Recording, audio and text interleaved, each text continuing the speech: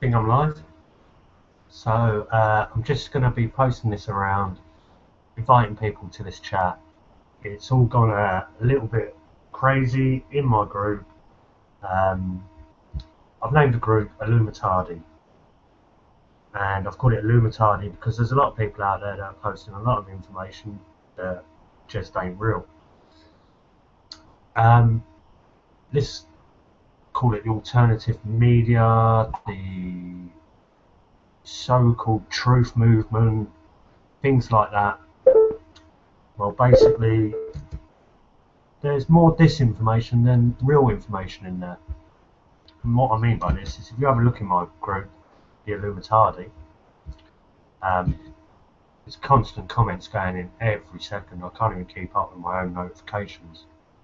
But I've been posing questions about certain people that seem to be controlling the flow of information and so-called truths. Give me 2 minutes because I'm just going to see if I'm posting the right link about. 1 second.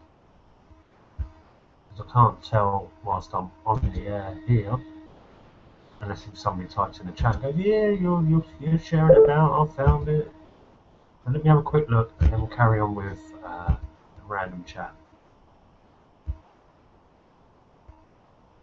You know, it started with like things like chemtrails versus the facts of persistent contrails. Now, there's a lot of people that will post stuff up. I think there's somebody just come in. Let's have a look. There's a Tony in there. Hey! Yeah, mate. Right, dude, how you doing? Yeah, I had your back earlier with the sword. I was fighting it. The thing is, Tony, right, I see you come in there, and like you're one yourself that hasn't fully agreed with me when I've put my bits out there, and people don't like to hear the truth sometimes, and that's what we're witnessing in that group at the moment. It's going, fucking look, you post any facts up, then it will make these love and light retards actually come at you with your account. Yeah, I don't give a fuck about the old insults. I put them aside if it was an insult towards her or not. It's actually quite an interesting topic about if a bird's got a fit fucking minge and big tits. Do you know what I mean? You know, is that a person that you put forward? Do you know what I mean? And to sort of front people and get like a following, Pied Piper following. Well, that's the thing. It's been used. Them sort of techniques that have been used for a millennia, really. But like more in like not in our lifetime, but people's lifetimes that are out there. There was a campaign that was set up by the Tavistock Institute and Edward Bernays, basically called Torches of Freedom, where they got all these women protesters that were quite well known at the time and everything, paid them all to like spark up cigarettes on the same time at the same moment. On TV with the mass media there, overnight with like Torches of Freedom as their campaign slogan and a little song here and there. Overnight they manipulate people into like basically buying cigarettes.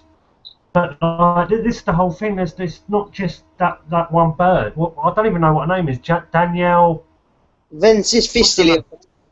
I'm going to plug my hands free. You can still hear me. Anyone's welcome to come in, join the chat. Can you hear me?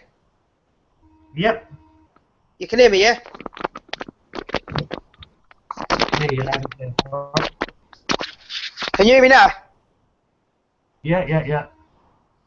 Sweet. Now this is the thing, this is open to anyone to actually come in and chat. I haven't got a clue how to stop people coming into this, right? So we're going to have to be ready for an onslaught of the Love and Light Brigade coming in with... No, it won't happen. It won't happen. It doesn't happen face to face. What, they don't come and... it's just keyboard warrior stuff? Yep. 1,000,000%. You don't reckon any of them that were just like... And they've been doing it for the past...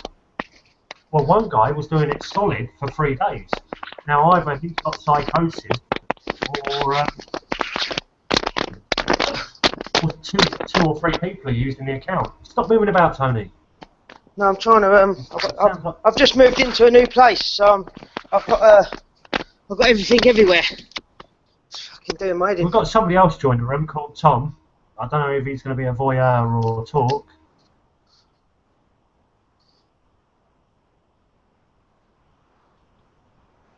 Tom?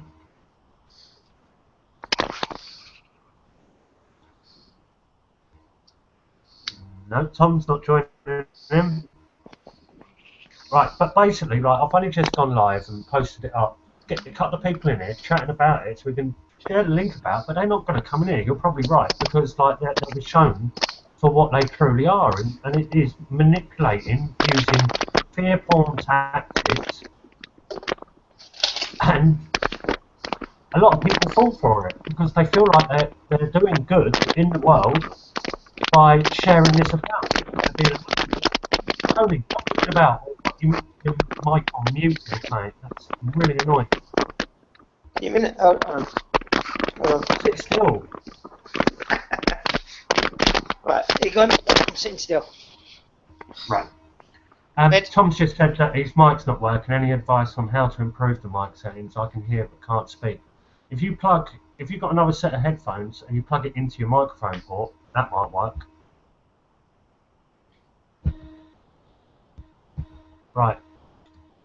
Now, basically, I think like we should go and invite this chick over, like, and say, look, I've got no hard feelings against her. Like, every time that I've posted a question to her, she's just come across with I'm a snivelling little prick and insults to the highest order, and then because people like what she's got to say, what is she saying? You know, I've not really watched her stuff. I've probably watched her stuff.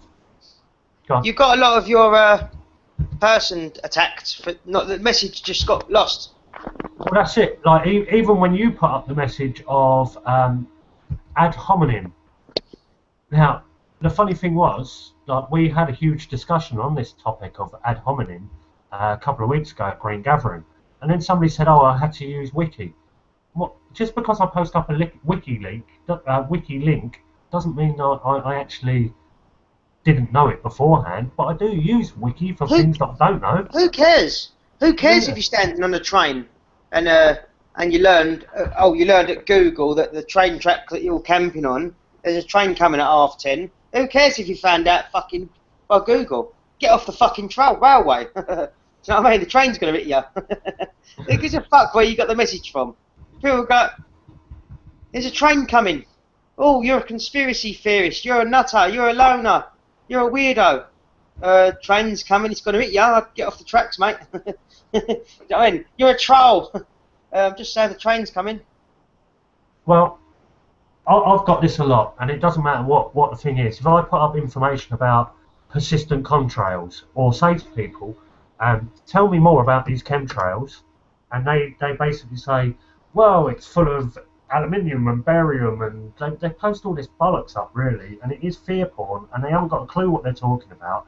And then, like, you say, well, if you go up to the top of a mountain, it gets very cold at the top of the mountain. It gets colder and colder the higher up you go. So an aeroplane, the higher up and higher up it goes, if it is water vapor, it's eventually going to be freezing at a certain height and spreading out. Now, isn't that a easier concept to believe than whatever they're saying? Because there's many theories whether it will be blocking out the sun, which it does block out the sun.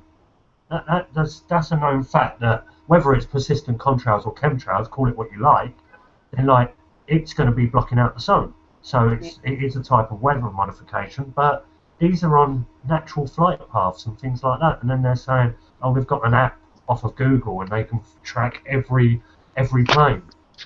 Do you really think you're getting that off of your phone app? You know, there's a lot of people that are deluding themselves and thinking they've got the truth by going to Google University. It's an odd one, isn't it? Well, much like yourself, Tony, like this is how I met you, through these alleged truth movement, and basically how much of it do you believe now about the legal system and the people that put out the legal information and say, yeah, this is the solution, this is what you should do in court? Hannah Rose blocks me. Hannah Rose blocked you? Yeah. Now, Tony, you were on the same mindset as Hannah not so long ago. Thinking like, yep, you can actually perform on this stuff that actually sounds really good, go into court and you can say it all and like, ba-ba, you're going to get your car back. And it's not like that, is it? No. Far from. Fell flat on my ass. It's not, you didn't fall flat on your ass, you followed information that is being punted out by certain people online. Now let's have a look at some of them. Robert Menard, big name in this legal, lawful situation, punting the information out. Ex-Marine.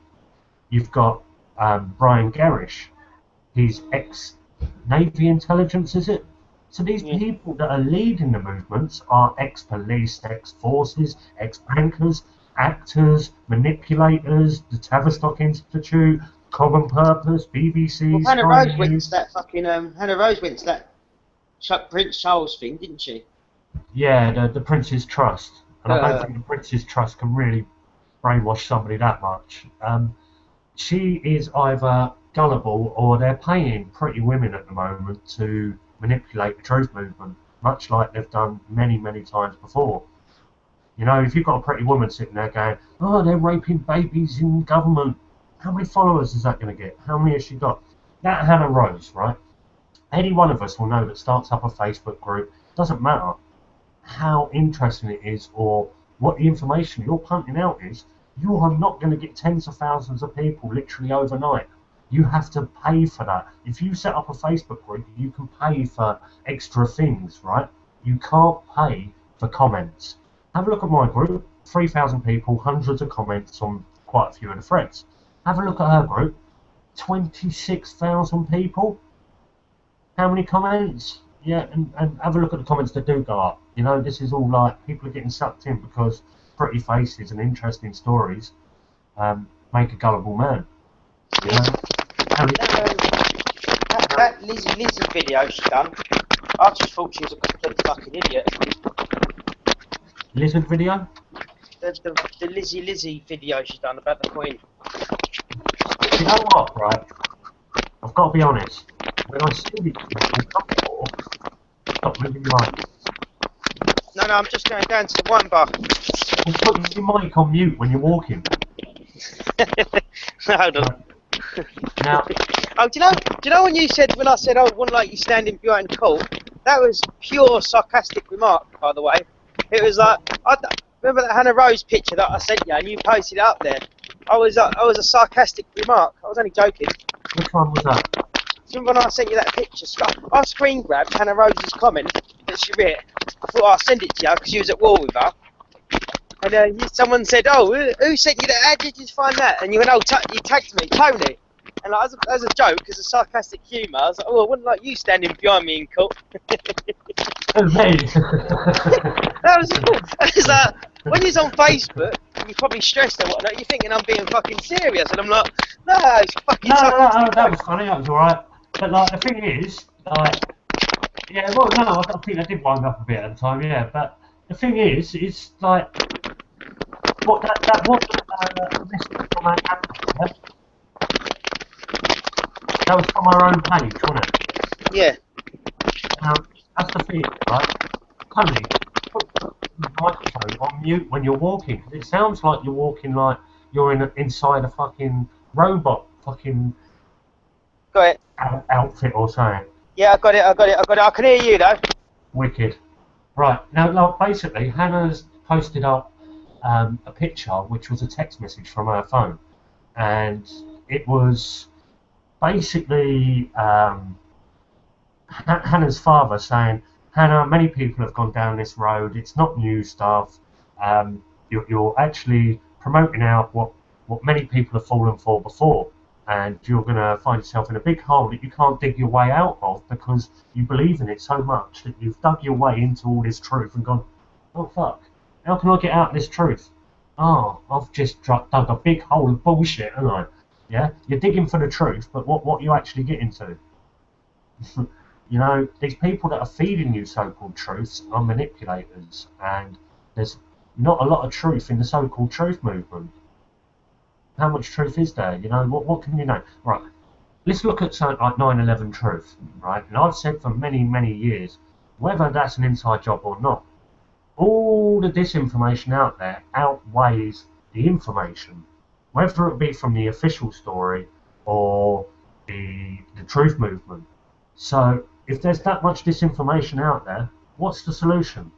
What, putting a 9/11 t-shirt on and posting memes about and going out and protesting on the street? Well, no, because you're not going to get the 3,000 lives back. You're not going to stop the war that happened over that. You're not going to actually achieve anything. Oh, we're going to make people aware. Aware of what? Bullshit? You know, fear porn? I just don't get that myself. You know, there's better solutions in the world. Yeah, there's too much mixed messages in there everywhere. And it's just they confuse everyone. It's a horrible thing, the truth movement really is. I'm going to have a look, see actually who's in the chat if I can. Is there a way of doing that? Is there anyone typing? Oh, there's Tom Collins typing.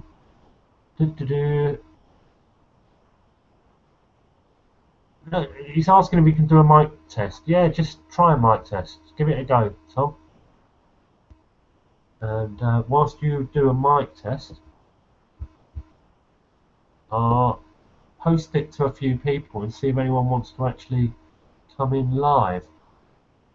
Because this could actually get quite interesting. But you're right, Tony.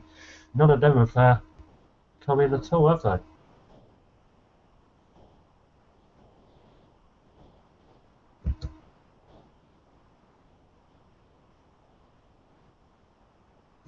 Tony,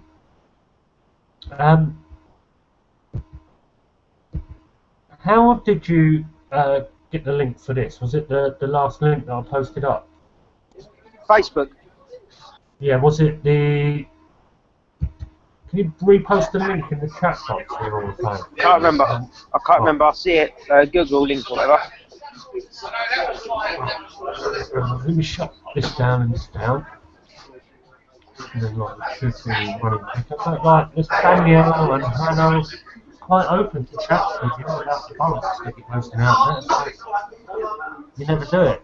You know, you sit there and people pose questions to you that are damaging your put your mic on mute, damaging your core beliefs.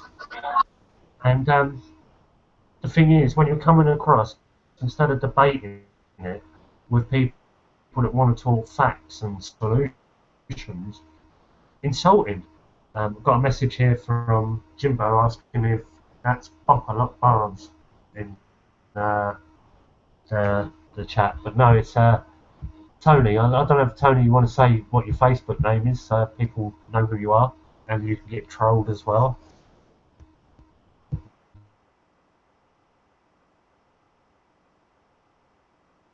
Yeah, you know, innit? Hello? Hello?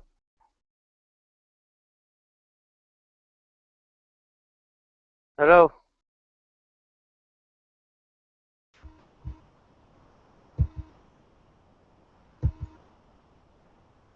Do you know what? I'm going to invite some people in that really know their stuff. Yo. Some are skeptical. Who's this, Tony? Yeah, it's me. Yeah, did you say about what my real name was? No, fuck that. Not well. What is a real name, you know? But like, no, a good friend of mine was just saying, I need to know. Ray, it is quite funny. Eh? I need to know WHY. We have a country run by dingoes. Why are chemtrails real and Dibru? Hang on.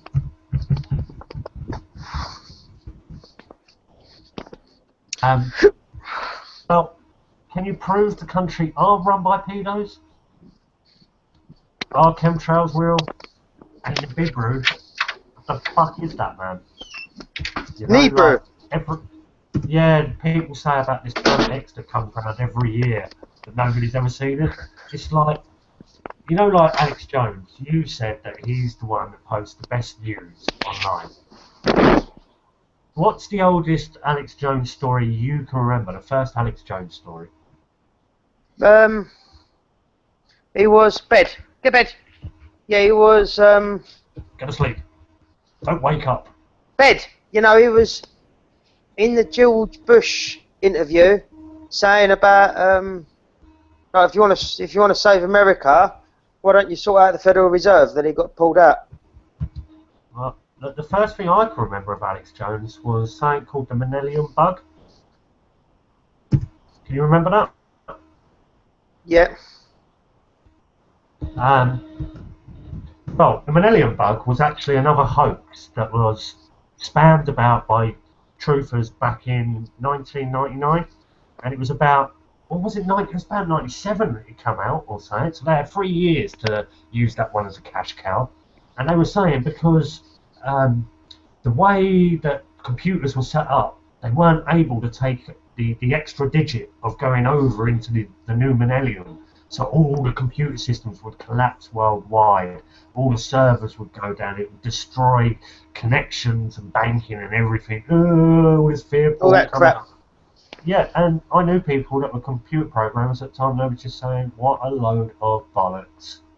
So it's just like they come up with this fear porn. They're not regulated. The truth movement is not regulated at all. So they're free to spout whatever they like, whether it be shape-shifting queen lizard. Sorry, if they are other entities from not actually physically human. If the body's human or something, but they're being controlled by something, they're not lizards. Yeah, they're not fucking lizards. Let's get that right. But Jimbo, stop posting me the Bibru stuff. It's not true. It really ain't. Or if it is, I'll look at it later for a giggle. What I want to focus on tonight is the stuff that really is really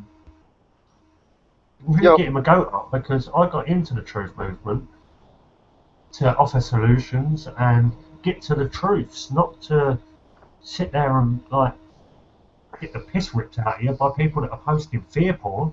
You know, like you're asking a simple question: what are your motives? What's your agenda? What do you expect to achieve from what you post? What are your solutions? You know, it's quite simple. And then people go to me, well, what are your solutions then? Well, the first one on this matter is stop posting fear porn.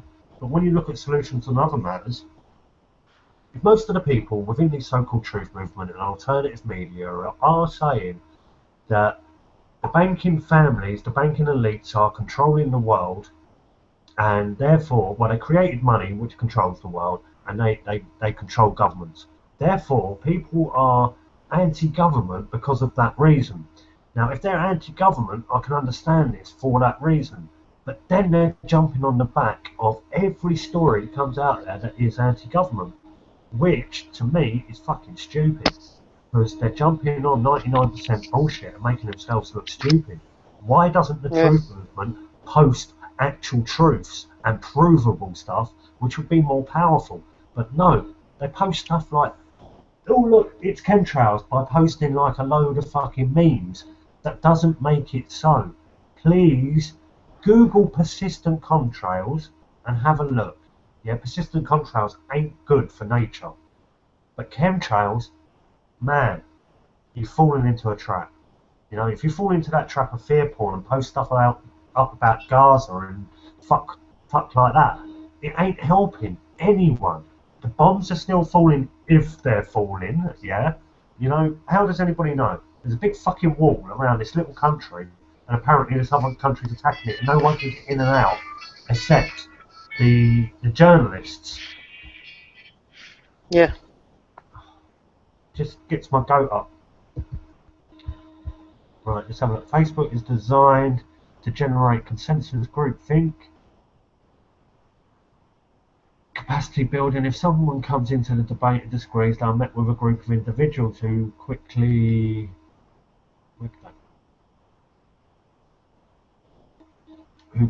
carry out ad hominems, which is an attack the messenger rather than the message. And that's totally right, Tom. Now, he also says the introduction of Chloe George. Who's Chloe George? Daniela. See, I'm dyslexic. Verity is interesting because there is the added fact of female gender, so the aspect of the gender war is added. Dickheads, white knight in, he is Winnie Pooh bum. Danielle, shall I beat him up for you? Yeah, you good point. That's the whole thing. People like jump on the bandwagon for this woman and say, "Oh, you're picking on a woman." No, I'm not. You're not looking at what I'm saying. The message is that the truth movement is fucking controlled. It's not posting any truths anymore. You know, you go and look at stuff, and you'll have people posting stuff up. As soon as it comes out, New World Order, Illuminati, New World Order, Illuminati. It's all that, and it's like, okay, let's break this down. Let's have a look. Let's have a look at the facts. And the people that are posting it out at the top, much like your hero Alex Jones, are making a fucking fortune out of posting this stuff up. Mark Dice is another one. They all post it up. Like Robin Williams dies, Illuminati sacrifice, this how I've done it, blah blah blah blah blah. And it's like, oh my god, can't you like post some facts to go with your opinions? It would be nice. I think they've probably all quieted down on that group because they're all tuned in here now, but they haven't got the ball.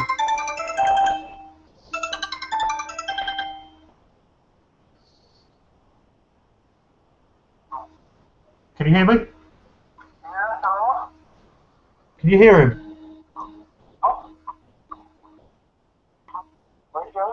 What am I doing? Talking to you on the phone. Are you on this live thing? This is like ages while we were watching you then. It was what? This must be like, we're watching you on this live stream thing. What's going on? Yeah, there's going to be a time lag on it. Yeah, but like basically, we want to talk about truths or so-called truths within the alternative media. What, like chemtards? What? Do you know any chemtards? Yeah, I know one or two. I know two. Are you a reformed chemtard? I think that this whole fucking, what is it? Persistent toilism. Is that what we're calling it? Is that what they're calling it now? Persistent toilism. Geoengineering is now persistent toilism. Is that the correct? No. Geoengineering is much a real subject, but what people point at in the sky and say chemtrails. Yeah, no, and they don't get it, though, do they? No. They don't get it. It's just like, yeah, oh yeah, that's a fucking chemtrail. It's not, mate. It's a fucking plane landing in fog, you fucking idiot. Yeah. Isn't it, though? Well, that's the thing. When people post up things like the chemtrail busted as he's coming into land, and it's like, no. It's fog. No, like, you're not coming into land. It's not. That is a plane coming into land in fog. It's not like, wow, you know what I mean? This is what we're dealing with, man.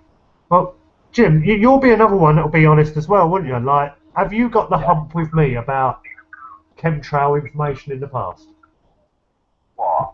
Oh, I've got like the hump with you. I think you got up on the morning and you were like, hammering about chemtrail, and I'm just like, oh shit. Oh, like, what about the spectrums? What about the spectrums? You know what I mean? Now, this is what I tried pointing out to some... Jim, I was saying to somebody the other day, I was going, right, they were saying, well, how do you explain that they're different colours and the rest of it? And I was like, how does the sun work? How do your eyes work? Have you never done a fucking science lesson in your life? And they're like, what do you mean? And funny enough, that night, right, we looked out and it was just clouds, no contrails, no chemtrails, no nothing, it was clouds. One was pink, one was blue, you know, one was grey and one was white. How do you explain that? Because the sun is shining into it. Rainbow. Refraction, I think the word is. Reflection? Well, that's what it is. That's exactly what it is. Refraction.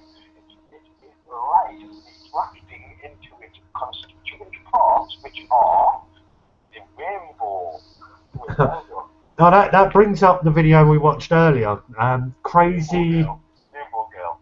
Yeah, crazy rainbow lady. That thing with absolutely, I'm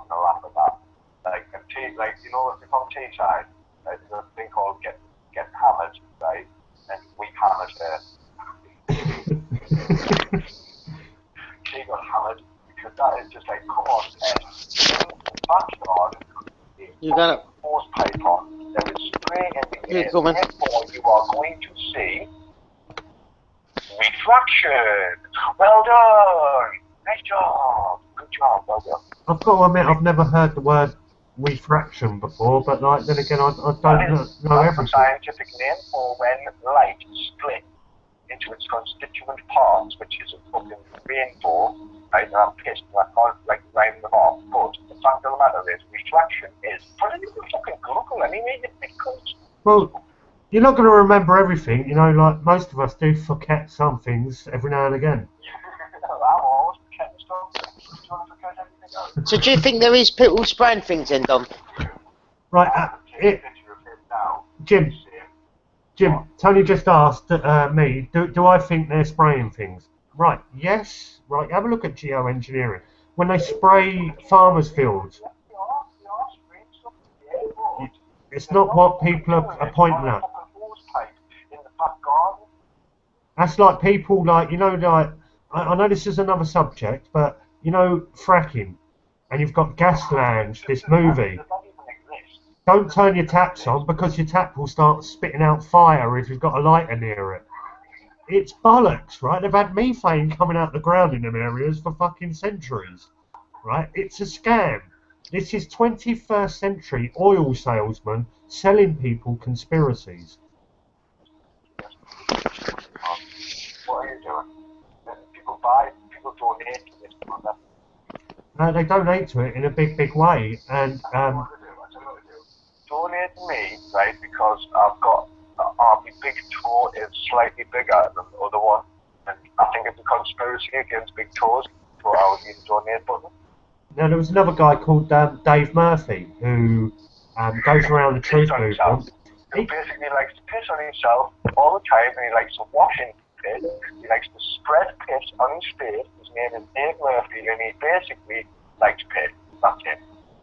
Now, Dave Murphy always has a right to reply, and the thing is, he did get into the so-called truth movement, spitting out many different conspiracies. He got on the legal stuff, told everybody you could deregister a car and drive about in it and not have to pay any tax or MOT.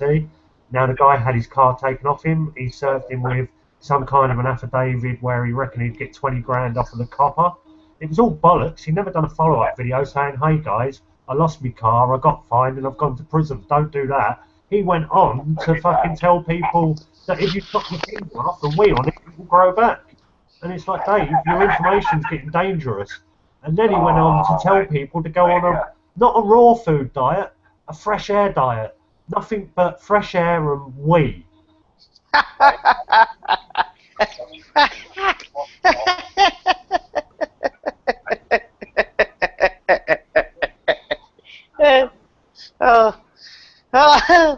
Dom, post about do the cleanse the stupid idiot test. Put plastic bags over your head. What? Yeah. That's the thing with this ice bucket challenge. That's just another fucking crazy thing. Hang on, somebody else is asking me something. Can you hear? Right, can you hear the door? Right, speak, Jimbo, and I'll ask Tony if he can hear you from there. Right, listen. It's a satanic baptism. Can you hear him? That's what it is. Like everybody. Something baptism. What is? That's what they're doing. They're doing it themselves as well. Well done. Good job. Well done. Yeah, he's saying it's a satanic baptism, and like that's the thing. It's what is it? You know, you've got like all these like Bush, Obama, all doing this like entertainment style waterboarding. It's like where did that come from? Why did they like do all that? Did Jimbo just go? I think Jimbo's gone. Yeah, basically you've got these people. Like I noticed it the first day, and I was like, this is wrong. So I've posted up my opinions and the rest of it, and it weren't long before like everybody else has jumped on and gone, it's a scam, and what is actually going on is they're making millions out of making people do this and only posting like a tiny percentage to the actual to the charity. Now, and the charity, what is it? Is it an anti-cancer charity or something? No idea. I don't care. I don't really. I don't believe all charities. The whole thing with money's a scam. Well, the whole fucking shaboodle. Oh, here we go. Guys, it is a lot. This is about chemtrails. Back to the chemtrails, or lack of chemtrail science. It is light refraction. It's called cloud iridescence. I hope I pronounced that right.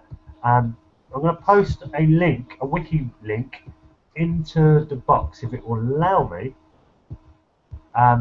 What somebody's just sent me, and this is about what actually happens and why clouds get like different colours and things like that. It's not some weird conspiracy where the Illuminati are trying to take over by giant rainbows.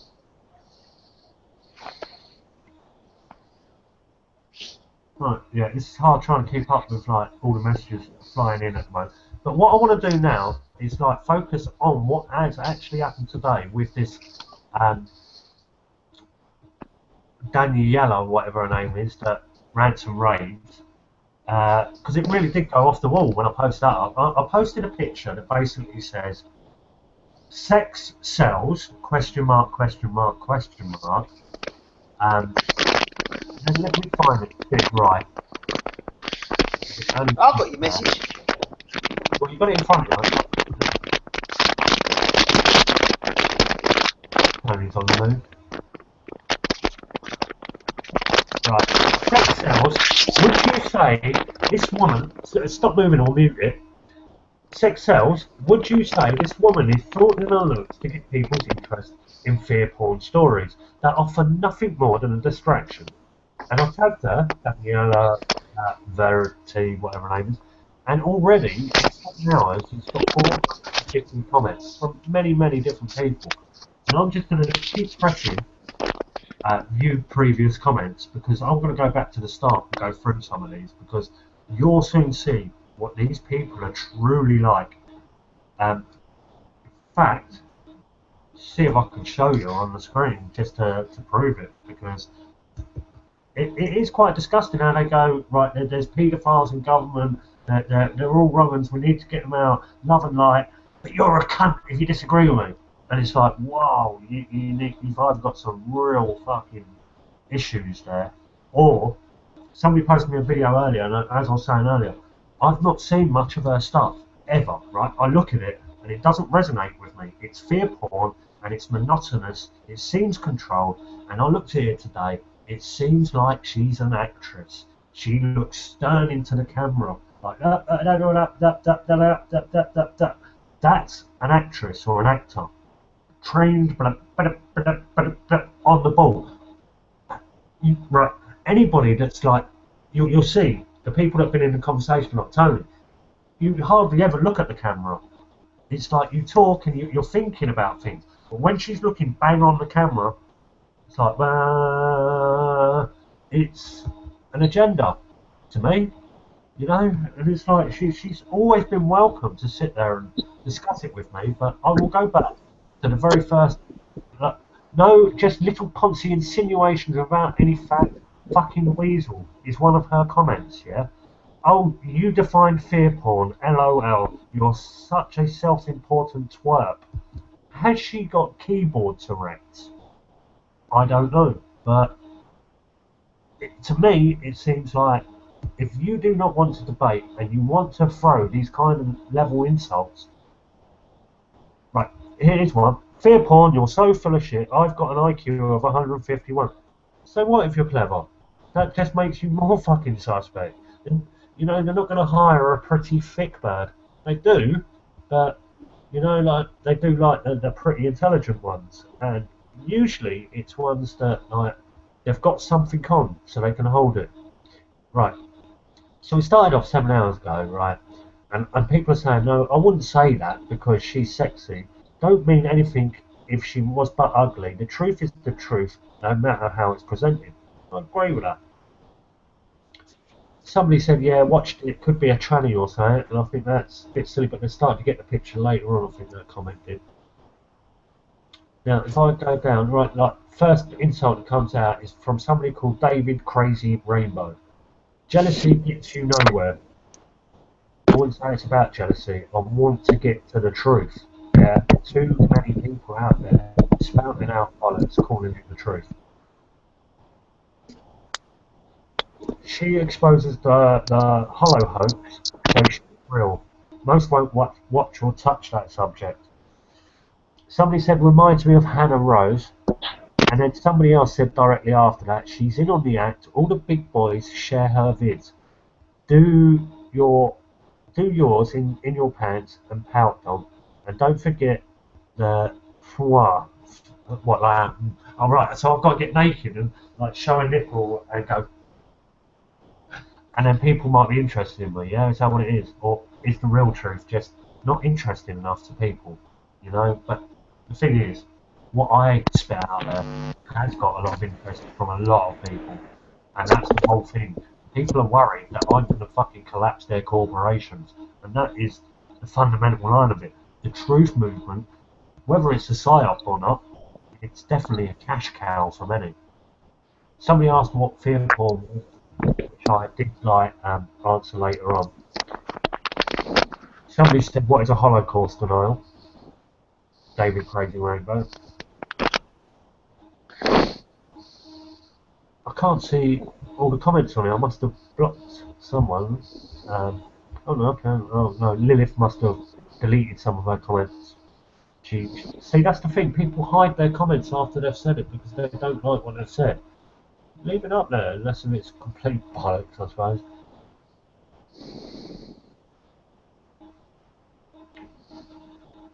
Right, they're on the Holocaust conversation at the moment. Right, so this is my definition of fear porn, just a little rambling whilst I was online.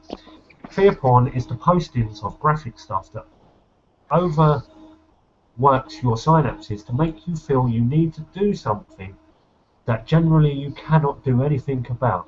So you end up getting many people acting like dancing monkeys.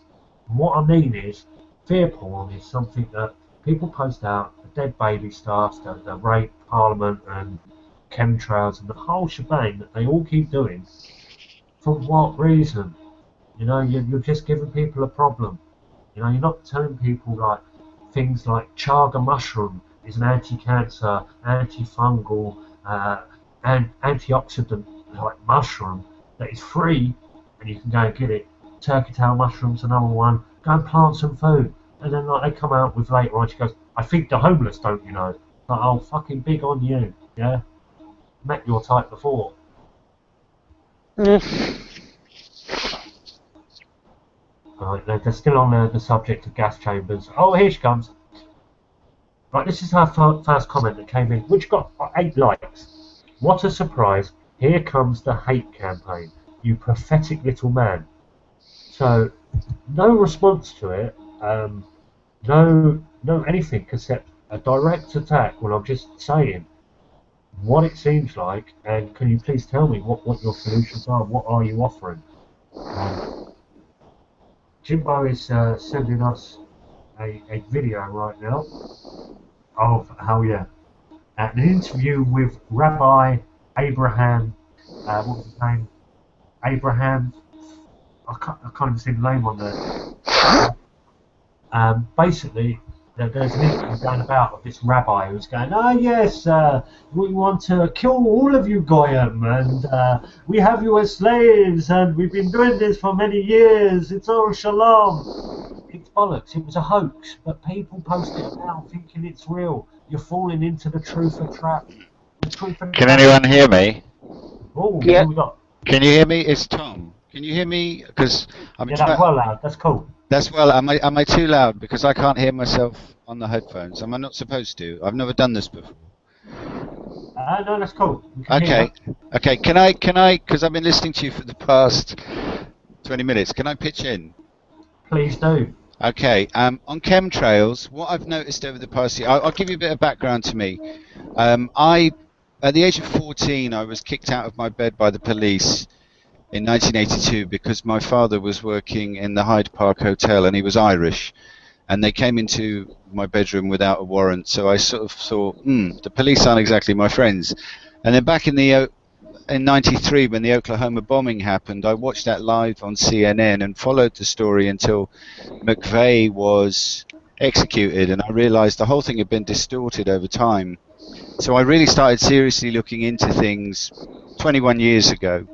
Anyway, in 2007, I got involved with the Truth Movement, which is a term I absolutely hate, and that was with previous colleagues of yours, Dom, Andy Baker, and Gareth Newnham, and Dean Not colleagues Bucket. of mine, but colleagues of your word. Previous, I was being sarcastic. Fucking hell. And really, I didn't know because I was in quite a messed up state. And I was an addict. It was only marijuana, but I was dependent. And there was a vacuum. And we were a really well-functioning group for a very short... Where did you meet them? There was a demonstration on August the 11th in 2007 in front of Parliament. And I thought, fuck, someone's doing something about it finally. You know, because I'd followed it from the beginning. And I thought, this stinks to high heaven. So we turned up, and I suggested to Andy, we should do this once a month. Every 11th, we should go to Leicester Square outside the soccer zones and just give out DVDs and talk to people and see what people's opinions are. And we were really shocked that we got such a positive response. Loads of people came up to us and said, it's about fucking time we saw people like you out on the streets. I wondered when you were going to turn up. And then what happened, some power was introduced to the group. Gareth Newnham's friend had got us a show on Resonance FM, and that was the beginning of the end. Now, I'd had experience of editing audio, so I immediately just, I'm a Capricorn. If something needs doing, I'm very pragmatic. I'll just do it. I won't sit around and wait and ask, And pretty soon, I ended up at the beginning producing the show, and I irked Gareth Newnham. Now, I would say Gareth Newnham's definitely works for the security state, without a doubt. I talk a lot on Radio London, and I got invited to do a newspaper review once, and the DJ, the guy that was hosting the show, he's now dead. Big George, he called me in and he said, "Oh, Tom, mate, I just want to have a quick chat with you in the studio." And I said, "Oh, can you still hear me? Because, yeah, you can still hear me. I just can't hear you." Yeah, I've just put mine. Yeah. So he said, I just want to warn you, mate, you're a marked man." And I went, what the fuck do you mean? He goes, yeah, you're on the Spooks watch list. Yeah, no, it's not just you. It's 3 other callers. But apparently you're part of a quasi-anarchist gang. And I was like, oh, well, you need to tell the Spooks that I'm no longer a part of that gang. And if ask them if they've got any work going, I'd really like a job. I speak several foreign languages. And he goes to me, well, you look like MI5. And I said, really, what does MI5 look like? And he goes, you should know. You've met them before. And I was like, fucking hell, what does he mean? And over time, you had the whole, Democracy Village and the thing down in, where was it? The thing near the bridge. Well, after that you were involved with. And I followed Newnham, and it was there were either 1 or 2 candidates in that group who deliberately, through no other reason than their own little childish, selfish, I want to do this and everyone has to do it, and I'm going to find other ways and not be direct and open, and I'm going to manipulate the group. And it all turned to shit. Everyone went their separate ways, and it lasted all of 6 months, really. And it was a shame. It was a shame. What actually happened at the end of that, when they had the court case, obviously they had their meetings, and it was all done by consensus of the wavy hands and things like that. And I didn't know about the Delphi technique at the time, but I was seeing it happen right in front of me. I was seeing all this manipulation going on, going, this ain't right, this is you lot voting you lot through. And whatever you decide, you're voting through, which you've decided at a previous time between yourselves. And I tested this out because, like, when they were outnumbered by people that actually lived there. We had a meeting and it was all decided. The best thing to do in court was absolutely anybody was allowed to go in there, and myself and my ex-missus was allowed to go in and allowed to perform in the court, which at the end of the day we wouldn't have won the court case, but we would have made it like them have the land longer, a lot longer. But no, they went into court and handed over the land after something like 10 days. And it was like, that's no solution at all. You call yourselves activists, and it looks like you've just been in here like an insurance job, so they can go and build on this property. Well, I think you've got to look. I mean, I can only point to my experience of the previous project that they were involved with, and the people who were very much the leaders were Andy Baker and Gareth Newnham, and neither of them had leadership skills. Newnham is kind of quiet and subversive, and Andy Baker is charismatic, but neither of them wanted to lead. They really, what I've noticed, and this, I'd like to sort of go on to the Chloe George, Danielle Verite thing, because I watched that this evening, what you were talking about earlier. Because we're in the culture we live in, we're taught by women how to be adults, because women do the majority of the child rearing. And women, what I've noticed, a dysfunctional woman, not all women, some, but a dysfunctional woman wants the power, wants the control, but she doesn't want to lead. And boy child looks, because he doesn't know where daddy is, daddy's out at work, or daddy's somewhere else, or daddy's not part of the family, he looks at mummy, and he says to himself, this is how adults behave. And to compensate for this kind of disconnect in terms of their masculinity, there's often addiction pairs with that. So, like, Andy Baker was a complete fucking pisshead, and Gareth Newnham was a complete fucking codependent. So Newnham always had to have a girlfriend, always, just one after the other. He didn't, when we were in the group together, his relationship broke down because the girlfriend didn't agree with what he was doing, and I said, right, okay, focus on the work now. Step out of relationships for a couple of years and process what you've learned from the last one. And within 3 or 4 months, he was with that girl, Kat, and I just thought, oh, fucking, people are so negatively suggestible, and for me to suggest that was intrusive. And Baker, I was like, look, stop the fucking booze, mate. Your skin's going fucking yellow. I can see it in your eyes. You're getting liver problems already. He's like, no, mate, no, it's all fine. Everything's fine. I go, okay, absolutely. You carry on as you are. We'll see you in 10 years' time. So you had these two people, and then, of course, you had Dean Puckett. Now, Dean Puckett always had his own agenda because he's the man behind the camera. He's the man producing the media product. I like Dean very much. I've always liked Dean. But he didn't like me because I challenged his power, okay? I'm a parent. I'm old enough. I'm an orphan. I've lived pretty much on my wits since I was 17, and I've been taking care of myself since I was 12. So, when someone comes to me and says, oh, yeah, my dad funded my first film, well, I know there are dependency issues going down there, and those things are going to be transferred from project to project. But he didn't like me because I threatened Gareth's power, and he had his shit 911 film to produce, and he had a free slot every week on a radio program on a Sunday lunchtime to publicize his film. And he had much better skills in audio editing than me, so he could use that as a platform for his movie. Do you know who funded their last film? Grasp the Nettle. It might have been Grasp the Nettle or the other one. It's definitely a climate change one. No, the one with Nafis Ahmed. Oh no, that was the one before, The Crisis of Civilization. Yeah, I've never watched them. I should really, but do you know who's funded it and who Nafis Ahmed is? I've met Nafis, but you go ahead if you. I don't really know very much about him. I like him. I've read some of his work. I like him. I think he's got his heart and his mind in the right place.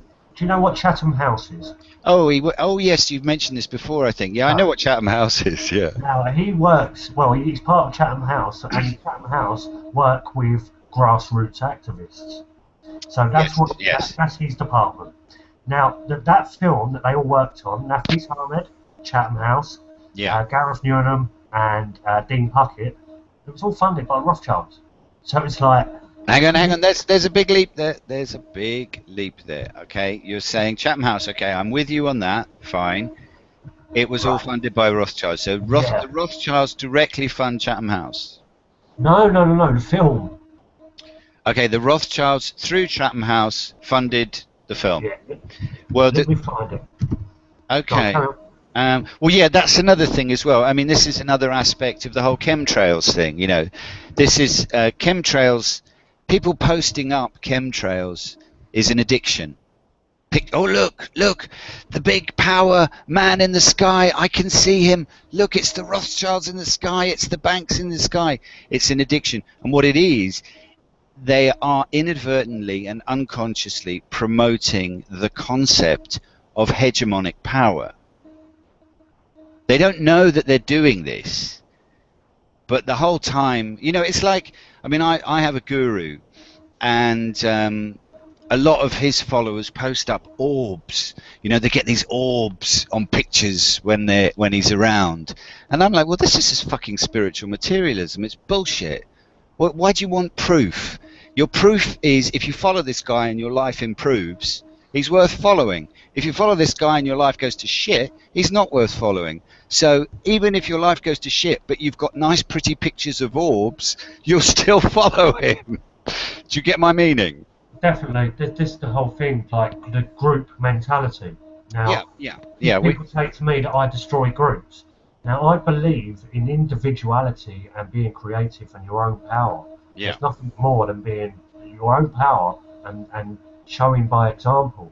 But when you're being part of a group, and a group by design is only created to create divide, then like you look in a cutlery drawer, for example, you've got a group of knives, forks and spoons. Yeah. They're all in their groups, divided away from each other. Yeah. That is what a group is. Yeah. So the banking elites created this illusion of freedom and gave you this this whole game. That, like, I think it's far more simpler and less nefarious than that. We're educated in a system that teaches us, right, you're in this group of 30 for the next 5 years.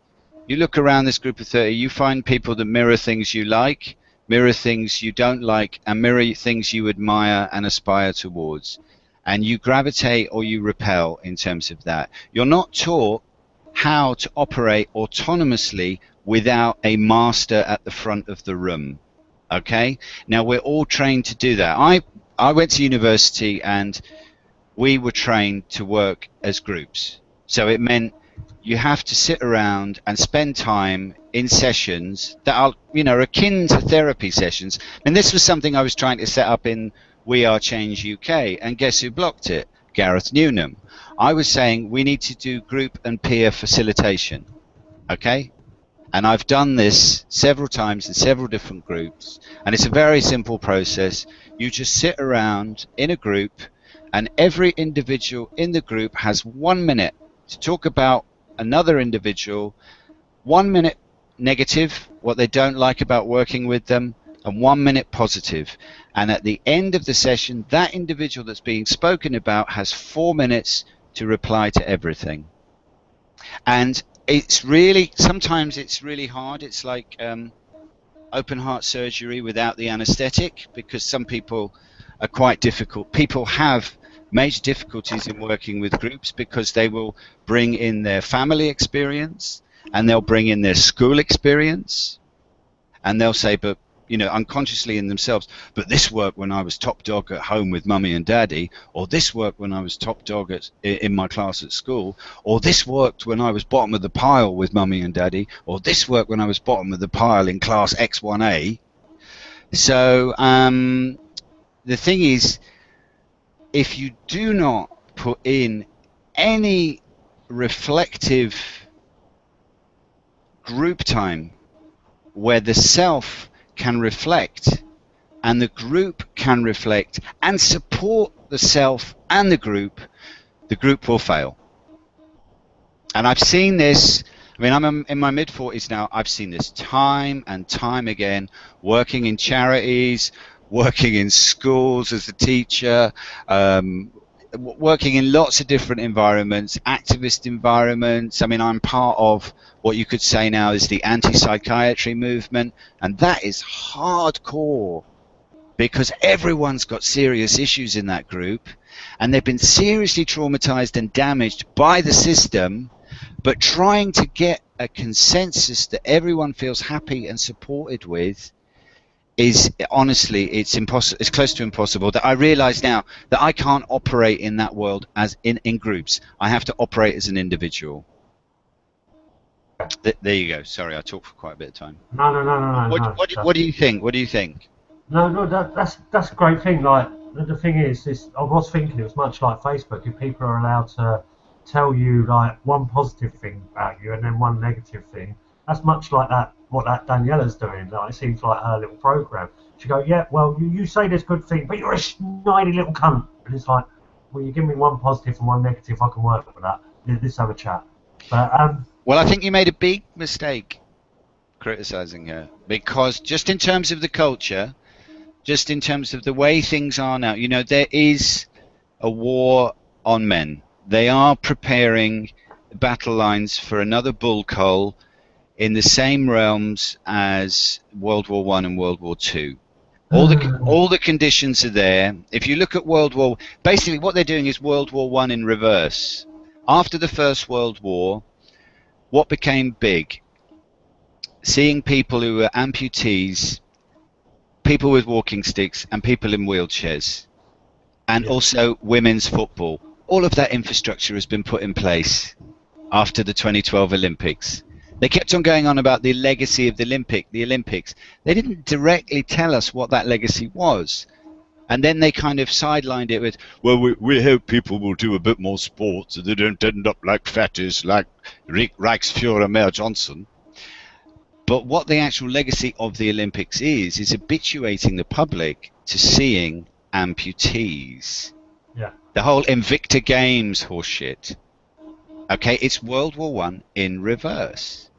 And I don't know if you follow. So you're saying, like, with this being more of a psychological warfare, because like wars now are generally created online and spread online virally, and people play out their little games not knowing what's really going on at the top echelons of it.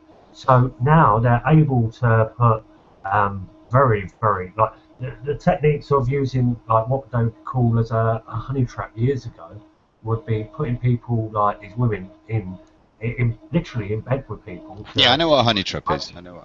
Now what they're doing now is they've got these people literally they're in bed with you. Well, that Danielle, she does her videos from her bedroom, and like the thing is, I think the thing is it's new, and I think the thing is women are far more sheep-like than men.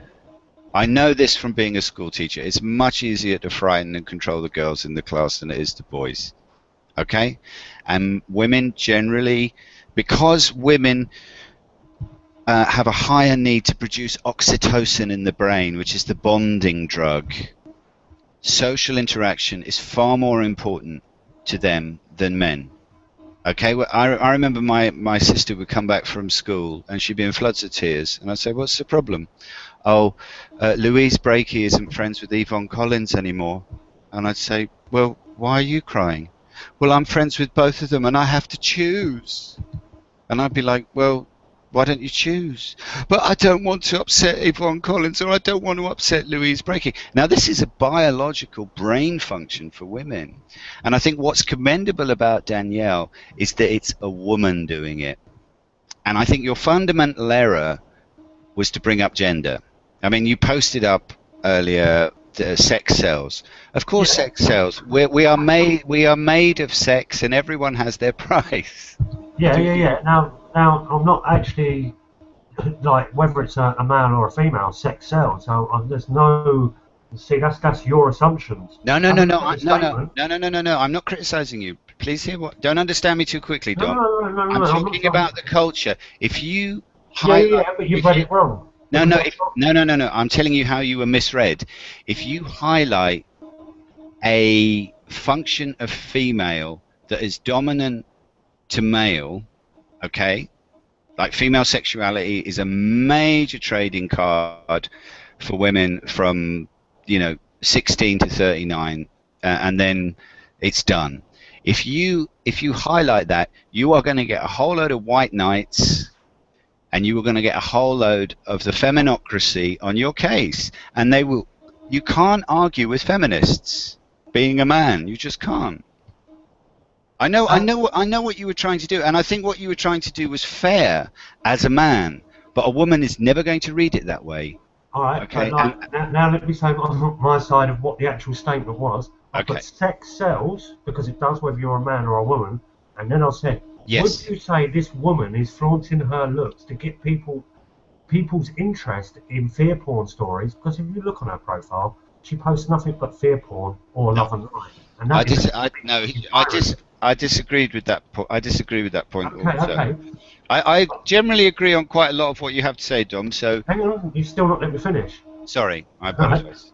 So would you say this woman is flaunting her looks to get people's interest in fear porn stories that offer nothing more than a distraction? Because, like, I'm saying that, like, people are getting interested in this, and it doesn't matter if you're a good-looking bloke or, like, I can't think of any good-looking blokes, so it's not my forte. So, like, that's why I put it out there. That's the thing with straight women, you see. Straight women can be sold other straight women as an object of aspiration. Straight men can be sold straight women as an object of aspiration. But straight men cannot be sold to straight men as an object of aspiration, because we're naturally competitive in that field. So we're not going to see it in that way, you know. The feminists have sold us a whole load of shit that we're the same. You know, I studied a lot of feminism in my teens and 20s, and I totally bought into the fact that we are the same. And then I became a parent, and fucking hell, how divergent are the genders there? Completely divergent. We are not the same. We are the same and different. And the thing is, we live in an age where we are told, you know, we live in so much semantic and ontological cognitive dissonance fog that if you highlight difference, it's going to upset that little fucking wishful thinking, I'm going to get to Santaland one day, and you've just rained on my parade. You've just crashed my little fantasy land, and I'm going to destroy you on Facebook with words by calling you a troll. I mean, this is absurd. If someone disagrees with you, you are then someone who lives under a bridge waiting for fucking Billy Goat Gruff. How fucking childish. Yeah, but what did the troll say? In the terms of this evening's conversation, I have 3 questions.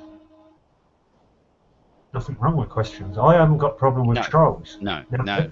This is the whole thing with the so-called truth movement, and the manipulation of it is they're using all these buzzwords like wake up, sheeple, and what one did we just have then? Troll, sheeple. Trolls. Troll. Yeah. Where's that come from? You know, a troll. Well, it's probably you can. Shill. Yeah, well, shill is different. Shill has been around for a long, long time, I think. Yeah, but it's popped up in the truth movement. It's like these buzzwords. Like any movement or campaign that is manipulated is going to have buzzwords, little songs, and people, flags, chanting and drumming, and it has to have its rituals and symbols. That's true. However, I mean, I had this conversation with Gareth Newnham. It was really interesting. We met on August the 11th, and then there was September the 11th, and then there was October, and there was some event at the Horse Hospital, and Annie Machon was speaking, and this is when David Shayler was telling everyone that he was the new Messiah, and Gareth Newnham was going through a real crisis of faith in that Shayler was the leader of the movement, of the cause. Who had that? Newnham, Gareth. Really? Okay. Yeah, and I sat down with him and I said, look, there is no fucking movement, okay? There is no fucking cause. There's only one movement that I'm a part of at the moment, okay? It's called a fucking bowel movement, and you and I share that in common. But apart from it being an organization with an articles of corporation, blah, blah, blah, blah. Yeah, this is an illusion. And it was like, yeah, but Shayla's been our leader. And I'm like, well, why don't you fucking be the leader? Why do you need a fucking leader? And that's where the kind of conversation ended. And I think actually I might have inspired him to fuck up the whole thing. He then led the Resonance Project. But this whole concept of truther, okay? This came about in 2007 and 2008, and I think it was the Observer journalist Nick Cohen who put it into the public, sphere. And I was like, the truth is a fucking vacuum when you have such a multiplicity of voices now with the internet. Tom, okay? Somebody's just asked me, are you Ben Lowry? Ben Lowry, do I sound like him? No, I'm not Ben Lowry at all. But it's very interesting. I have a very similar biography to Ben Lowry in terms of our childhood because of I was put in a child sexual abuse ring by my mother and my grandfather. And it's all right, Dom, I'm over it, don't suffer. But no, I'm not Ben Lowry at all. No, I'm very much an individual, and I have leadership skills, but I am not in a group because, as I said previously, we've all been taught, mainly by dysfunctional women, how to be adults as men, and we want to control, but we don't want to lead. And so if someone sticks their neck out and says, I'm willing to put the time and energy to lead this project, those people then get taken down. I've seen the same thing happen to you, Dom. To a degree, the same thing has happened to you. I'm not even trying to lead anything. No, but in terms of, you've stuck your neck out. There's a Japanese saying, it's like, don't be the nail that sticks out because you're going to get hit by the hammer. So, you get hit from a lot of sides. For me, I don't, I have no fear of confrontation because I'm a nonconformist. So I've got no fear of confrontation because I quite well admit my past. Many things I've done has made me the man I am today. But like when you stay awake for 4, 5, 6, 7 days on a trot, few times in a row through drug-induced methods, you end up with this thing called psychosis. Yes. Psychosis is not a nice place to be, like you can get to the point when you start to see shadows moving and these shadows start playing tricks in your mind. You're being chased by these shadows until these shadows really start forming. No, that's not psychosis, that's sleep deprivation. That's it. Psychiatry wants to label it psychosis so they can make money off of it. No, I had amphetamine psychosis without. Okay. No, that is. That's William S. Burroughs' Naked Lunch. Yeah, but the thing is, for everyone, like I've gone through parts of my life where I used to be quite heavily involved in the drug scene and used to be quite wrong and to the point of just being a violent thug for no fucking apparent reason. Well, for a tiny bit of reason. I still thought my morals were in the right place. That's what you learn as a child to survive. Yeah, I suppose. I didn't know any different. 16-year-old, like, grown up, like not on the streets, but like streetwise, Yeah, like, yeah. And you had to hustle. Yeah, and this is it. It's like my life. So I don't know where I was going with that, but there doesn't need to be a direction. We're connecting. This is this is what most people are afraid of: emotional intimacy. And this is, when you are dedicated to your own experiment of with the truth, because that's all it can be. I thought Gandhi's title for his autobiography was very interesting and useful. He called it Experiments with the Truth. And there is, my baseline is, given the right conditions, most human beings will choose to be lazy and ignorant, and that 99% of the time, 99% of us are asleep. And I'm a human being, so I will be, given the opportunity, lazy and ignorant, and 99% of the time, I'm asleep. And there are 1% moments. I mean, this is bizarre because it fits in with the whole Occupy meme. But there are 1% moments where you turn around and you realise, fuck, I'm in a hall of mirrors full of hungry ghosts. The only person who can do anything about me and my life is me, and I've got to get out. And when people say, you've made me feel like this. yeah. No, I mean, that's a control mechanism. I'm reading this fantastic book at the moment called The Empathy Trap. And it's all about understanding emotionally disordered people. I mean, I'll just fish it out here. Yeah, understanding antisocial personalities. And I mean, I think you will find this useful because I found it wonderfully useful. Because we have a dualistic culture, it's like God and the devil. We don't really think of things in actual direct, concrete terms in how groups of people relate to each other. And there are three groups of people. There are empaths, there are apaths, and there are sociopaths. And the sociopaths employ the apaths as leverage to destroy the empaths. And if you grew up in a family where you were the black sheep, as a child, you developed the strength to stand outside of the group, self-support, survive, and occasionally one of the others will step out and say, I just can't live like this anymore, I can't be around it. And you're there, and you're like, you become the empath, and of course they return to the group, and then you become the object that needs to be destroyed. And you've heard of the Milgram experiment, haven't you, in '62, where the guy was getting to, I mean, the statistics for that experiment, that 62% of the population are apaths. Now, the Milgram experiment and all these kind of psychological experiments.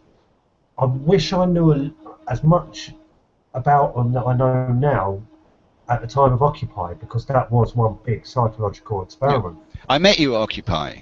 I met you once. I met you twice actually. I don't know if you remember. I came up to you on the steps.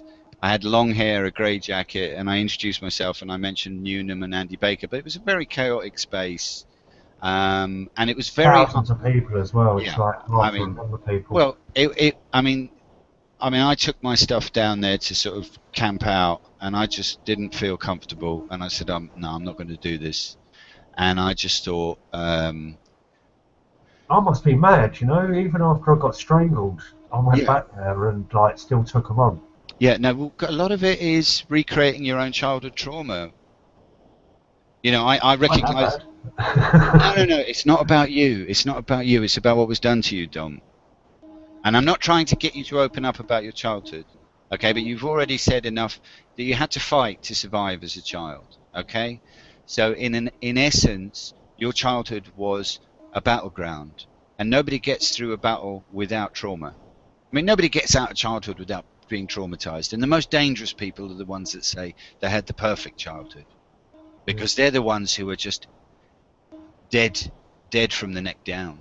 And what I was saying about Occupy being like a psychological experiment was like, I didn't know all the techniques and all the methods and tactics that they use that I do now, but like I was saying at the time, it feels like I'm living with 10 Darren Browns, because like there was all this like manipulation going on and people fucking dancing around like monkeys.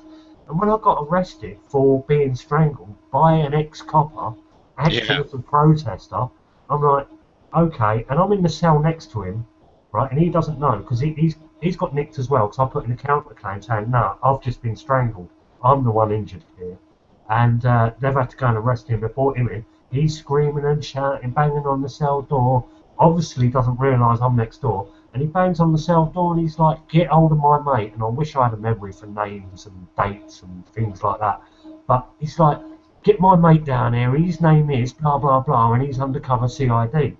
He was out of the cell, and he didn't come back, and he turned up in court as he was coming up in the cells. So how he managed that one, I don't know. Well, it's no surprise. Look, something like Occupy, look, all of these groups now are so simple to infiltrate.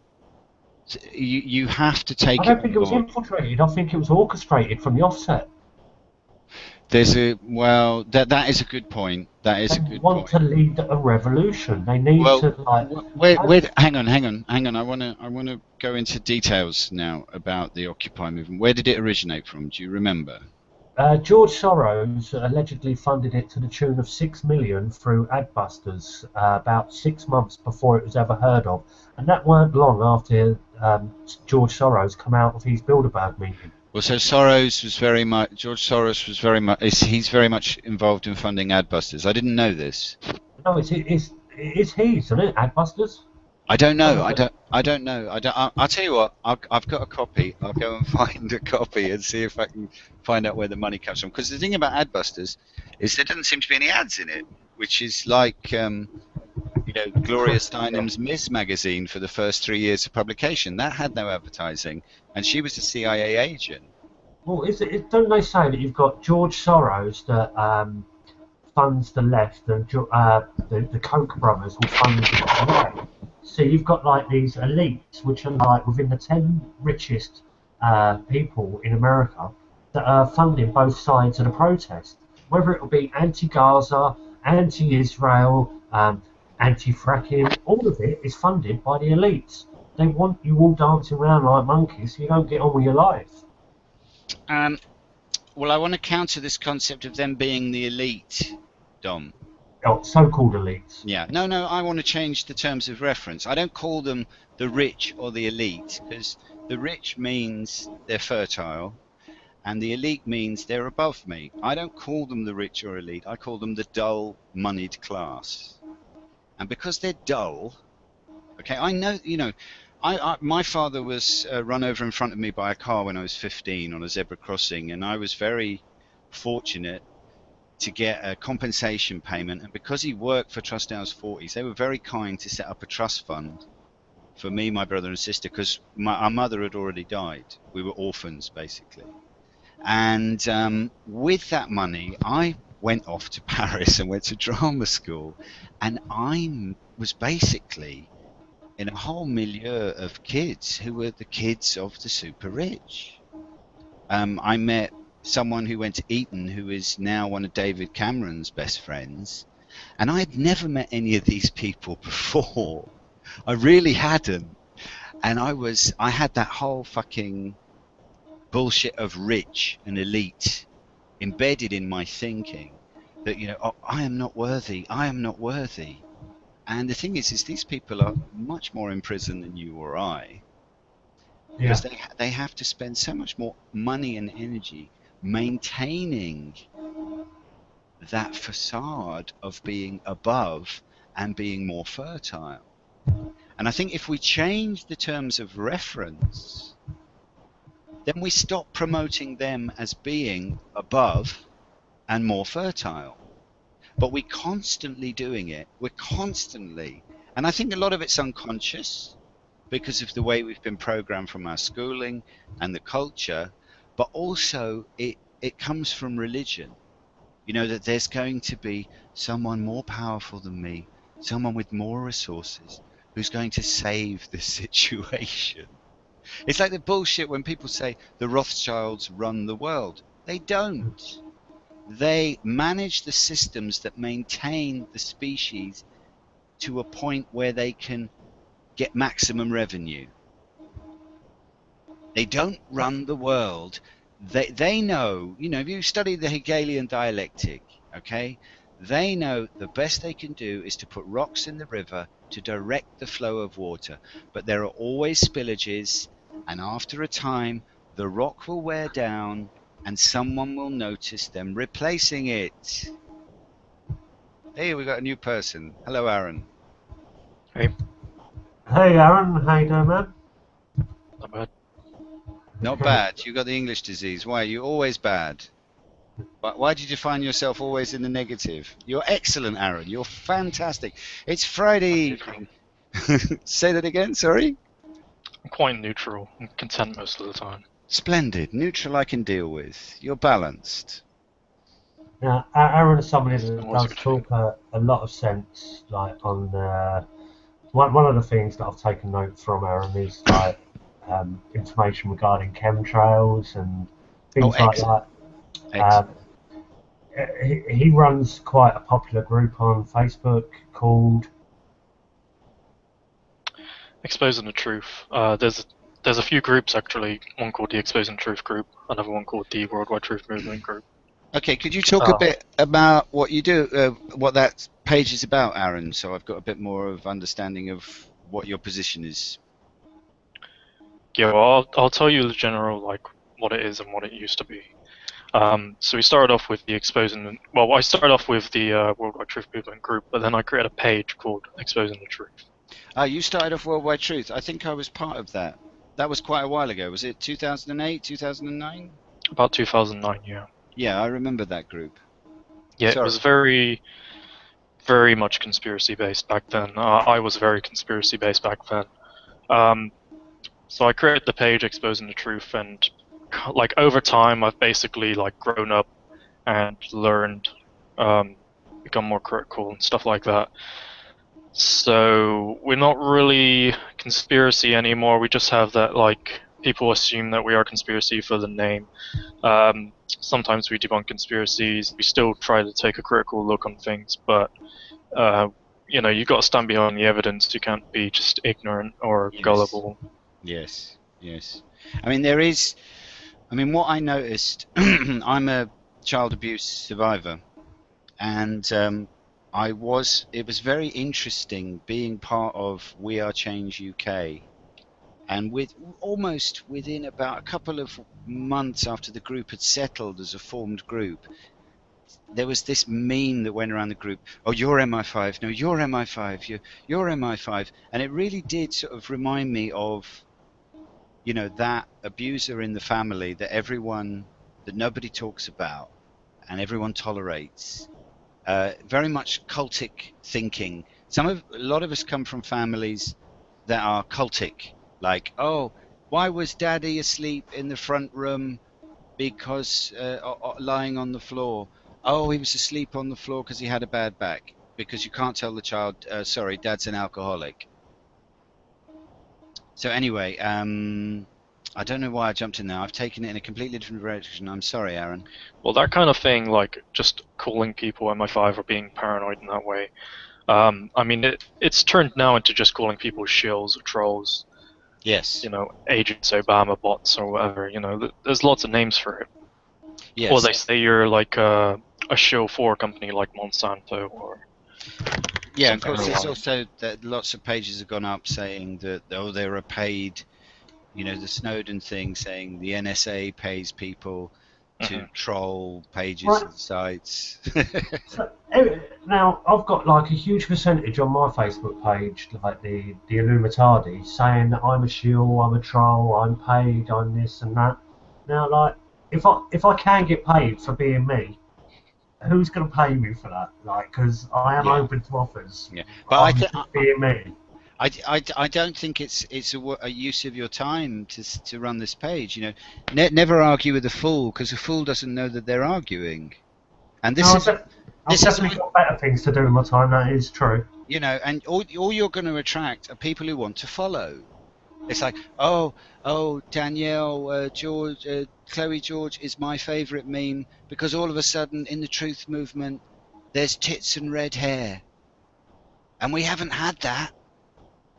Oh, I mean, I remember We Are Change. You know, we'd have an event, and there would be two girls, and we'd all turn into fucking 14-year-old boys because there were women in the room.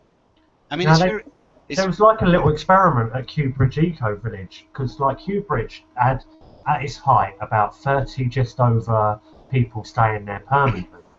Now this was in a very tight community with 30 people, and most of them males. It was like they were managing that in that sort of paradigm.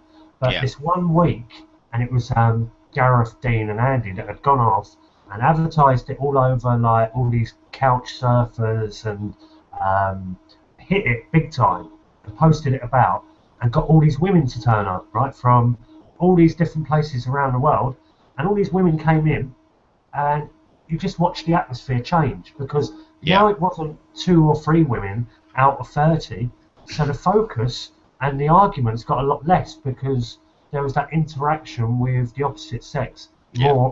more easily available, and people weren't being left out. And it's very interesting. Well, it does Honestly, change the what? dynamic. It does change. And also, what's quite interesting, I think both Gareth and Andy and Dean managed to secure themselves regular sex and a relationship out of that. I mean, there was Becky and Hanny and Kat. I don't know if it came about as a result of that, but you see, I mean, that's another thing. You know, once you have a group of men and then you bring a female element in, there then becomes a competitive element in the group, because men will compete for the favour of women. They always do. This is what we're, you know. I don't. I'm No, I know. gynophobic. Yeah. No. I stay out of that. You know, for me, it's like, no, this isn't. This is political. It's not social. I'm Okay. scared of women, and women that I'm interested in, I'm even more scared of. So like, Yeah. nah, man. And like, My if you mother. look at my track record, it ain't that fucking great, you know. I got back with my ex recently, who I've not seen for 10 years, and then like I realised that the main reason, besides the violence in our relationship, that we split up was she's full of bullshit, and it's like I can't deal with bullshitters, as people are noticing. Dom, look, come on. What did Plato say? You know, calling things by their proper names is the beginning of wisdom. It was a dysfunctional relationship because you were both Yeah, dysfunctional. oh, And yeah. Well, cocaine and vodka don't help, so like, no. yeah. But it helps But you to like forget the that's a whole dysfunction. story. But like what I'm saying is, it's like my track record is not that great.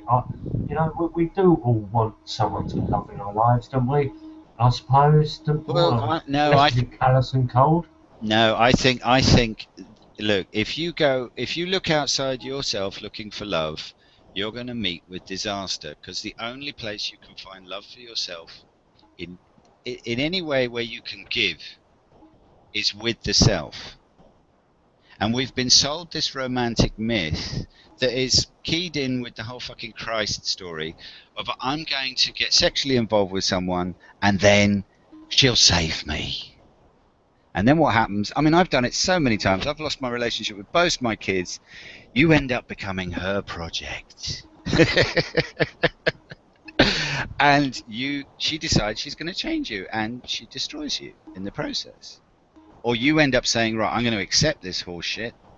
I'm going to accept this self-denial, and I'm going to watch myself die from the inside, but as long as I have someone. And this, once again, goes back to the fact that we learn to be adults from our mothers and not from our fathers. Because this is how women operate. Women are not, you know, if I meet a woman that can step out of her culture, this is what I like about Chloe George as well, is she stepped away from her family. Now she's got 2 kids, and I tell you, when you step away from your support network, okay, like your family, and you're on your own, and you've got 2 kids, that takes a lot of courage.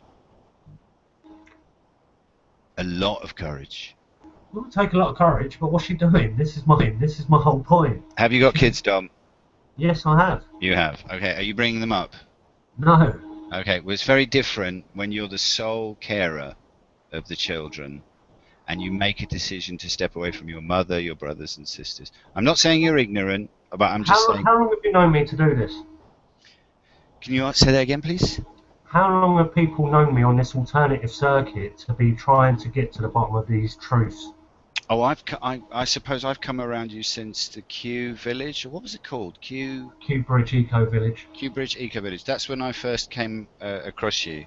What was that? That was like 5 years ago, yeah? 2008, 2009? 2009, yeah. Yeah. So it's about 6 years that I've been known in these circles.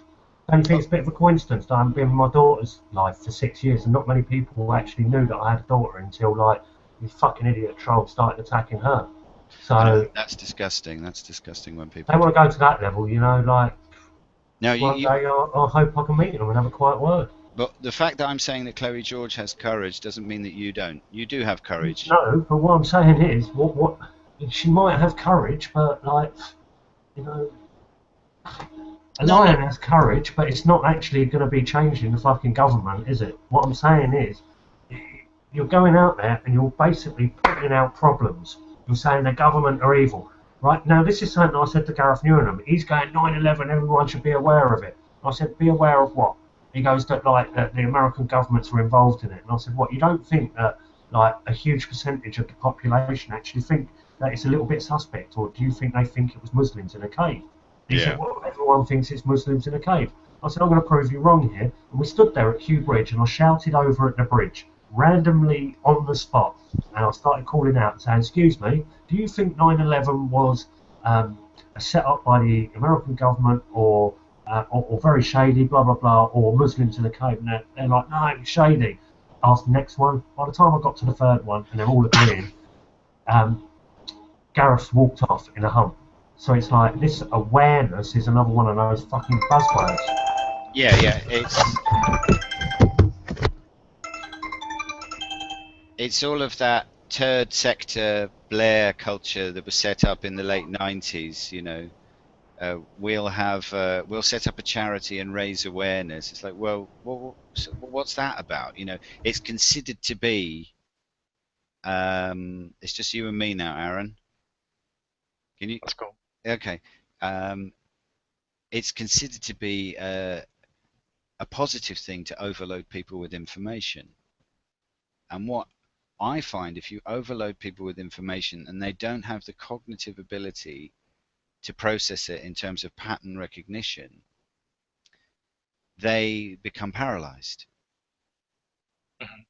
And they will say to you, I don't want to know, because I'm already quite paralyzed by the pattern recognitions in my psychological and social home environment or support network or consensus group. So this whole thing about raising awareness, I mean, I don't know if you're aware of the latest cancer research or Cancer Research UK. I mean, it's hilarious. I fell off my chair when I saw the meme they were promoting. It's, you know, cancer, we're coming to get you. No, I haven't seen that.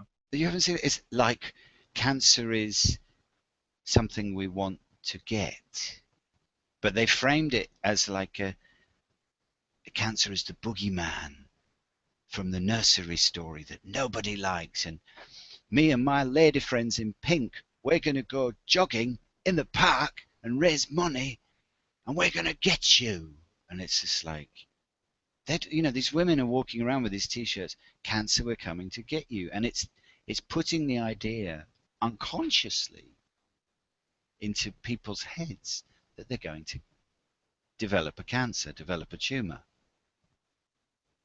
Yeah, I found any awareness campaign, it doesn't tend to make people very aware. You know, like the standard, what was it, like the ribbon, the cancer Yes. ribbon. Well, it started with the Like, AIDS ribbon, didn't it, first? Like, all that does is tells people that, like, people don't want cancer. That's, like, it doesn't make people aware of the symptoms or treatments or anything like that. It just No.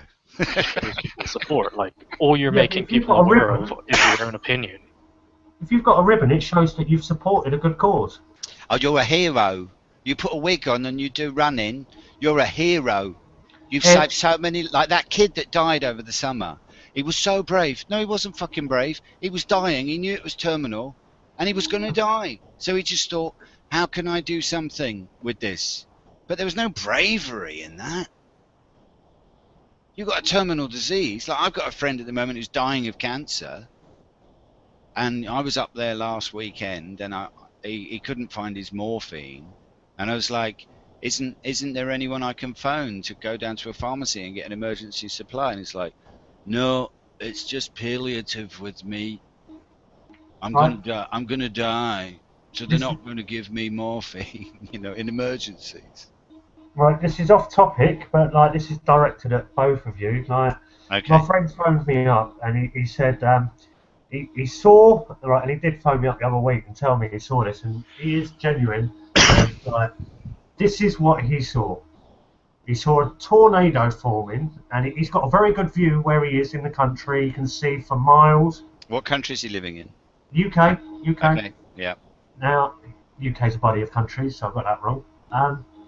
But like, he's got his binoculars and he thought he's going to have a look at this like tornado forming away and looking how it's going, and he saw a UFO.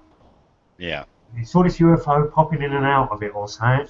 Yeah. And he says, how can I explain that? Well, you can't unless you're on that craft. I mean, it's like idiots coming up to you and saying, "Do you believe in UFOs?" Well, what a stupid question is that? Do I accept that there are human beings who have seen unidentified flying objects? Of course I accept that, because there's more evidence for UFOs than there are Jesus. There's more people have seen UFOs and taken photographs of them and filmed them and claimed to have seen them. But it's like back to that Thomas Pynchon quote where they say, as long as you ask the wrong questions, it doesn't matter what the answers are. And this is part of that. And it all goes back into the whole fucking Roman Catholicism thing of believing in God. See, I used to believe in UFOs and things like that. And what's your position on them now?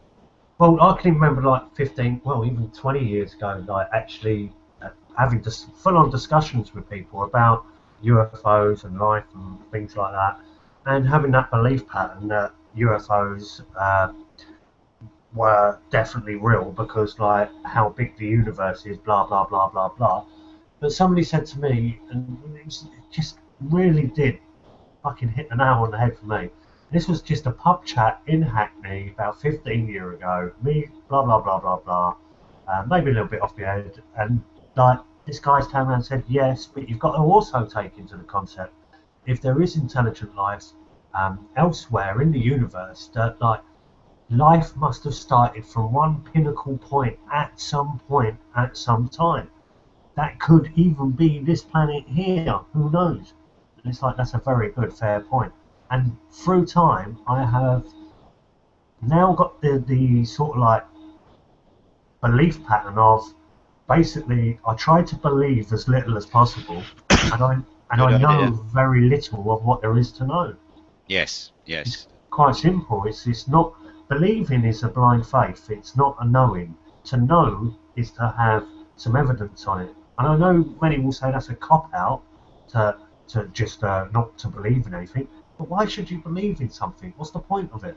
Yeah, it's absurd. It really is absurd. People are running around telling other people that they should think like they think, and because they believe in this and they don't have any direct experience of it. But because we are schooled in belief processes as children, we have to believe in concepts like good mother, good father. Oh, but they knocked me about a bit and they were drunk and they took heroin and she was a prostitute and he used to, but he was a good dad and a good mum. No, there's no such thing as a good parent. Parents make mistakes because they're human and they're perceptually limited. But that's a belief system in our culture, and it's reinforced all the time in advertising, films, television, books. Every cultural form reinforces that to a degree. Yeah. So we have belief systems like good mother, good father, that the family's always good and will always support you, that your friends are always on your side, that if you're good, Santa will bring you something for Christmas, that if you go to work and work hard, you will become rich. I mean, we have very, very thick belief systems in the culture. And once you challenge people on one of their beliefs, invariably what I find, the whole thing comes down in a house of cards very quickly, and they personalize the argument and they insult you. And there's that, I think it's either Socrates or Plato, the debate is lost when the loser begins to slander. Yeah, there's two kind of mindsets as well. There's like the religious mindset where you kind of believe stuff until it's disproven, and then there's like a skeptical kind of atheistic mindset, which is to not really believe in anything until the evidence supports it. So they're like two competing mindsets. I want to counter that. You're talking about agnosticism, Aaron. You're not talking about atheism. Atheism is a belief system as well. It's a belief system that there is no Judeo-Christianic God. It's the kind of mindset that atheists tend to adopt. Yeah. But I mean, what's funny about religious people is that they think people without religion have no morality. And that's Mhm. absurd, because if, I think it's a third of the planet is Christian, and hang on, 30% is Christian, 20% is Islam, and then there's a hodgepodge of lots of other religions, and there's about 25% who are atheist, apparently. Now, if they had no morality, that 25% would have destroyed the species within 5 years. Because if you don't have any morality, you don't have any boundaries on your behavior, and you will just kill and maim and destroy. You just become this ego subsumed id. So, I mean, I go up to Speaker's Corner very often on a Sunday because I've studied, the first 15 years of my life, I was a Catholic. And, I was reading in church at the age of 8, and I was an altar boy. I was totally submerged in it and studied the Bible, and couldn't understand how people didn't believe in God. I thought it was the most terrifying thing as a child. And then I started asking questions when I was 15, because that book, The Holy Blood and the Holy Grail, came out. And I was really shocked that I was part of a belief system where I wasn't allowed to ask questions. And so I just thought, well, this doesn't satisfy my human need to be curious. So I totally rejected it, and pretty much was a fully paid up member of the Rationalist Club. And then my brother had a very bizarre spiritual awakening when I was 25. And it was one of the oddest experiences of my life, because it wasn't happening to me, but I was observing it happening to someone else, and I could see the transformation. This person had gone from being Vinnie Jones, who was threatening to kill me, to Cat Stevens, who was just such a nice, kind, pleasant person to be around. And I didn't understand how 6 months of yoga in a kibbutz in Israel could change someone so radically. And then, of course, he started to get a whole psychic element that was happening. And that was very strange, because the experience of being around someone who's psychic is very penetrative, because you think that your own little mental space is totally concealed, and a lot of people don't realize it's not. They're communicating their mental space in how they walk, the choice of words they use, how they respond to threats, how they respond to invitations. Hold up, um, hold up, hold up. What? Go on. Right? Are you telling me that psychics are real? No. Can you be a bit more specific about your question? Well, you said being in the presence of somebody that's psychic is quite extraordinary. Yeah, well, I've had the way I see it, we all have the capacity to experience beyond our five senses, and the majority of our childhood in the first 5 years is spent like that, a large percentage, and our experience of living is framed and cut into slices and put into the school environment, where we switch off from that.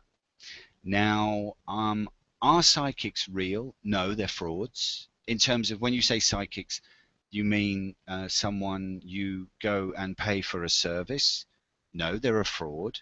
For me, someone who does that for a living is like being in a country where everyone's starving, and they take money off people to eat food in front of them and explain to them what it feels like to have a full belly. Okay, so our psychic, but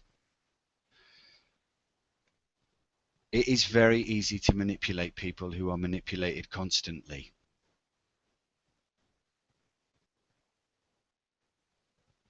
Aaron, what do you think? Well, I used to be really into that like new age stuff, which I'm really not into now. Oh, we've got to be quiet. I'm going to go put the kettle on.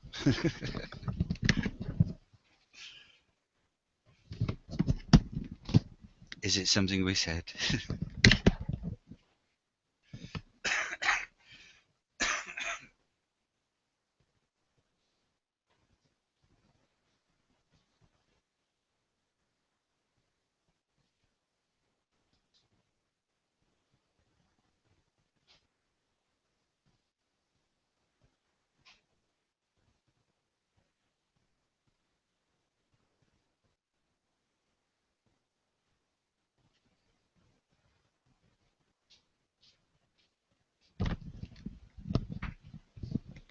Aaron, do you want to continue talking? You can put your mic. What's he done? Yeah. Probably got headphones anyway. He's. Oh, I didn't put my headphones on. Sorry, I'm going to get feedback. Sorry, what were you saying? Oh, you were into the New Age and all of that. Yeah. I don't know. I don't really believe or disbelieve anything. At the moment. I think I'm that's the really best. still just looking. I wouldn't consider myself like a believer or an atheist, so I'm just agnostic and Yeah. starting to study philosophy and stuff like that. Yeah. No, I'm the same. I mean, I've had quite interesting. Well, I think everyone's spiritual experience is interesting because it's the beyond. It's outside the quotidian. It's outside the school, the work, the library, the garden, the house, the flat, the bus, the train. And of course, your own subjective experience is always the most fascinating because it's the most direct. And I was a spiritual teacher for a short period of my life, I suppose. I ended up running workshops in Switzerland and Germany. And it wasn't something I went looking for. It was something I got invited to do. So the way I looked at it was like, oh, fucking hell, this is high grade stuff. It's like, yeah, sure, I have a guru, but I'm not him. And he doesn't use any philosophy. He uses direct practice. If people ask him questions, he just goes, no problem, no problem. So that's his philosophical answer to everything. But I'd followed quite a few fraudulent spiritual teachers, and it was very interesting. I was part of a group who was following this guy, and quite a lot of the group went off into different areas in the New Age. One became an actual proper guru and went to Finland, and he's got his own center and travels the world teaching. He's proper, I would say he's sort of, because he knows the limitations of that role and what people project onto it, because he's, for many years, he was a student following lots of different gurus and saw how that they were manipulating people. He was very, very interesting guy, this guy Dave. But it was like, proper South London bloke from Crystal Palace. And I met him at the Big Green Gathering in 2000. And he was there with his 4-year-old son in the buggy, and he was like, fuck me, I'm enlightened. Can you believe it, Tom? I'm fucking enlightened. Like me, enlightened. This guy would sit in every group that I'd encountered him, and he would slag off and criticize and question the teacher. And he was totally outside of the groupthink. And when you question a guru, when you have the guts, to say to Jesus, you're blowing smoke up my ass, mate. I don't buy it. Everyone, the guru doesn't have to do anything. But this guy was just like that. He would say, no, I don't see any compassion in this group. I really don't see it. You talk about it, teacher, but I don't see it. And the teacher would go, well, some acolyte would come and say, oh, you're so full of fear. You're so limited. You're so postnatal. You must be with the prenatal world. And the guru never had to answer. So this guy was like, yeah, fucking hell, I'm enlightened, mate. Can you fucking believe it? Me. And he went off to Finland and set up a center. And there was another guy who was part of that group who became he's a complete New Age fraud. I mean, every qualification and accreditation he puts up for himself online is fake. I know it's fake because I know his qualifications. Like, for example, he's put up that he's got an MA in psychoanalysis. No, he hasn't. He's got an MA in the history of psychoanalysis. But now he teaches people how to be therapists. And I lived with this guy for a year. He was my ex's former partner, and she ended up, out of guilt or out of keeping her options open where to get a genetic giveaway, either him or me. And he was very, I worked with him for a little bit, and he was very interesting because he'd studied a lot of NLP, and NLP was something I was familiar with. I'd read a few books on it, and so I was able to use that to read people. But he was very good because he'd been doing it for years, and he would let me in on a few of his little secrets on how he was able to just take money off people and offer them very little in return. And then I noticed one day living with him that he was doing it to me. So I didn't respond when I noticed him doing it. But the next time I had a conversation, before he started doing it, I started doing it. And it really threw him. I mean, it's just basic techniques like mirroring. Oh, hold on. I've just got a phone call, Aaron. Hello.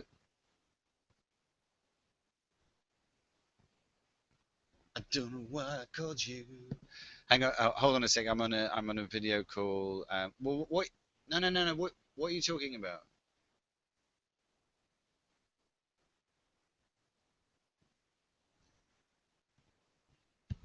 Sorry, Aaron. This is Radio London calling me. They sometimes call me because they're low on callers. I don't know, but I generally talk. But it could be quite funny. Hello, Mel. Sorry. Seriously, are you taking this threat? Will you change your day-to-day behaviour because of this threat? Do the measures announced to tackle the threat go far enough, i.e. taking passports away?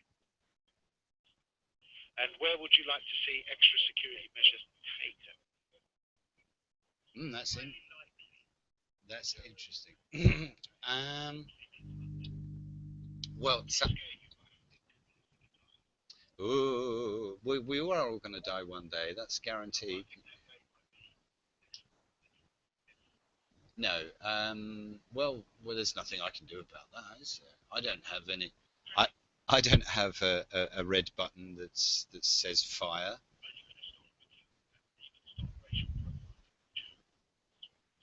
Am I going to start racial profiling on YouTube? What, me?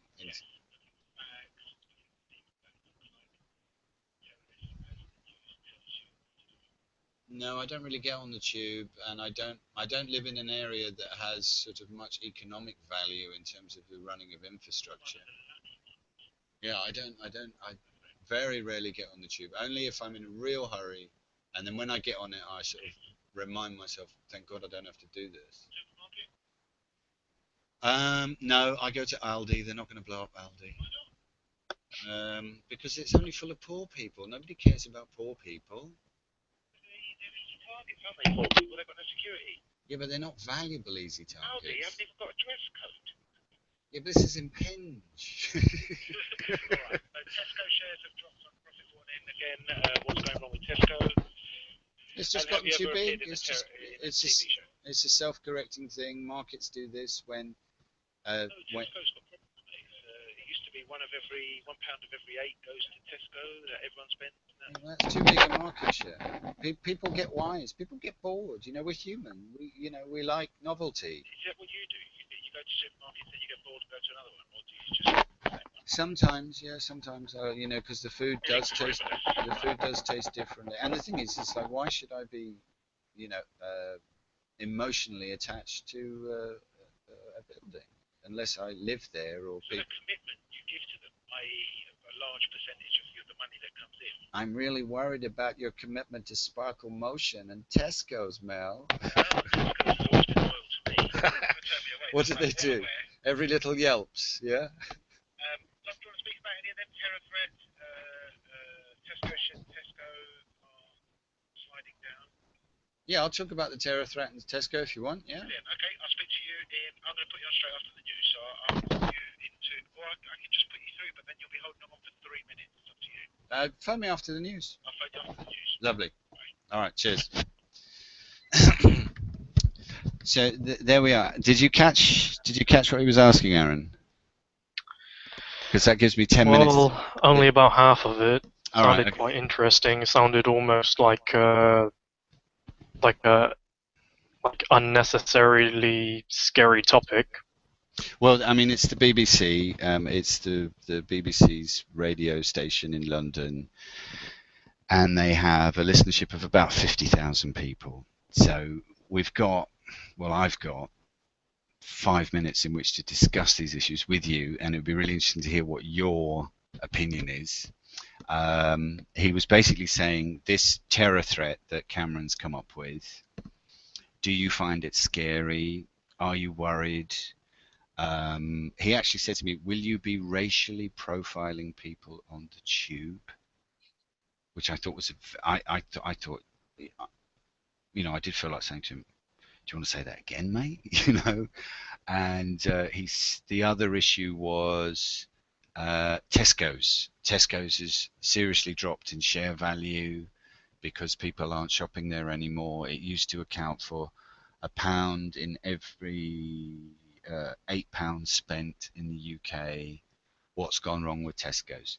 So I'll leave you with that for a few moments. I'm just going to make a cup of tea because it looks like Dom's not coming back. You're gonna stay right there. You're gonna help me through this talk because I'll have the headphones on and I'll talk to him and I'll do it on speakerphone so you can reply as well if you want. Okay. Is that cool? All I right. don't actually know what the new David Cameron's terror threat thing is. I haven't come across it. Oh, you haven't looked at it? I saw it on the BBC. I'll tell you, I'll make a cup of tea and then we'll go through what I can find about it on the BBC website because that's the government's mouthpiece. Or you know, you got computer in it. You kind of Yep. UK's terror threat level raised. The UK's terror threat level is raised from substantial to severe. Oh, there's music. Turn that down for us a sec. Oh, hello. We got another person. Hello. Hello. Hello. Is that Tony? No, it's MC. Dom's in about. How long did he nip off, Aaron? It's about 5 minutes now, isn't it? Who's this? Oh, hang on. Oh, bloody hell, it's the BBC. Hold on. Listen up, guys. Hello? Hello, mate. Can I put you through? Yeah, sure. That's who you're speaking to tonight, yeah? Okay, fine. Terror threat and Tesco. Okay. I'm just going to speak on Radio London. Has anyone got an opinion on the terror threat? Oh, he's gone. I'm on the video call as well. Oh, no, don't. No, I won't. Okay. Okay, I'm going to go and make a cup of tea, Aaron, actually. Because I think I've got a couple of minutes before I'm going to speak anyway.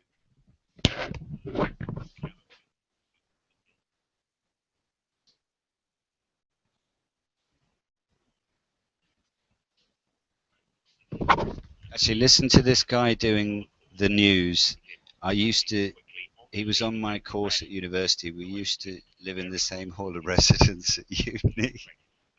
Overnight. The 26-year-old man from Sydenham has tonight been charged with the murder of Adrian Young, who was stabbed to death in Croydon on Tuesday. Jordan Glasgow has been remanded in custody to appear at Camberwell Magistrates Court tomorrow. London's weather, it will be breezy tonight and then become increasingly cloudy with some showers. I also wondering if this severe terror threat is something to do with the Christine Lagarde thing. You know, she's being formally investigated at the moment. What do you think? I can't say. I have no idea. You haven't come about across any it? of that. Okay, hold on.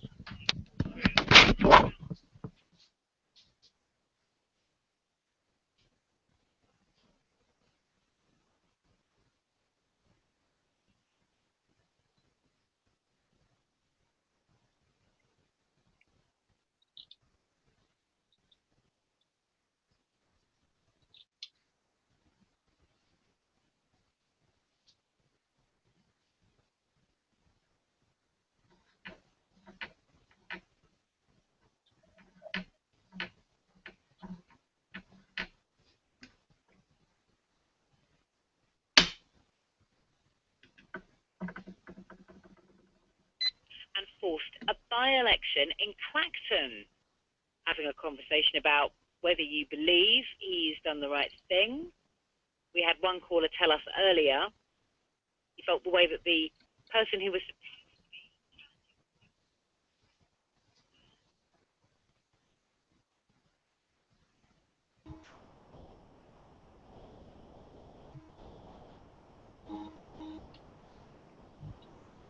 Who's talking? Anyone? No. What was that about? I just had to run out because police were chasing someone. I'm in the middle of Tottenham, so it's average Friday night in Tottenham, but I saw all the lights and that flashing behind, and they chased some geezer into like a fence, and he's going, why have you grabbed me? He goes, why were you running? And I just shouted out, it's not illegal to run. There's like, torches were up there at my face, so I've gone, right, I'm going to come down. So I went down there and started filming. He's like, why are you filming? I said, well, it's better than TV. Tackle the threats. Well, Tom has got a call from... I'm just going to speak on Radio London if you want to listen in. Okay. What's all this about then? It's Radio London. I don't know if you can you hear it? Can you hear what she's saying? It's the number that Tom in West Norwood. I'm well, thank you, Kath. How are you? Oh, splendid. So this terror threat. Yes. So, did anything happen yesterday in terms of a mainland attack on this country? I can't say that I recall of any particular attack that would be... Obviously, she's going to have a look while we're having a chat. I don't think there was any attack in particular. No, nothing happened Wednesday There's been either. issues with Syria and Iraq is ongoing. Yeah, but nothing happened Wednesday, nothing happened Tuesday, nothing happened Monday. I mean, it rained quite a lot this week, so maybe that's why it's gone to severe. I mean, there's something that we're not being told. If they're going to go to this length of imposing a severe terror warning on the whole of the UK, there's something that they know that we don't know. And so really, until they tell us what their reasons are for imposing it, it could be a whole host of reasons. Well, I tell you what, Mel Producers made a really excellent point, which is there have been imminent and clear threats made against the UK. I think if we were the types of people that trawled the video online sites, we would probably have watched many of them. Equally, they can't tell us everything, Tom. So there's stuff going on we have no clue about. Well, I think it's got more to do with the fact that the MPs go back to school on Monday because Parliament's being reopened. Is it not? Yeah. Yes. So I think, I mean, that's a very interesting way. You know, imagine if the headmaster said to everyone, "Oh, there are special security measures when you come back into school, and we can't tell you why." And then you go back to school, and the whole dynamic of the school has changed. I would say, hazarding a guess, because that's all we can do really, because we don't actually know why this has been imposed on us. Okay, because we're ruled by consent, we're governed by consent, we're policed by consent. But when you impose warlike conditions on a population, you can do what you like.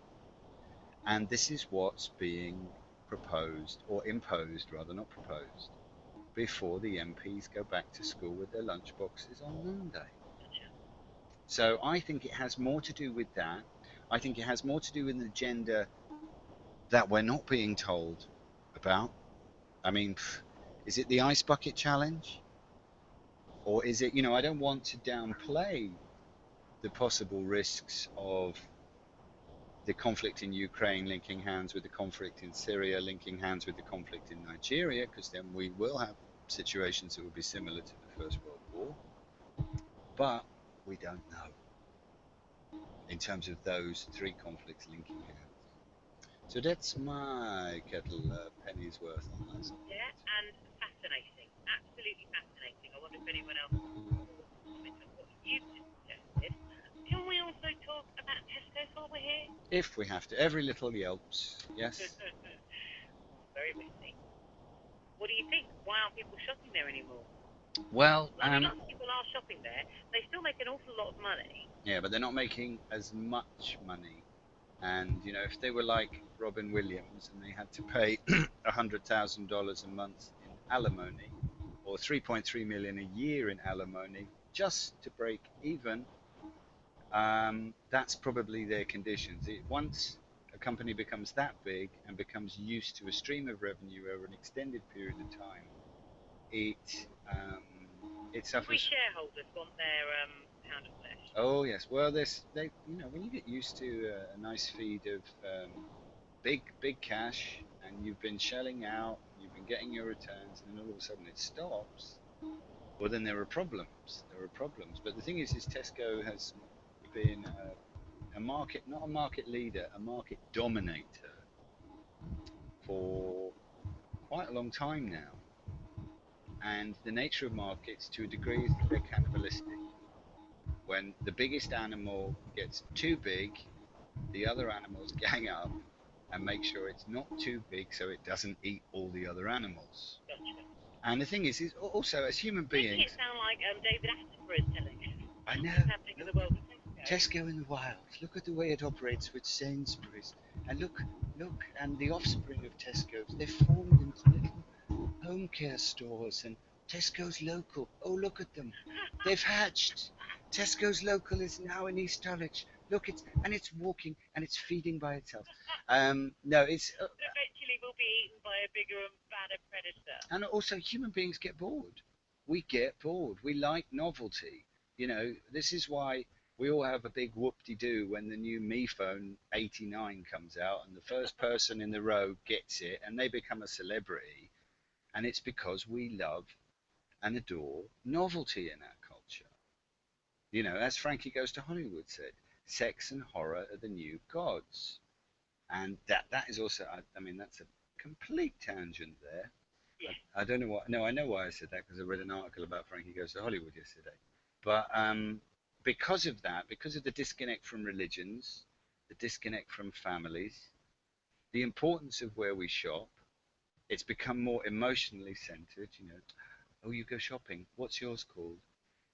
You know, it becomes more of our personal identity. Yeah. But, you know, after a while, we get bored of being a Neuromantic or a punk or a skinhead or a rude boy or an R&B DJ or a rapper, and we want to try something else. And it's exactly the same with supermarkets and shops. So, you know, you can't win forever. Do you know what, Tom? Can I just say thank you? I've enjoyed talking to everyone, but you have been so fascinating. Can't I agree with everything you say, but I love having a chat with you. Oh, thank you. Likewise. You have a lovely evening. Yes. Okay. Yourself, Tom.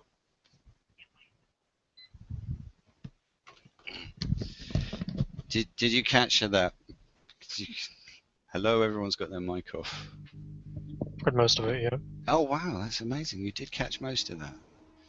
Anyone else? Did you catch most of that, Dom? I mean, Dom just messaged about why it changed from terrorism to Tesco. Jim, let me get off the phone, let me get back in the conversation. Yeah, I got most of it. Sorry, Aaron. Yeah, I mean, it, like you just mentioned, it changed from terrorism to Tesco's in like half a minute or so. Yeah, okay. Interesting. Too much information in the earpiece. Get it off subject quick.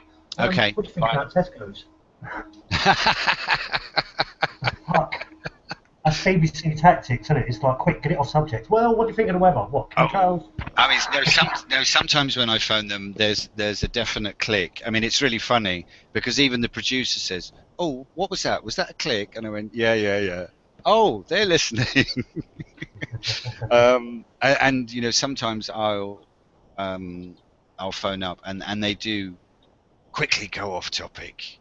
And it's because they can just press a button and shut you up, and then they can go to the news or a song or another caller.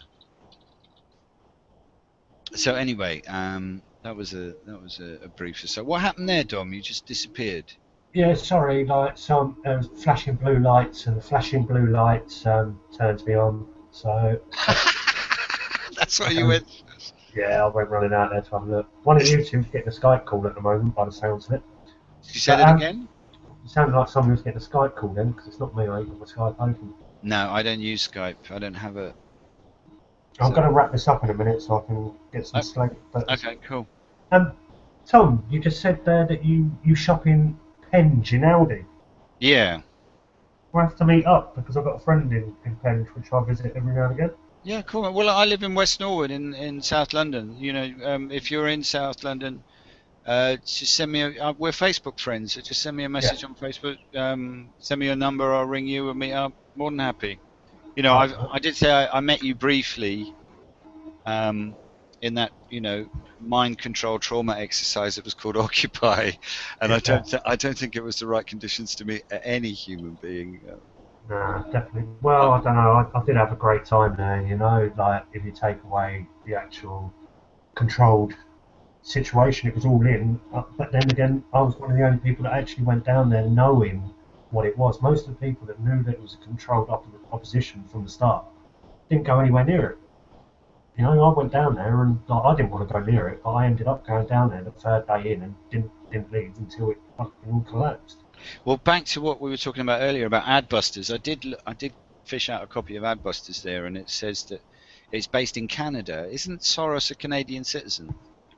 I'm not too sure, but like the original leak for the Soros information, if I'm right, went through Reuters, which is another Soros production, and basically it all got stripped down, the information on that, but like alternative media's put it up here, there and everywhere, so there is information on that online, but there's also information that Soros denies, like funding it, but they're going to deny it. It's like, you know, who's going to admit to be the one that was funding the biggest world protest? Like, definitely not one of like the richest men in the world. I'm not going to turn around and say, yeah, I was the one that was against the banking system.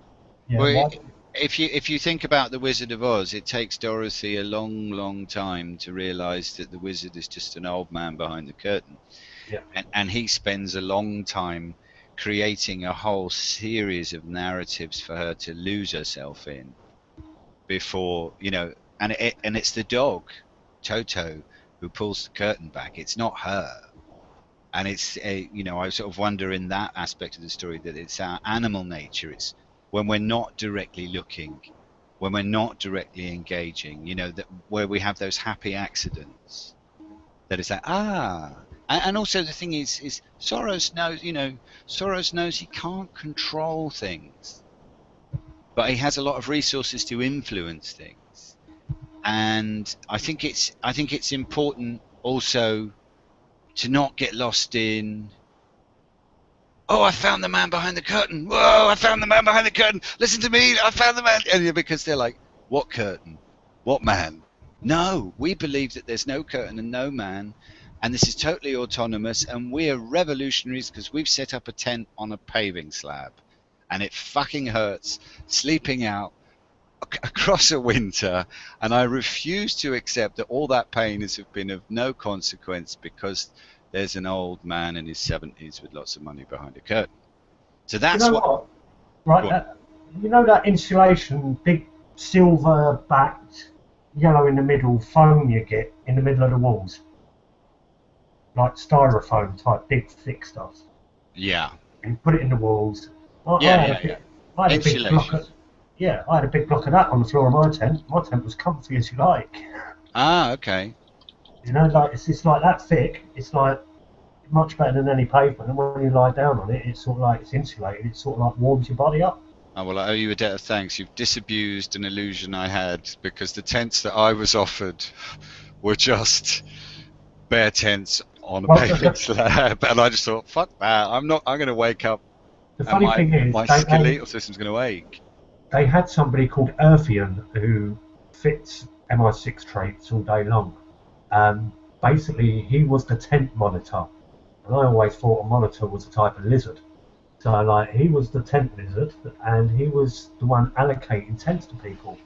And people would be going up to him and saying, "Are there any tents free tonight?" And he'd say, "No." 99% of the time, they were selecting who they wanted to stay there. Yeah, I got that a bit. And because, like, I've got a silly hat on, 6'1" tall, long black coat, I looked like a character down there. People would come up to me and say, "Do you know if there's any spare tents?" Or literally ask me questions because I look like an information centre. A ragtag gypsy. When I'm basically sort of like thinking, well, I'm here all day, so I know who's there and who's gone and who's left, I'd be putting people in tents, and they didn't like that. It's like, oh, you can't be doing that. Look, that person's gone home and they haven't been there for 5 days. So, like, and I'd say to them, look, take this tent, And if somebody does come back to it and says that's my tent, just get out, come and find me, and we'll find you another one. It's quite that simple. Don't argue with them. There's no point in arguing. Just sort it out. And it was like we had it cushy. But Don, we've got funding for a designated tent development officer, and we have to capacity build because of the big bad banks. I mean, I thought what I liked about Occupy, what I enjoyed most about it, was that interface between the city and the people who, for want of a better term, were against the system or didn't want to be part of the system at least, and were frustrated and emotional about it. And they really couldn't present any other argument than, I'm a productive cog in the machine. Why don't you get a job? You know, and it's a real thing about masculinity, you know, that it's like, oh, you're a man with problems. Why don't you get a job? And it's like, why don't you understand that I'm not in a job? Because I can't fit into this machine. And because I have fundamental questions and issues that I want to discuss about the whole machine-like nature. I mean, there's that wonderful guy, I think it was the Attica State University demonstrations, where he's giving this impassioned speech where he says, you know, when you're forced into the system, and you're just a cog in the machine, and the system's so odious that you have to throw yourself onto the cog and stop it and break it with your body because you can't. You know, I don't know if you're familiar with that quote. It was just a guy protesting. It was a very powerful piece of audio.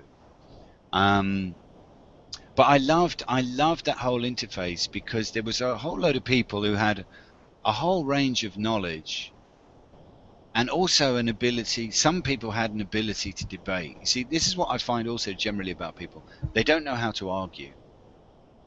They just don't know how to argue. And because they don't know how to argue, I think you have to be sophisticated. You have to have some level of self-education that marries to your own experience, that correlates, so you can say, well, look, this is my position, this is what I think works, this is what I think doesn't work. And because most people don't know how to argue, they become emotional very, very quickly. Well, and they the think school of Socrates, the art of learning how to debate. Yeah. I mean, that's one of the wonderful things that, I mean, I was very lucky. When I went to university, they pushed Aristotle on me straight away, and I was just like, oh, this is so fucking boring. It's Greek. Why do I have to do this? It's fucking Greek. It's old. It's rubbish. No, read this. Then you understand how the culture works. Okay, Aristotle's poetics on drama, on theatre, and why Aristotle created the culture of theatre in the Greek Athenian society, because they wanted to create something that would give audiences a temporary emotional catharsis, so that they wouldn't have any emotional catharsis in their lives, so that 90% who were slaves would change things.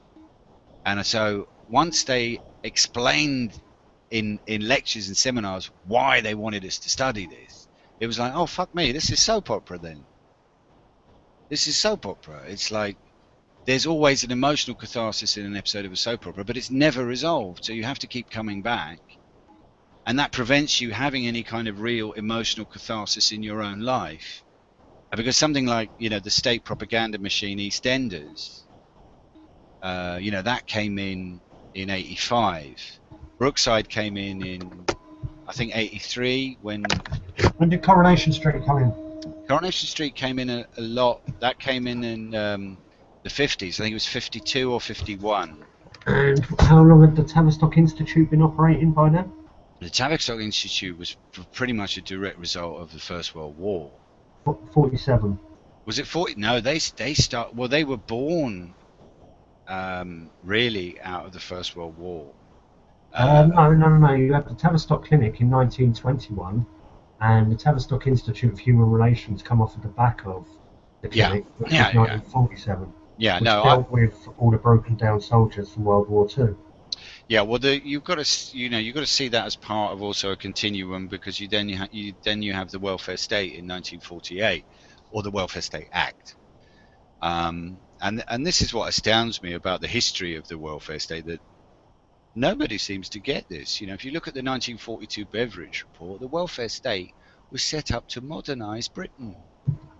Because the aristocrats didn't want to pay for it. They knew they couldn't go on as they were, because the populace had been through 2 world wars, an economic depression, and they weren't going to stand for it anymore. And they realised, oh, well, fuck, we've got this Marshall Plan money. Well, we want to keep that for, trying to maintain the Commonwealth, converting the empire into the Commonwealth.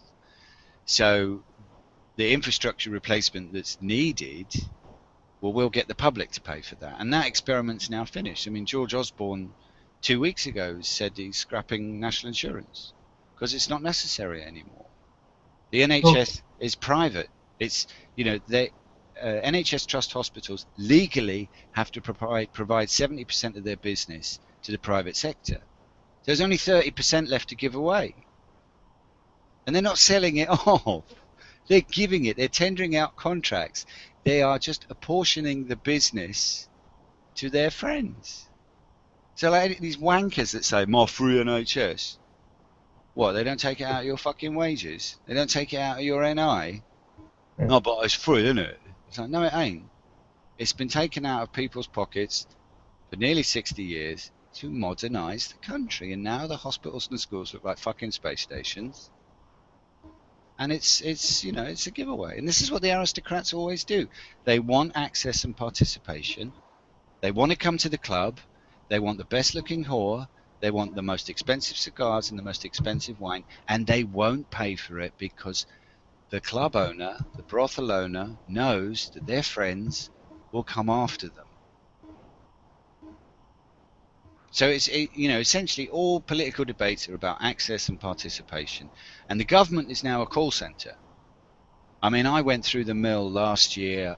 I was sectioned in 2006 and 2009, just on gossip, on pure gossip. Nothing wrong with me, and so I get put in an environment where I've got my liberty's been taken away from me. That really fucking pisses me off, and I'm good at arguing. And I know the rules because my estranged sister was a mental health activist for 10 years and she told me all the rules. So I'm like, why haven't you got a badge? You signed a contract with the Health Trust. On that contract it says you are to have a badge on display at all times whilst you're carrying out your duties for the Health Trust. And it'd be like, I just get teeth kissing. I said, don't kiss your teeth at me. I worked in a comprehensive school that was 93% African Caribbean. If any student kissed their teeth at me, they were in detention. You're a paid employee. I've asked you a straight question about your job. It was really funny. I got my medical notes last year, and because you lock me up with no reason. You don't explain to me why you've locked me up. You don't give me any information. Well, I'm just gonna cause trouble for you until you tell me what the fucking rules are. So they tried the whole thing. The same people tried the exact same thing last year, and I filed in court against the Health Trust, and they fucking came after me big time. Phone calls, texts, letters through my door. Oh, we came to see how you were. We are really worried about you. We really appreciate if you can come to team base. We tried your doorbell, but it wasn't working. We tried your phone, but it is out of order. It's like, I just phone them up straight away, record the conversation. I've got this letter from the team leader saying that I wasn't at home. Well, my doorbell was replaced in March, and the phone apparently that's out of order, this is the phone I'm ringing you from. Because I started recording them straight from the fucking off. When they called me and I'm like, right, okay. And of course I have to pretend I'm on the medication because I get the fucking symptoms, side effects from the medication. I'm like, right, well that's my script. That's my role play. That's my character. Okay, so you can get epepsis. Epepsis is uncontrollable tongue sticking out. You can get ataxia. That means shaking of the hands. I did take a small dose before I went in to see them because I know that they can smell it off you to a degree because they see people under these heavy medications all the time. And it was awful. I wanted to kill myself when I took this crap. And I just had to remind myself, it will be out of your system in 24 hours, Tom. And when my estranged sister realized, because they came to my fucking house, they didn't even go to a magistrate for a 135 warrant to come and do an MHA assessment in my home. They didn't even bother to do that. They made a fraudulent one. Are you still there? No? Yep. Okay, you're still there. And so when my estranged sister couldn't get me sectioned, she had me put on trial. So I went through the whole fucking gamut of the state last year. Health service, police, and now, effectively, the government has become a call center. It's just a call center. And you're very lucky if you get someone answering the phone. And the government has one card left to play. And that card is people's inability to manage their emotions if they cannot get access to resources to maintain their basic human needs. And the drawbridge has gone up. The drawbridge has gone up, and you know, it's pointless me phoning the police. If I phone the police, I'm just going to be labelled as mentally ill. If my neighbours threaten me, I'm just going to be labelled as mentally ill. So all I do is I make sure that every time I leave my flat, I've got a secret camera that records, and every time I come back to my flat, I've got a secret camera that records. And I'm going to go back to my martial arts practice. So Dom has kind of left there, Aaron. Yeah, he just told me he got disconnected. Should be back. Oh, he'll come back. MC Diddy. What happened to him? Oh, there are people. Joined and left a few times. Oh, Aaron. Sorry, Aaron. Aaron's been in the chat room there at the side, and Yeah, that's me. oh, that's you. You look completely different in that picture. You look like a girl in that picture. I haven't updated my picture yet for a while. That's good. You were young and handsome then, and now you're older and more handsome. Dominic, Lindsay Lohan, are you back? Yeah, I don't know what happened there. It just kicked me out. What? That's really fucking weird. So like, it kicks me out, but you lot stay in. Well, it's the technology is fairly new, so there are glitches. I mean, you can read something into it, but there's not much. No. I'm just wondering if that's still going to upload to YouTube afterwards. Should be fine. Oh, does this upload to YouTube? Yeah. Oh, Father Mucker, I've said It's far already too on much. YouTube. It's just. I've said far too much about myself. Oh, that's interesting. That call, that BBC call, will be on YouTube. Well, you're all right talking to the BBC about stuff, but like not to the cranks that follow me on YouTube. No. It was more about revealing my mental health history, because that's very, very compromising. In my last girlfriend, Yeah, good point. Because I wouldn't go out with her anymore, began the process of having me sectioned, and then invited me round for sex. And when I told her that this relationship's not going to be anything more than sex, I can't really be around your children because it's not fair on them. They've got used to me being in their lives for a year. And she owed me 125 quid. One thing led to another, and Do you want me to stop you now? Because you're still being quite personal. Okay, it's probably a good idea, Tom. It's probably a good idea. I know, like, much like myself, I don't give a fuck. I've got nothing to lose in the world, but. No, me neither. I've got no family, but I've been like that since I was a kid. Really, the family. At least Harry Potter knew he was adopted. That in some sense is consolation when you grow up in a family and you become the poison carrier, you become the shadow bearer of the group because it's just easy. Some parents confuse the vulnerability of a child with their own personal autonomy and their own personhood, and they get a very rude awakening when the child grows up. It's like, well, I know that when you put that sort of personal information up online, we don't even have to give it to too many people, even the trusted ones in your life. Like, I've had people because I wouldn't join in with their petty arguments with other people. And they've gone and attacked me on such a personal level that it's unreal. And it's like, if that's what you want to do, that just shows me how low you are and who you are. It doesn't actually do anything to me because I've had everything thrown at me anyway. It's all you're doing is showing who you are. Yeah, well, it goes back to that whole sociopath, apath, empath thing. And when you, you know, the apath has some emotional investment in the sociopath's activities, and the empath is invariably the one that, like yourself, your experience at Occupy. Hey, look, this isn't actually what it says on the tin. You know, you're being sold a bill of goods that's fraudulent. Oh, get him. He's crazy. He's a racist. But He's a pedophile. I thought you were my friend. Why don't you protect me? I mean, this book, The Empathy Trap, I really recommend you get an opportunity to read it. I got it this week and I started reading it this morning, and there's very few books actually grabbed me from the beginning, and this was just like, oh, this explains so much. It's not about high or low, it's about triangles. It's like when people say to me, like, well, where are your loyalties, like, with the truth reading? It's like, well, hang on a minute, let's have a look at what loyalties are, because I'd rather have really good morals than be loyal, because the type of people that come to mind that are loyal to me, the first that come to mind, are people like Fred and Rose West. Yeah, I mean, that's, well, the thing about sociopathy is that it's sold to us in the media as psychopathy.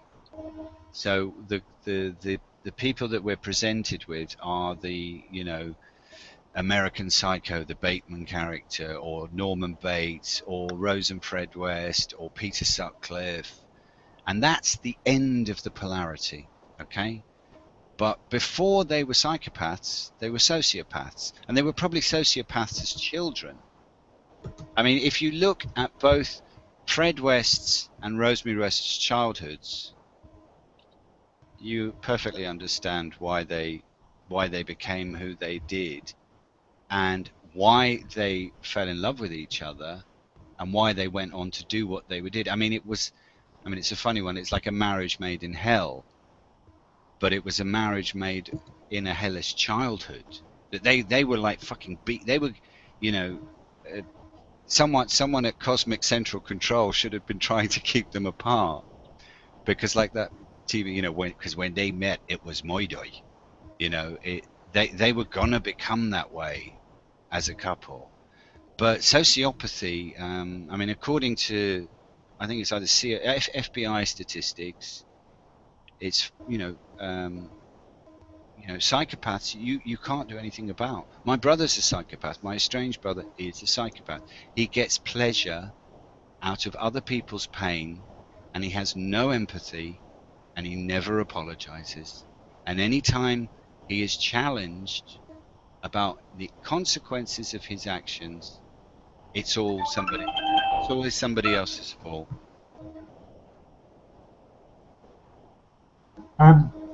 Yeah, well, basically, I don't think I've got any psychopaths in my family, even though I've got the most fucked up family I've ever met in my life. But I don't think I've got any psychopaths. No, I've been quite unlucky in that respect.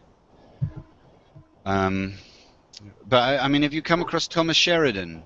Whoa, hang on a minute. Whoa, that was really freaky. Why? What happened? Wait a minute. See if you can hear my mate Jimbo. Okay. What are you saying, Jim? Right. You know when Thomas Sheridan was on about psychopaths, right? And he asked if Jimmy Savile was involved with the Fuller's murderers. I thought that was a really interesting subject. I mean, I don't know what anybody else has got to say about it. Well, he did have a connection to Sutcliffe, and he wasn't. Did you hear that, John? Yeah. They're answering now. He did have a connection. I'm up here, so I don't get to say it until about like 10, 20 seconds after. Can you say that again, or can you repeat that, Tom? He's just saying about the Sutcliffe connection and everything. So I think Savile's a very interesting character. He's very It's very representative of the British psyche. Right, Tom, I'm going to go. Just want to just add that then. Yeah. Yeah. So like, yeah, basically, do you think what I can't actually remember what he meant, but like he was saying about the connection between Savile and Sutcliffe and psychopaths. I didn't really get it. I was a bit spun out how you said Thomas Sheridan at exactly the same time as on the phone he said Thomas Sheridan. I was just like, what? Yeah, that was an interesting coincidence. Illuminati. Illuminati. No, I mean, like, there's a really interesting Finnish teacher that works in California called Antero Ali, and he says, yesterday coincidence, today synchronicity, tomorrow skill. I think sometimes it's the universe's way of saying over here. But the problem is the way the nature of mind, and it all depends on how your superego relates to the ego and the id. Quite often you'll invent a personality from it, and that's where you end up getting led into, psychopathy. That's mental illness goes that way. So you have to be discerning about these things. But that was an interesting question. I think Thomas Sheridan, I mean, I started looking at Thomas Sheridan's work in 2012. I think I came across it really by accident. No, there's a really interesting guy called Davis Arini, and he's done some videos that I would recommend you look at on personality disorders. The psychopath, the histrionic, the borderline, and then there's one other type, I can't remember what it is, the narcissist. Right. Now, all these people that do talks and everything like that, whatever sort of subject it may be on, I can't sit there for more than 5 minutes listening to somebody waffling on to their supposed truth. Thomas Sheridan is the only person that I've actually sat down through the whole talk and listened to every word and took it all in and thought, wow, interesting man. And I've done that twice with him. I've actually sat through a whole YouTube video of his. I can't sit there and watch too much of this tribe anymore, but Thomas Sheridan seems to nail it on the head for me. He does seem to have brought aspects of the debate that aren't academic, and because I would say some of the biggest institutions on the planet that are psychotic are universities, and they're very, very, they're not really challenged in terms of their moral validity and their ethical, the way they operate. Particularly how they're very much using advertising to prey on the young now. Come to university, come to Croydon University, and you'll discover who you are. Every young person wants to do that. Every young person, when you're 17, 18, 19, you're at the beginning of the idea of personal ambition and social agency. And the universities really exploit that. And, I was talking to a student, and she's just finished her first year, so she's looking at already about 30 grand worth of debt. Yeah. And I'm like, get out now. No, 18 grand. 18 grand's worth of debt. I say, okay, so across 3 years, this is going to be £56,000 worth of debt, yeah? Because if I was to say to you, you've got a choice. You're going to go to prison for 56 months or 18 months. Which one would you take? 18 months. That's why I'm saying to you, get out now. Because university, when I went to university in 87, the year before I went, students got a grant, fees paid, and they got housing benefit. Now, the whole Blair revolution, education, they've opened that up. The state machine, the corporate state machine, the ideological state apparati have opened that up. And universities have become incredibly powerful. A lot of it's to do with the fact that the West has run out of ideas, and they know there are other countries that are very, very quickly going to steal a march on them. Like if you look at China, okay, China has. There's been a revolution in China. The Chinese state has managed to remove a large percentage of its population out of poverty in a very short space of time. A very, very short space of time. So that's a machine that's, and the Chinese, they're always there. You look in any period of human history, you know, law, medicine, poetry, philosophy, all there, you know, the basic tenets, you know, whereas if you look at the same time periods of Europe, you had like, you know, Genghis Khan, like marauding hordes and feudalism.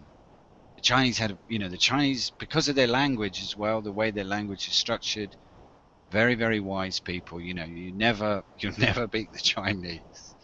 And the West has really run out of ideas, and they're determined that Western Europe doesn't end up as basically a theme park.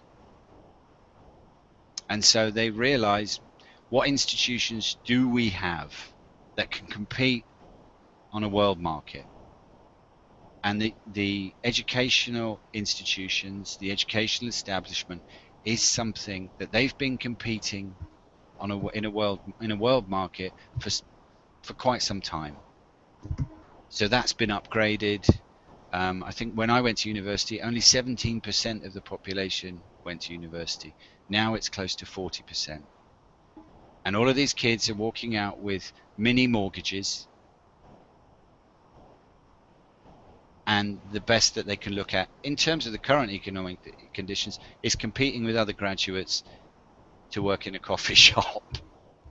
I mean, that is really, really, really serious for the government, because it's like there's going to be a lot of educated, disgruntled people who are young, who are living on very little, with lots of time on their hands, and at some point, if that isn't broken up, they're going to self-organize and things will change.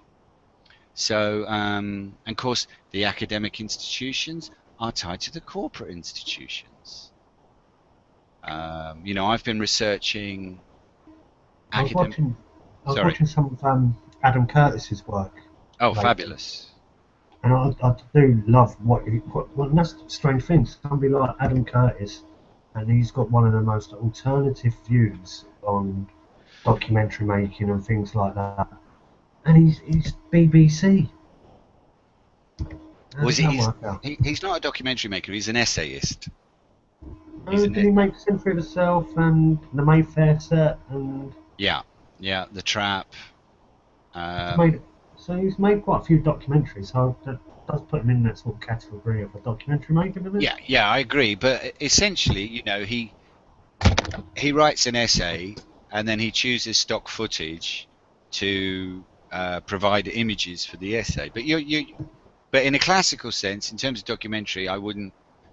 But yes, sorry, I'm being pedantic. It's just semantics. No. You've just helped me come to an understanding, because how I want to layer up my film would be something along the lines of how he's done his work, and I've been watching it lately to try and get a grip on how he's done it and all the rest of it. And you've just given me an idea. It's like he's obviously done it out in an essay, but then again, I've already got all the footage as well that I need. So it's a double whammy for me. It's really easy job to do. You know, he's sat down and he's written his story first.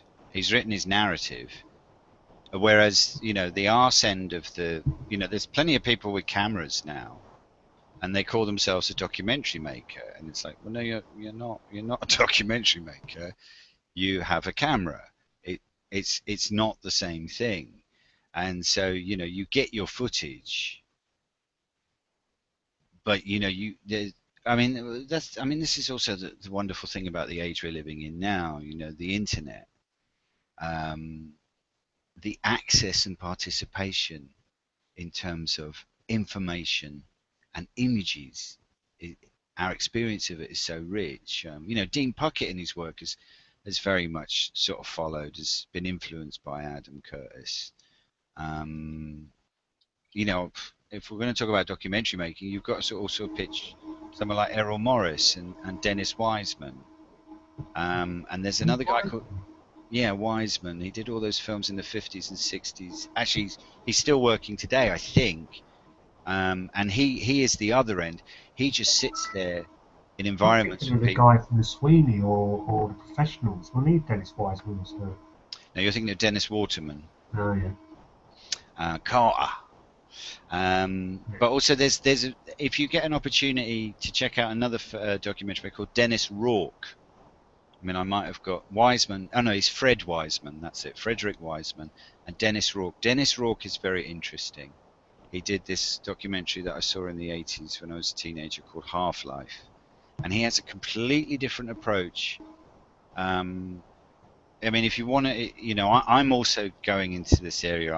I'm just beginning, but part of my degree was documentary. I was very lucky. I didn't know what I was doing. I ended up at this tiny little HE college, and it was just perfect for me.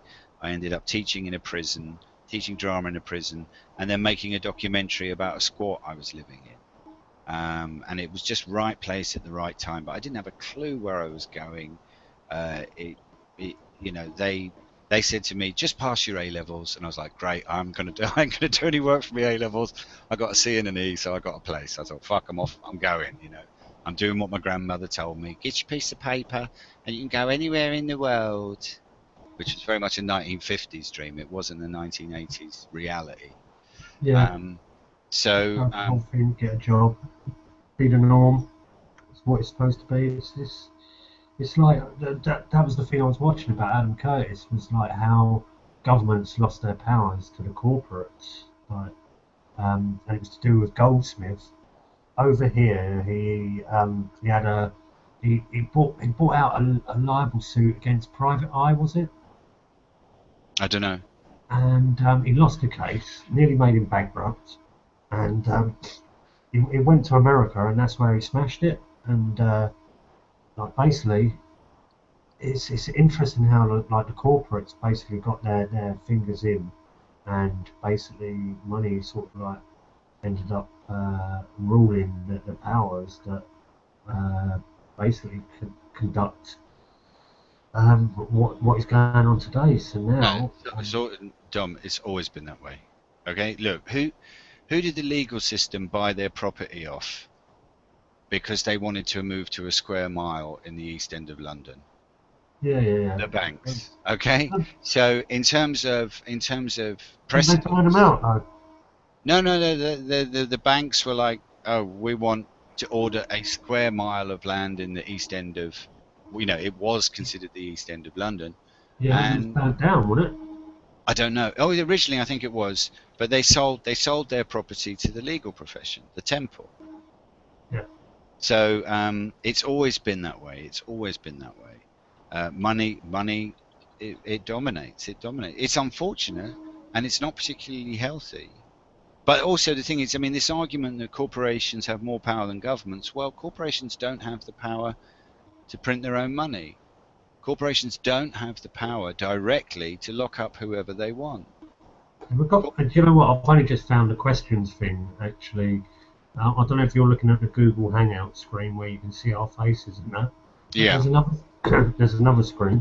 I'll put this in the thing. I don't know if you can see all the messages that have been flying in.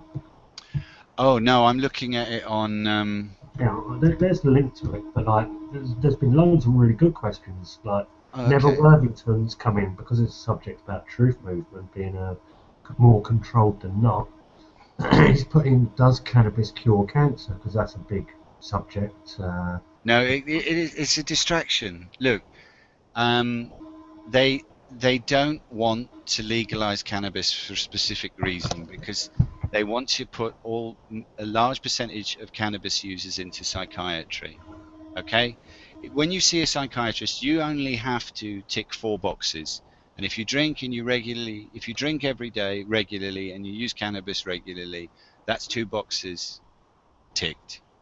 I don't know, I've been studying this area for over a year. I don't know if you've noticed. You won't, because it doesn't. They've had a massive media campaign really since October of last year. And the media, the public image is, you've got October the 6th, 2013, The Sun headline, 1,200 killed by mental patients in 10 years. Now, that's a totally fraudulent figure. The figure is actually, since 2007, 96 people have been killed by mental health patients. I have heard that 74% of stats are made up on the spot. Yeah, well, this one was definitely made up, but it's, I don't know, do you know the Charlie Chaplin film The Kid? Nope. You should really watch that. I mean, We'll watch that tonight. We'll go to bed. Charlie Chaplin he's a poor guy, he's the tramp, and he finds this baby that's been abandoned and he brings it up, and then you fast forward to how he makes a living having this child in his life. And the child runs, it's Jackie Coogan, and he runs around with stones in his pocket, and he's a couple of streets ahead of Chaplin, and he goes around breaking windows. And then Chaplin turns up, and he just happens to be this glazier with a pane of glass on his back, passing. And it's like, oh, your windows, oh, you want me to fix it? Oh, yeah, of course. Oh, it'll cost you this. And this is the way disaster capitalism works, and this is what Chaplin was telling us. So the broken window is the Sun headline on October the 6th. Now, already in August, they'd announced a project called Street Triage.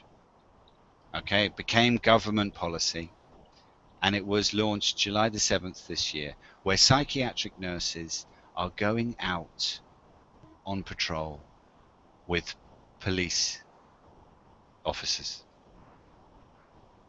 The first announcement that the government made after the Christmas holidays was January the 4th, that they're going to put 20 million into a pilot project to have psychiatric nurses in police stations. Now, we go back to September the 9th, 2013, they have a panorama about the police having to deal with mentals in police cells when they should be going out catching Hamburglar and Tony Soprano. And it's all a scam, because on April the 8th this year, Boris Johnson launches Med City. Now, Med City is actually, I'll get the paperwork out because I've got it here, so I'm not misquoting anyone. Med City is basically like Tech City, where you make the economic conditions suitable for a company like Microsoft or Google to come and set up and work in your country. And so it creates jobs, it creates innovation. So April the 8th, and there was one mention of this in the media. There was an article, as far as I'm aware, online anyway, in the Daily Telegraph, saying Boris Johnson launches fund to make visas easier and accessible for science stars. Like it's fucking Hollywood now. Yeah, like Darwin is Orson Welles or something. So anyway, here we go. The Mayor of London, Boris Johnson, has launched Med City, a major new initiative backed by some of the country's senior academics and business people that will transform the London, Oxford, Cambridge life sciences sector. The South London and Maudsley will be represented in this new organisation as part of King's Health Partners. The South London and Maudsley is basically one of the biggest psychiatric institutes in the world. I mean, it's either number one or number two, behind what's going on in Princeton, Harvard, and Boston. Med City is modelled on the successful Tech City investment organisation. It is envisaged that the life sciences sector, not health sciences, life sciences sector in the southeast will come to match the crucial position of financial services in the national economy. It is tasked with attracting life sciences corporations, large and small, to the 3 UK cities. facilitating collaboration between them and the UK academic research base, and reinforcing specialist infrastructure so that the region becomes one of the premier clusters for life science research, development, manufacturing, and commercialization. Now, effectively, that means we're already in the eugenicist Huxley Brave New World. There was a campaign that was launched in October, November last year called Time to Change. Not time to heal, or time to recover, or time to repair, or time to connect. It was time to change. And it was a whole process of normalizing human beings being medicated. Yeah. Talking about the fact that they have a mental health issue and they are taking pills. Okay? This was all dovetailed by their wonderful documentary series in November, Bedlam. For the first time, cameras have been let on to psychiatric wards in the South London and Maudsley. Now, I got into a little Twitter spat because there's this whole buzzword now about fighting stigma. You cannot fight human prejudice, okay? You can negotiate difference, but you cannot fight human prejudice. You cannot fight stigma, okay? So I put up some gags on Twitter. Oh, I was in the park the other day and there were a gang of stigmas and I had to fight them. It's a meme, it's a concept. So they've been putting out this campaign, and so I challenged the clinical director of the South London Maudsley. I said, you can't fight stigma when psychiatry itself is the stigmatizing agent. If you give someone a label, you are marking them, and they become stigmatized by that mark. That's what stigma means. It means bearer of a mark. So his response was, well, I said, this is this health institute falling into the river of its own reflection. Remember, Narcissus was the god who fell in love with his reflection in the river, became transfixed and drowned. And his response was, it's better to be narcissistic than heard, and it's better to be narcissistic and heard. And I said, well, this is the rationale of a serial killer. Yeah, as you brought up narcissist, the last comment that's popped up on the YouTube channel for this video. Oh, I talk too much.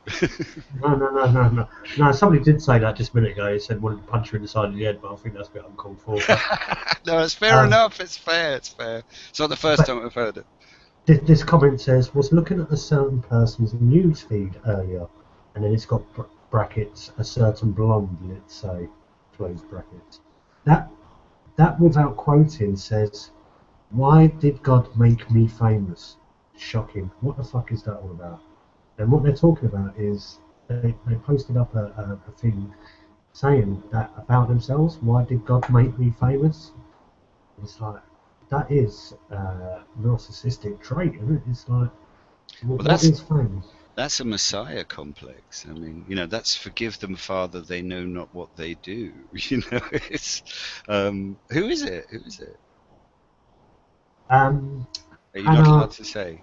No. It's Hannah Scholbot, or whatever her name is, the little girl that went and smashed a bottle over somebody's head, and now she's a reformed Reiki New Ager, leading people astray with Freeman information.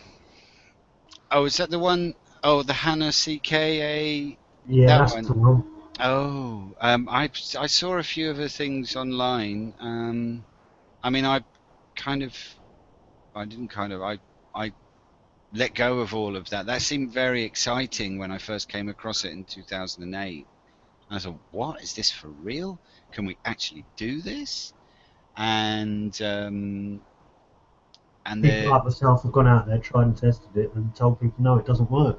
It doesn't work. So you've learned from You've learned from from. actually going out there and then, because I've been so hardcore in the scene of trying these processes out and trying it, you've got people like that Dave Murphy going around saying deregister your car, and people like Veronica Chapman as well, who wrote a book called Freedom is More Than a 7-Letter Word. She starts off the book talking about shape-shifting reptilians that should give anyone a warning, and then tells people to deregister your car, don't tax it, don't MOT it, and drive it around without any insurance. Now, I've been in that bloke's car, Veronica Chapman, and it's got number plates, it's got tax, it's got MOT, license, and insurance. So I question, why do these people go around promoting all these dangerous processes to people and they don't follow them themselves? Because she sold the book so she can pay for the insurance and the tax. I don't know. I mean, I think if you go through that process anyway and you end up in prison, I think you learn a lot.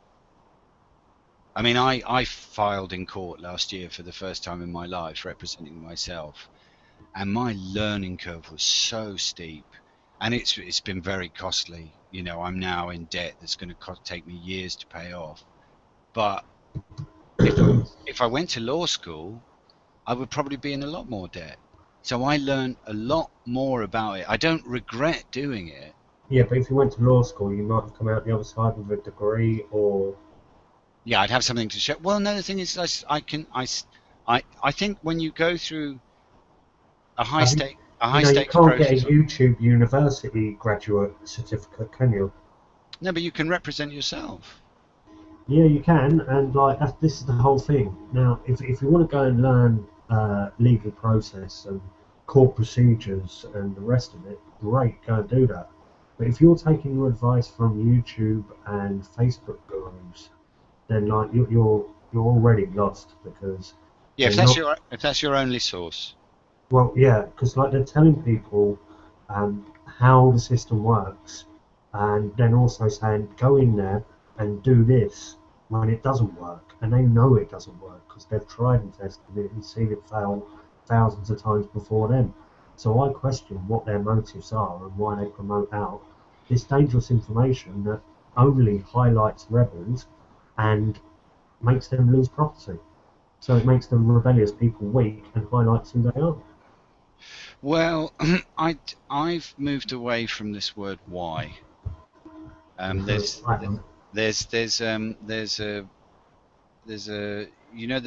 painter called Renoir, but his father was a filmmaker. He was an early filmmaker. It's either Jean Renoir or André Renoir, and he came up with a quote which I'd often use with my daughter. What, where, when, how, I can answer. Why? All I can tell you is that everyone has a reason, and that's the problem with this world.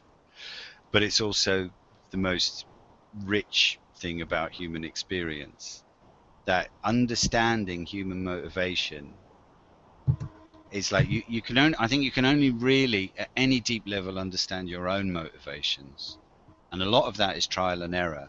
So in some sense, if someone is making a mistake like that and others are choosing to make the same mistake, well, that's their lesson about their own motivation.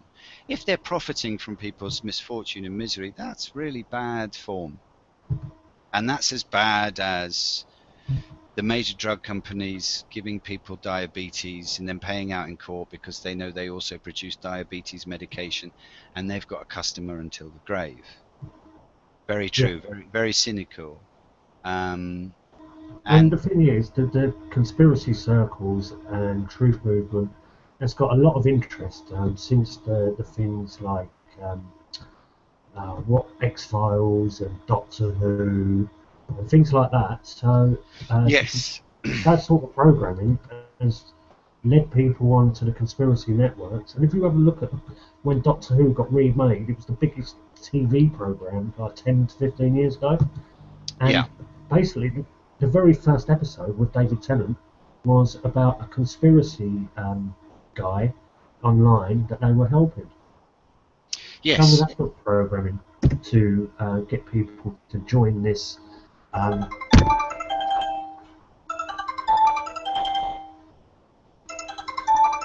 Sorry. Get off! What? Hung up. It's the Illuminati ringing. I've just sent him a link. He wants to join in. Right, is everyone still there? Yeah. Right, where else we at? Oh, sorry. You were talking about Doctor Who and how the cultural tropes and narratives have been very much. But you've also got to understand it's the mainstream culture accommodating the internet. They have to bring in narrative themes that are now floated. You know, the internet is a big fucking game changer. It's the equivalent of, you know, we're living in a really important era of human history. It's the equivalent of being around when the printing press was invented. Yeah, but what I'm saying is, with the interest that's gathering on the so-called truth movement and conspiracy circles, it's become, and the data collectors like to have us not know all this, it's become a very corporate venture that they can manipulate and steer people towards products like books, T-shirts, events, festivals. Look, we're on your side. It's in Doctor Who. Hello. Hello. Ah, I swear. Welcome to the world of Doylism. Doylism. Illuminati. Illuminati. Pareidolia. Have you heard of, do you know that word? Pareidolia. No? I don't know. Discuss. Paranoid Doyle? Pareidolia is looking for connections to things that aren't there. It's Oh my god. It's a psychiatric diagnosis, pareidolia, or a psychological. Yeah, psychiatric, I think, pareidolia. Pareidoilium. Yeah. Excellent. Hold on, Dom. I'm going to go downstairs and tell Quid all about that. Pareidolia, not pareidoilium. I think Pareidolia. It's an actual thing. Pareidolia, yeah. Jimbo, you've got many questions. I've got loads of questions. Oh, good. Right, you fire some questions across. I'm just going to put the kettle on. Right. Well, which one do you want? Which question do you want? Which is the first one in your head? Well, I've had a lot of we've heard a lot of stuff about Nibiru lately, haven't we? Have we? Right. So I'm a bit of a Nibiru watcher. So what I do is I watch the internet and then I'll watch and see what's happening with Nibiru. And apparently, in 2 days' time, Nibiru is going to pass by this solar system. I was just wondering what anybody thought about that.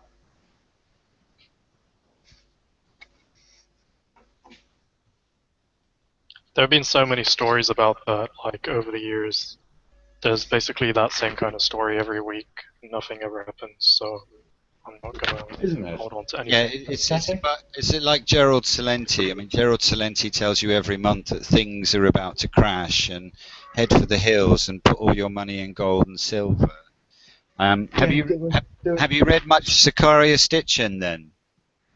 Oh, of course I have. I'm a full-blown Illuminati, me. Okay, well, at least thank you for your honesty. I mean, I liked his work. I remember coming across it's the Earth Chronicles series. I came across that in the early 90s, and I think it's a bit of a red herring, to be honest. Nibiru, Tiamat, all that. I think it's a bit of a red herring. I'm not saying there wasn't perhaps a collision, a celestial collision that formed the way this planet is formed in terms of, you know, distribution of land in relation to sea, blah blah blah. But I think the Dog Star and Sirius is more important than Nibiru, and I think Nibiru is a bit of a celestial red herring to make sure that people don't pay any attention to Sirius. I mean, we've just come out of the most important period of the celestial calendar in regards to Sirius, the Dog Star, our sun's alleged brown dwarf or partner star, dark star, and apparently between the 22nd of July and the 22nd of August, it is above the sun on the horizon, and this is something that is very important in the Freemasonic calendar. Apparently, I mean, I read this a long time ago, so and it's not an area that I have any kind of knowledge, great knowledge or expertise in. But what would you make of that? But you would really think though that if you were able, like I'm an amateur astronomer, right? If you would think it was there, you'd be able to view it. Do you know what I mean? What the sun's partner dark star? It's a dark star. It doesn't have any. Doesn't absorb any and reflect any light, or doesn't reflect any light. It's like a dwarf star. It's much smaller. But I mean, this is stuff I read about, in the mid '90s. So I'm going from memory. From the amount of stuff I read about it, looking at events that happen through history. Like, for example, my ancestor Michael Collins was assassinated on the 22nd of August 1922, and I know they love numbers because they love the resonance of numbers, because that's a palindrome number. It's the same if you reverse it. That for me, well, there's something about that event that involves some form of esoteric political subversion, that if you understand the esoteric aspect and how it relates to the political aspect, you can read, but most people would be ignorant of that. But that could be my own self-importance, my own ego also. But since learning about that several, decades ago, I always pay attention to what's going on at that time, and the way I've formed, I suppose, some form of philosophy around it. It's the time of the year when everyone is on holiday, nobody's paying attention because they've got they're 2 weeks out of the prison, and they don't want, they don't want any stress, they don't want to be disturbed, they don't want to be upset, or they don't want to think about stuff. And so this is, it's also the lazy season. The cinema puts out a lot of crap that didn't really do well in America because they know people have got time on their hands. The newspapers publish stories that wouldn't normally get published because they know they've got to fill copy. Hello? Oh, Nether's gone. It's just you and me, Aaron. Well, and Dom's still gone. shows him connected. Oh, he's not gone, has he? No, he's still there, but he's not disappeared. Did that make Your microphone's quite quiet at the moment. My microphone? Yep. Yeah, I'm not. I've not got it on my head because I'm boiling a kettle. Did any of that click with you? Did you connect with anything that I just said there about the dwarf star, Sirius, and political events? I don't really follow that kind of stuff. Okay. Well, I'm gonna make a cup of tea. You're gonna have to excuse me for a moment.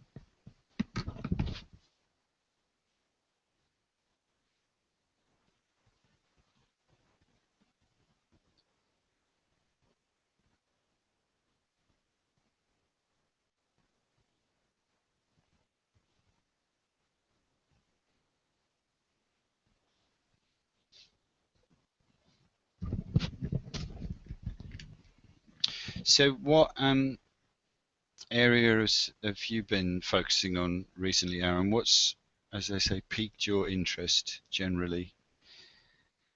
Well, I've actually been quite busy until a few days ago, finishing off my degree, actually, with all my debt, as you've been covering. Oh, sorry, I didn't know you were in that. Oh, Jesus. No, that's alright. I mean, there is that minimum wage that you need to match anyway to start paying it back, so it's not really that much of an issue for me. Yeah, no, I feel very sad for young people. Yeah, I mean the amount of people applying for university declined as soon as they raised the like loan amounts, as soon as they lowered the subsidies a couple of years ago. Yeah, So it does. It's not very good for the kind of future of the country. We want people to be like as educated as possible. No, it doesn't look like a very wise investment.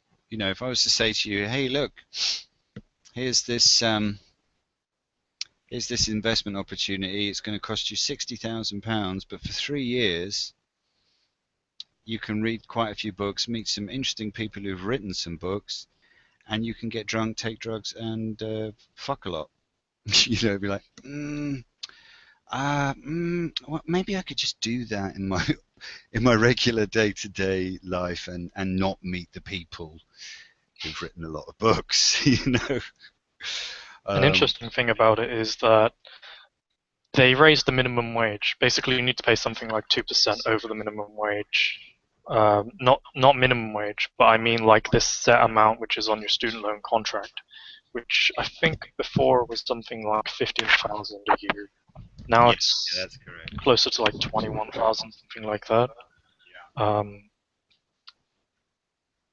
So because of that and because of the increased loans, I saw a study that claims that there will be even less money paid back now that the loans are bigger, because basically if it's not paid back within, I think, 20 years, then it's written off. Yeah, it's written off after 20 years. And so there's so many people like with degrees as well, like people aren't even going to make this minimum wage, and even if they are going to make the minimum wage and pay some of it with 2% over that amount, then you know, it's a lot to pay back. Like it's around like 100,000 that it can be for a degree now. Jesus. Gosh, that's a lot of money. Whereas a couple years ago, like when I applied, luckily I'm still on the old kind of loan agreement. It's about 21,000 for a course because it's about 7.5 grand a year. And the grant is actually kind of like equal to the loan, so it's not too bad. And I mean, most academics that I've met are what I would call wallies. I mean, people that I've interacted with, you know, that you know, I have a general connection with someone who's an academic, and he has access to people that I've been trying to get in touch with in terms of subject areas that I know that are their specialisms and that are their interest. And he just absolutely will not give me a contact for these people. But it's like, oh, I'll contact them and see if they're interested. Oh, no, they're not interested. And of course, I suppose I'm applying general social rules to a different environment. But at the same time, he has a certain amount of cachet culturally and socially because of his position and the people he has connections with. And so in his world, it isn't as separate, but he has a choice where he can and can't keep it separate. I mean, maybe it's because I'm a complete fucking nutter as well, which would be reasonable. You know, it's not the first time someone said, you know, shut him up, punch him in the head. Dom, are you with us? Yeah, I was just thinking, if you look up there, pyramid, it's the Illuminati. If Illuminati. I'm only joking. Yeah, where did Jimbo go, the guy I had added? Nether, he just dropped out all of a sudden. I think, I don't know if it's because what I said about his Nibiru thing, that it didn't actually, his meme didn't fly. No, he's back. He's back. No, a blue figure has appeared. Oh, is it him? I don't know. No name has come up. It's Federal Tide. Sorry about that. Internet went down. Oh, you're back. Hooray! Internet went down. That one. Yeah. So where are we at? You're gonna make it look like my handler coming in after me. You know he's put himself on mute.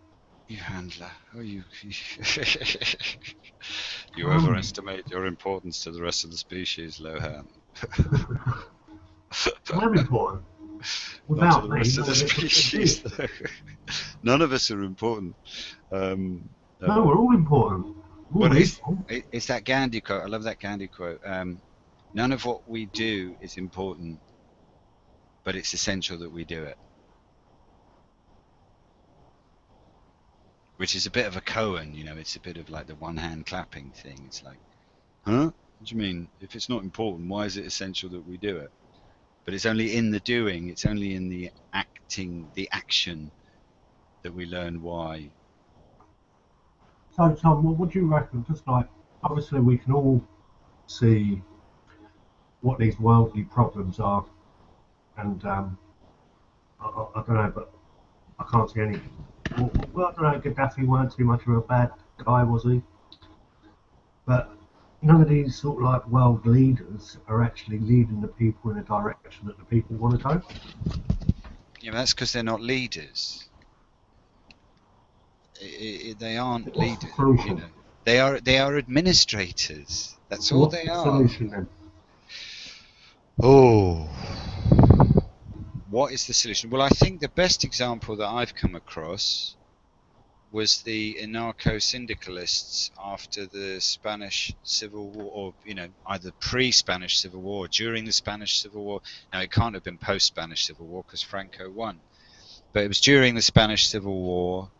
There's anarcho-syndicalist groups were autonomous as groups, but they interacted and they supported each other indirectly and directly, and they managed to feed quite a lot of people that had previously gone hungry.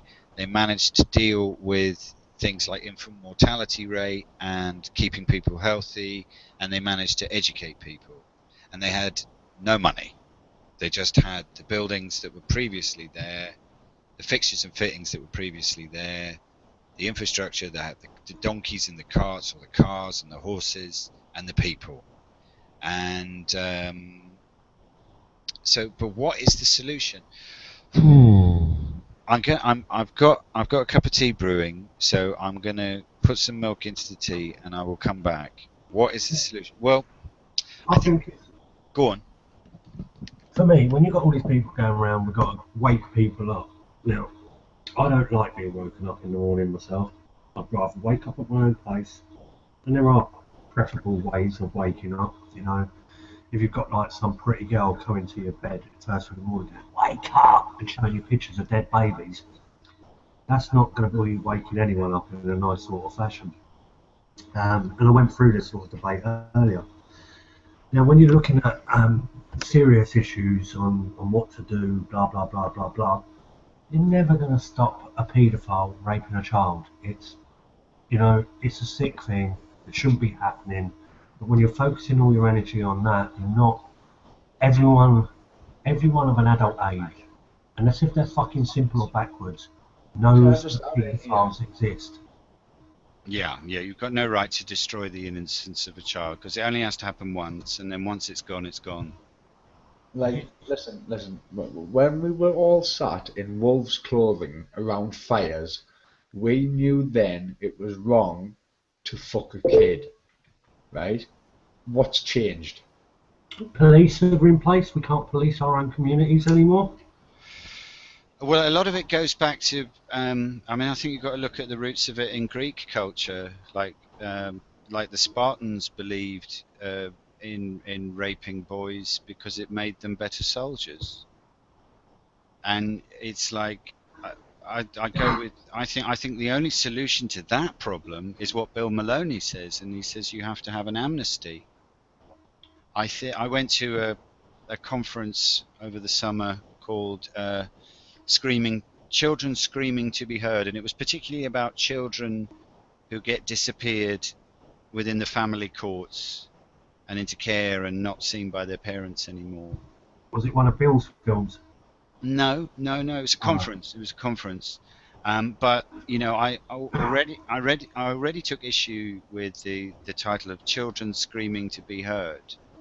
You know, when I was a child and I was being sexually abused by my grandfather, I didn't scream. When it got really, really bad, I would just find a corner and sit in the corner and huddle up into a ball so no one knew I was there, and I would just cry for the afternoon and fall asleep and just get up and get on with my life. I think adults project their own powerlessness onto the vulnerability of children. Children are very, very resourceful and very able to deal with what the adult world throws at them. It's only when they become adults that their developmental problems that were destroyed as children or damaged severely become apparent.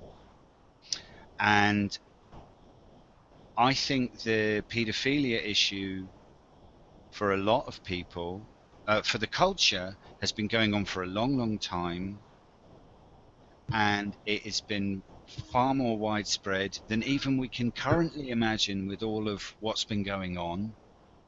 And the thing is, you only have to touch a child's genitals once as a strange adult, as a strange act, for that child to become very confused about themselves and very confused and frightened about the adult world. Okay, innocence only has to be taken once. Okay, and we hear in the media, in terms of what you call the internet media, True, that's true. we hear all of these really, really awful stories, like the Dutroux case in Belgium. Okay, horrific. Children gang raped by adults and then murdered. And this is the other end of the polarity. The really I'll tell you a little trick that a paedophile ring, I don't know what terminology to use, but this paedophile ring were using this trick to manipulate and carry on the ring and carry it on and carry it on. And what they've done is, I don't know how it started or anything like that, but once they've got a few of them in there, these boys would go out after being abused. They were told that they had to go and get other boys, or that's what I'm assuming, because all the people I know involved in that were boys. Yeah, yeah. They had to get boys and bring them back to the flat, otherwise they would get done themselves again. Yeah, and basically they would go out and they would say to the other boys, because we were all street kids hanging about and all the rest of it, and they would come up to like other kids and go, "Oh, do you want to come out to this club tonight?" And like, because you're a kid, no, I'm skint. And it's like, well, we know a guy who, like, you can go around his house, we can go and nick his watch and nick a check off him, go and cash it in, and da-da-da-da-da. Yeah. And there'll be a girl who'll show you her tits and blah, blah. No. So once you've gone round there, this guy went out to make a cup of tea. This is what I had as a child. Alright, well, this was like, guy went out, made a cup of tea, all the lads were sitting there in the flat. As soon as he's walked out, the other lads grabbed the stuff, passed it over to the new lad. The new lad's sitting there, and when the guy comes back and he goes, "I've been watching you all on a secret camera. I know what you've done. Now I'm going to call the police." And the other people were part of the act. They were like, "Oh no, don't. We'll do anything." Yeah. And then, like, if the other one joined in and got butted, then like they'd let go, like, until the next time, and it carried on and on and on until somebody busted it wide open. Yeah, I came. It always puzzled me because I've got an Irish passport. My father was Irish and my mother was from London. And I looked a lot into, when I was a teenager, there were lots of scandals about dead babies and paedophilia in Ireland. And back then it was just rumours about rumours, but it's like, oh, you want to watch out for him, like that priest, he's a bit dodgy, like, or, oh no, he's lovely, we love him. It's like really confusing signals around adults with authority, with spiritual authority in communities. And I came across this thing. It always puzzled me. Why do Catholic priests go after boys? Why don't they want to have sex with grown women? And I came across this thing, and it was a post-Roman Empire thing into Catholicism. And because it had been done for so long in the Greek Empire, the Roman Empire, they knew what the psychological effects were for boys and girls and what the differences were. That if you sexually abuse a girl will invariably destroy herself, will blame herself, will collapse from the inside. Whereas a boy will project onto others. And this is, you know, what you've just said is a prime example. It's like, okay, you go out and find other victims, you become predatory. It's like, I'm the only person in my family who will acknowledge the abuse issues in our childhood, and the two other males in the family are predatory, and the two females in the family are self-destructive, like serious heart problems, and or in their early 40s, and suicide attempts.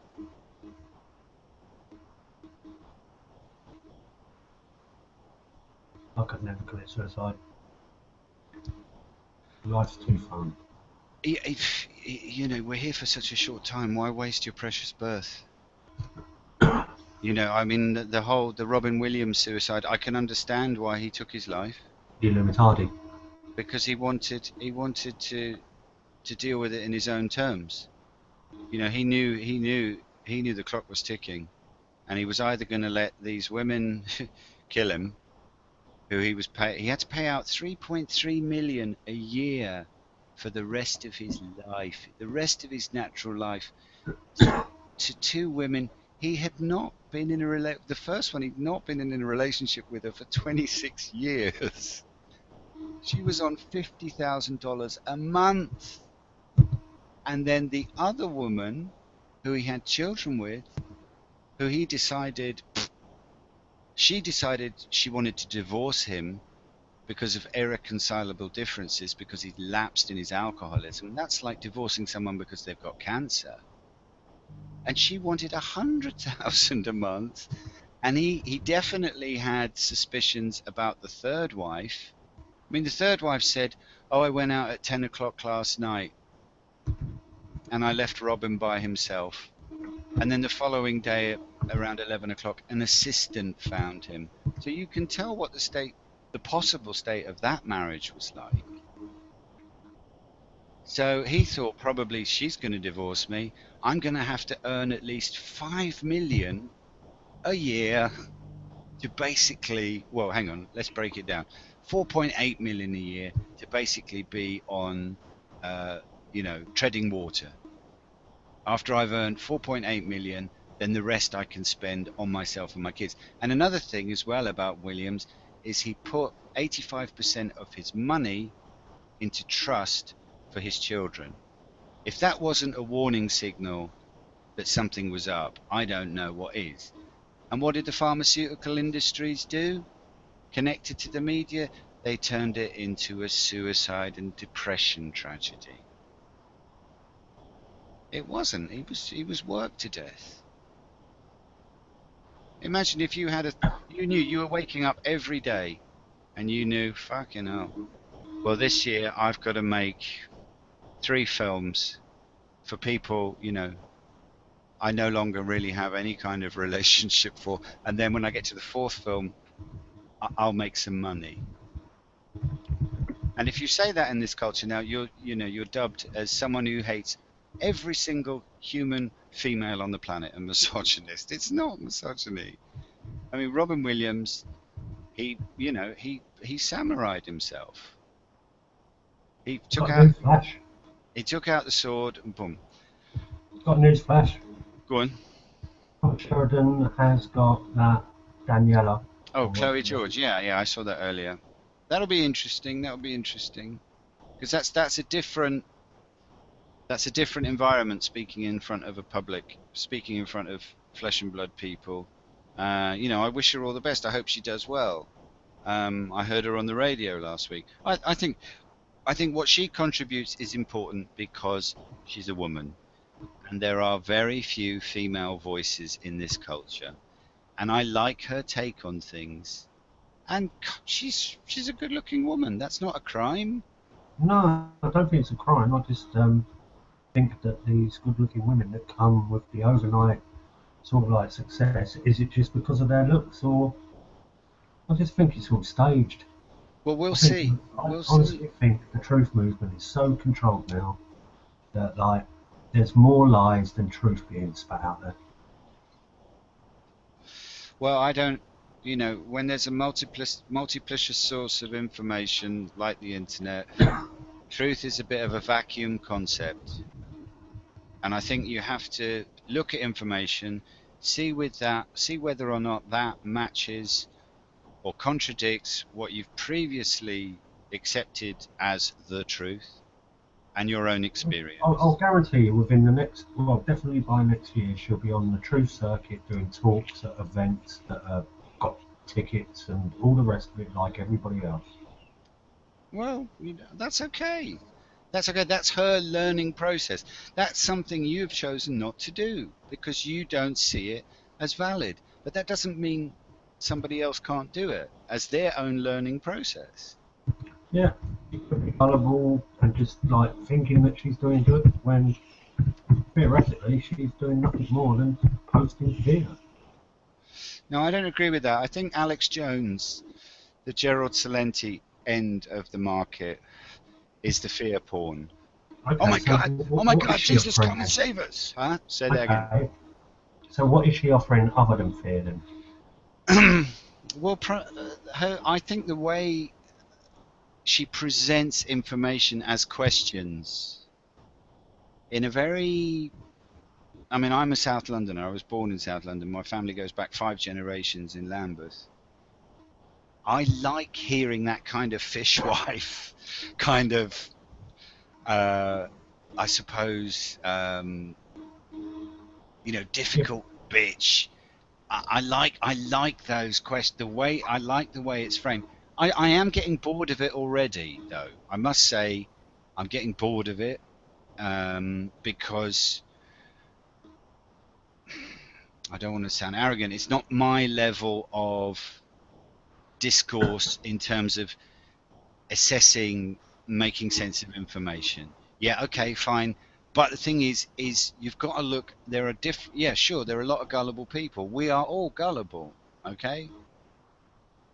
Yeah, we all fall for things. We all fall for things. We all Many have when blind when spots. Now many when they've seen that they've been lied to by the alternative media, they give up at that point because when facts override what they believe in the so-called truth movement, and they find this out, they step away from the truth movement rather than exposing the bullshit in it. So the truth movement carries on with its stench of bollocks. Well, I mean, stench of bollocks is right because, as I said earlier, there's no truth movement. It's a bowel movement. If when you talk about a movement, you've got to look at things like the civil rights movement that changed statutes, changed laws, that met in large groups and was a direct threat to the military-industrial complex. Okay, that's a movement. Yeah, that's something that has manifested in the culture.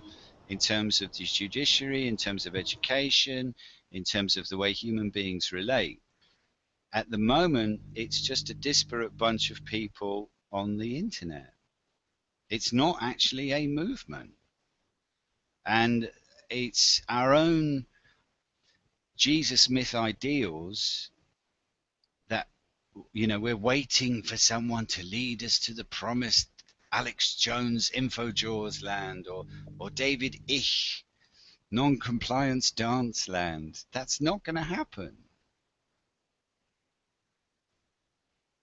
And I think what she contributes in terms of the debate is refreshing because she is female. And you can't protect gullible people from themselves, Dom. You can't protect gullible people from themselves. And there's also this bullshit that the government knows, that the corporation knows. I mean, the corporations and the government work on a basis of whatever is not mutual, we drop it. Yeah? Whatever is not mutual, we let go of. Yeah? I mean, they even call them, to a degree, mutual societies. Okay? And the problem is when groups form, when they're disparate and there's no infrastructure within the group to allow the group to grow and evolve, then it becomes a personality cult. There's this brilliant essay online written by this feminist called Jo Freeman, that I really, you know, you just type it in, you'll get it, it comes up. It's called The Tyranny of Structurelessness.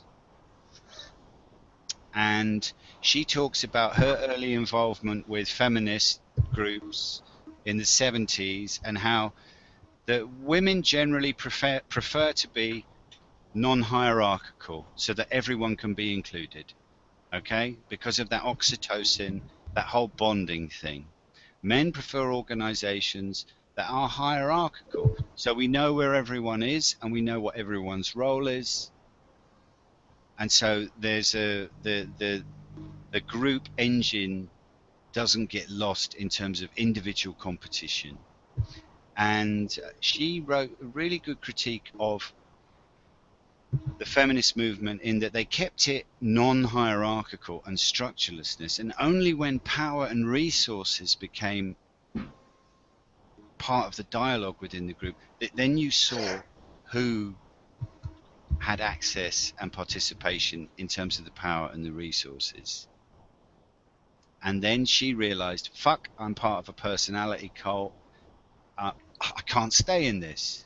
Because then, you know, I mean, I was talking with a friend today. He's been in a punk band, a moderately successful punk band since the 70s. And he's setting up his own infrastructure and outfit. And we're talking about record companies and being in a band. And, you know, it's like, you know, as soon as you have a little bit of success in an informal group that operates and negotiates only in terms of the personalities involved, you find out actually who your friends are and who your friends aren't.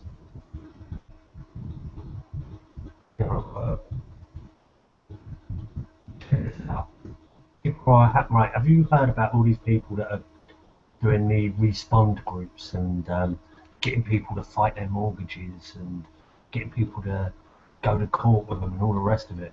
Yes. Well, one of the main guys, which is well suspect in this, that promotes it all now, it's called Dave Whittaker, or Witcher. Yeah, I've got him on my Facebook. Who's this that's just coming? Oh, sorry. Who's that? Netherworming is back. No, I've been here all the time. I've been it's here all another the time. guy. It's MC Diddy, yeah? Yeah. Well, if you go guys. to Dave, All right, right. man.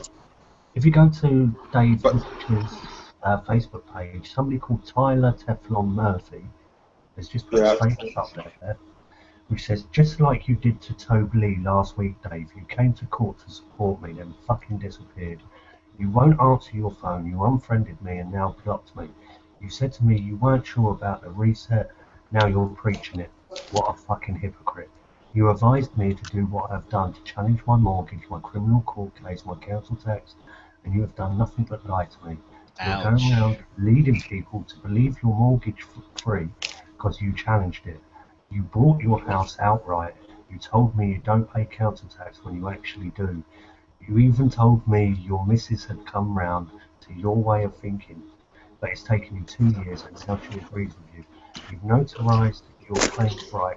You're so proud of. Give you the power to drive with no documents but still pay all the taxes. You walk out of my court hearing halfway through after advising my mum and friends to ignore the judge and stay standing when telling you all to sit down. On the day of the hearing, you posted on your wall, that's a bad one as well. If you're going into court and just ignoring their procedure, they're going to like walk out and just serve a warrant for you and then like... Yeah, they're going to have you for breakfast. Yeah. So on the day of the hearing, you posted on your wall for support for me, but adjusted the settings so only I could see your post. The same as you did when posting later, saying I got railroaded. No one else could see the post apart from me. These are well suspect people. No, he must be. That's painful. That's really painful. It's the truth. Truth hurts. Yeah, no, that's awful. I mean, I've been warning people about it. This whole thing for many years now. People like the Guy Taylors and everything that are going out there saying this and that. It doesn't work, guys. No, it don't work. No, I agree with that. It doesn't work. Well, when you say it doesn't work, you mean that nobody has ever had No, a success with it? what they're promoting is not proper corporate legal. They're promoting their own flim-flam. It's like a psy-op promoted by people like Rob Menard, Brian Garrett, John Harris, Roger Hayes. So let's have a look at them first four. Rob Menard's an ex-Marine. Brian Gerrish, Navy Intelligence. Yeah, ex-Navy. Roger Hayes, UKIP. John Harris, Dad worked for the Queen. Are you not getting a bit of a picture here that these guys could be part of a big psy-op to highlight who is rebellious and then control them rebellious people? Yeah, I go as far as to say as could, but that's not proof. No, it's not proof, but like, okay, so they're promoting this out, and I've heard from Brian Gerrish's lips, we should be promoting this out like it's a success, even though we know it's not a success, to get more people involved. They want to overthrow the government to bring in a new government, exactly like what they've been doing in Egypt, Greece, Turkey. Sure. Yeah. Just doing ordering chicken. Just get on. Oh, sorry, guys. You might as well introduce yourself and that. I'm Lee. All right, Lee. Yeah. I've got our Dave Whitaker on my Facebook, actually. So what do you make of all of it? That Freeman stuff, I think it's pretty much a dead end. You can get some stuff out of it, but I don't think you can become totally free, can you? You can't have it both ways. Unless you're living nomadic lifestyle off the land and that. Otherwise, they're talking about being legal and a free man legally, and if they want to use Black's Law Dictionary, it's quite ironic because in Black's Law First Edition, a free man is a baron, and the barons are not you and I. You look at what a free man is, like a free man of George Osborne. Yep, George Osborne, he's a free man. He's a baron. Now this is it, a free man is the City of London and the livery companies, and all the money runs through these livery companies. The butcher, the baker, the candlestick maker. If you go to the City of London, there's 113, I think, livery companies, and it basically, they control the whole of commerce. And are they like guilds? Basically, yeah, the guilds. So these are the guys that are the free men, and they decide who is to become a free man. You know, and if you want to know so much more about this subject of what truly a free man is, there's a group on Facebook called Do Not Use the Magna Carta Unless If You're a Free Man. And that group nails it. Right, Dom, like, how much did we think that this free man thing is a load of shit? It just doesn't work. Yeah, I thought that. You're going to live like a tramp in a box somewhere. I don't agree. I don't agree. Calling it a load of shit, I don't. The idea is a good idea, but it is a good idea. Yeah. I think it's useful. I think it's useful to have concepts to aspire to, and it's useful to investigate and study processes that normally. Unless you're going to live like a tramp. Unless you're going to live like a tramp somewhere and just wander about and be prepared to not have a house, to not have council tax, to not have all to have electricity, to not have gas, to not have all the things that you need to get you going, unless you're willing to live in a field burning bits of wood and fucking. Did you hear what I mean? This is the point I'm making. Did you hear about the guy in America who was arrested? He lived in the northeast of America where it was really cold, and 28 years ago he disappeared when he was 20 years old and went. I've seen that. Yeah. Went and lived in the woods, and he survived by just robbing food out of people's houses, and he didn't. He just lived in a tent, and he is a free man. That's legally a free man. Though. Yeah. That's what a free man is. Yeah. So unless you're willing to do that, like me myself, I sort of unplugged from the grid a while ago, and I hunt my own food. Forage as much as I can. Well done. Well, that's what I do. This is what I do. I basically came to the conclusion a long time ago that we're being fucked from every angle. So the only way to actually beat them is to unplug, and the only way you can do that is by growing your own food, going out, and if you're willing to eat meat, then that means you're willing to kill an animal, and I every day kill an animal, and I'm willing to admit that. I'll kill it, and I will gut it, and I'll take its guts out, and I'll take its heart and its lungs out, and then I'll skin it, and then I will cook that animal. Right? Do you understand? Yeah. And people have lost touch with this whole process of where our food comes from, Yeah. where like what we have to do with life in general. So every day, so tomorrow, for instance, I'll get up and I'll light the fire with wood that I've collected myself on a wood burner, which is it's a cycle. Do you know what I mean? And like people have totally lost. Like if I was to go to Newcastle now and ask somebody to come and live with me for a week, they would fucking fall apart. Simple as that. Simple as that. It's like that phrase, Just, you are what you eat. I like to keep my face hidden because the government doesn't like the sort of things that I do, right? The fact of the matter is I am a walking rebellion, and that's what everybody has to be. Yeah. Well, I think there are different degrees. I mean, I mean, what you do is interesting because I came to the conclusion a couple of years ago. You know, you are what you eat. So I am plastic wrapped in a freezer or on a shelf because I live in a city. And you are what your food eats as well. Yeah. So what I consume reflects my experience of living. So nether worming there, you know, you're alive. You're as near as damn it as you can be to being alive. But I want to extend this concept of freedom because they always talk in the media about freedom in the body, freedom of the body. It's nautical, isn't it? They give it a nautical. British maritime law. But the thing is the only space where you can be free is the mind, because every human relationship is based on dependency. Okay, you're either codependent, independent, counterdependent, or interdependent. Those are the four categories that I understand. So if you are happy to live only with yourself, by yourself, in solitude, you know, most of society thinks panic, it's isolation. I have done that for many months at a time. I've lived by myself for many months at a time, and I enjoy my own company. I enjoy the company of my dog, and I enjoy that very act of going out on a morning and thinking, right, I'm going to go out to the woods and I'm going to pick these pine needles, and I'll tell you a little fact here. Pine needles have 40% more vitamin C than a fucking orange does. Do you know that? So you can walk down the street, you can go and pick some fucking pine needles off a tree, right? And instead of shipping over a load of oranges from over in fucking wherever and bringing it over to fucking here, and then instead and getting the vitamin C from those oranges, all you have to do is go down the street, pull some pine needles off, boil them in some water, and get just the exact amount of vitamin C, if not more, from those pine needles. And this is what I'm saying. The food that we need is all around us. We are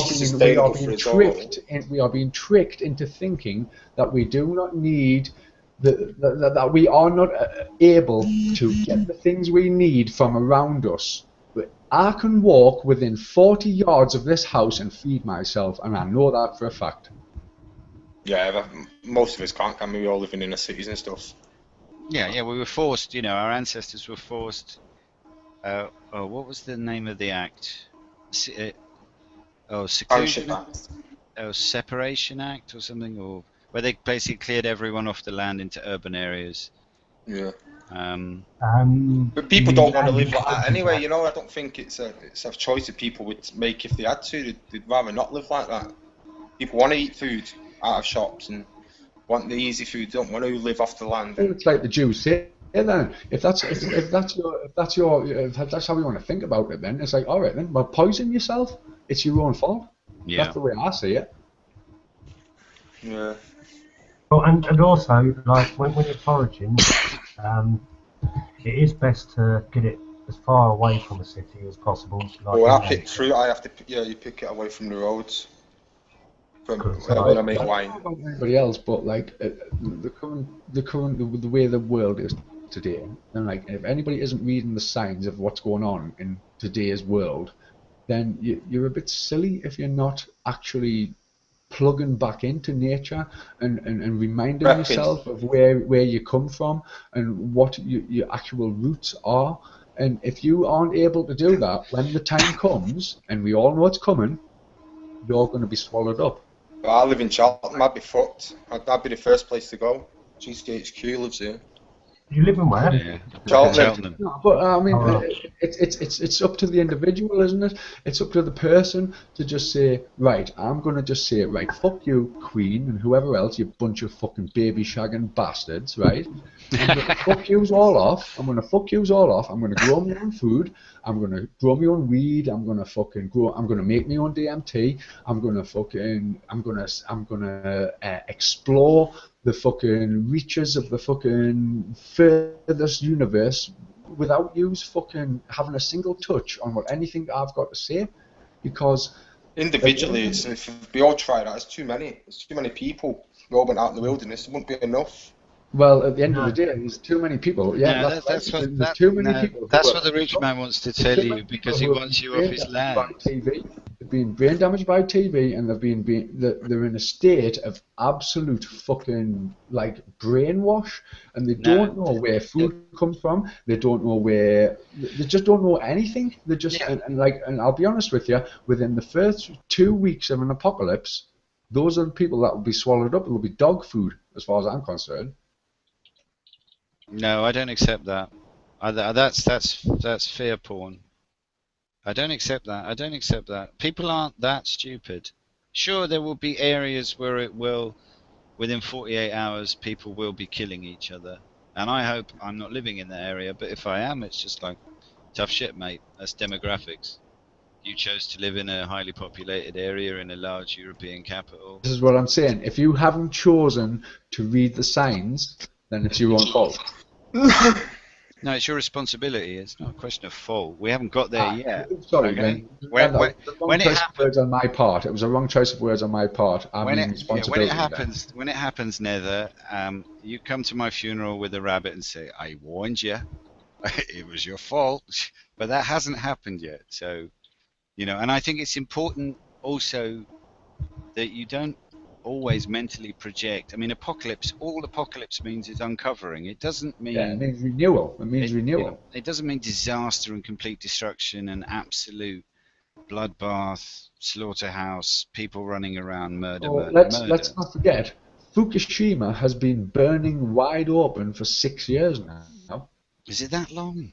I know it doesn't seem like that long, does it? Right, let's now. I don't know about yous, but I'm a little bit into nuclear science, right? I'm like a bit of a nerd, right? And I know that, like, iodine and things like that are very highly radioactive particles. They've been churning out of this fucking facility for 6 years, man.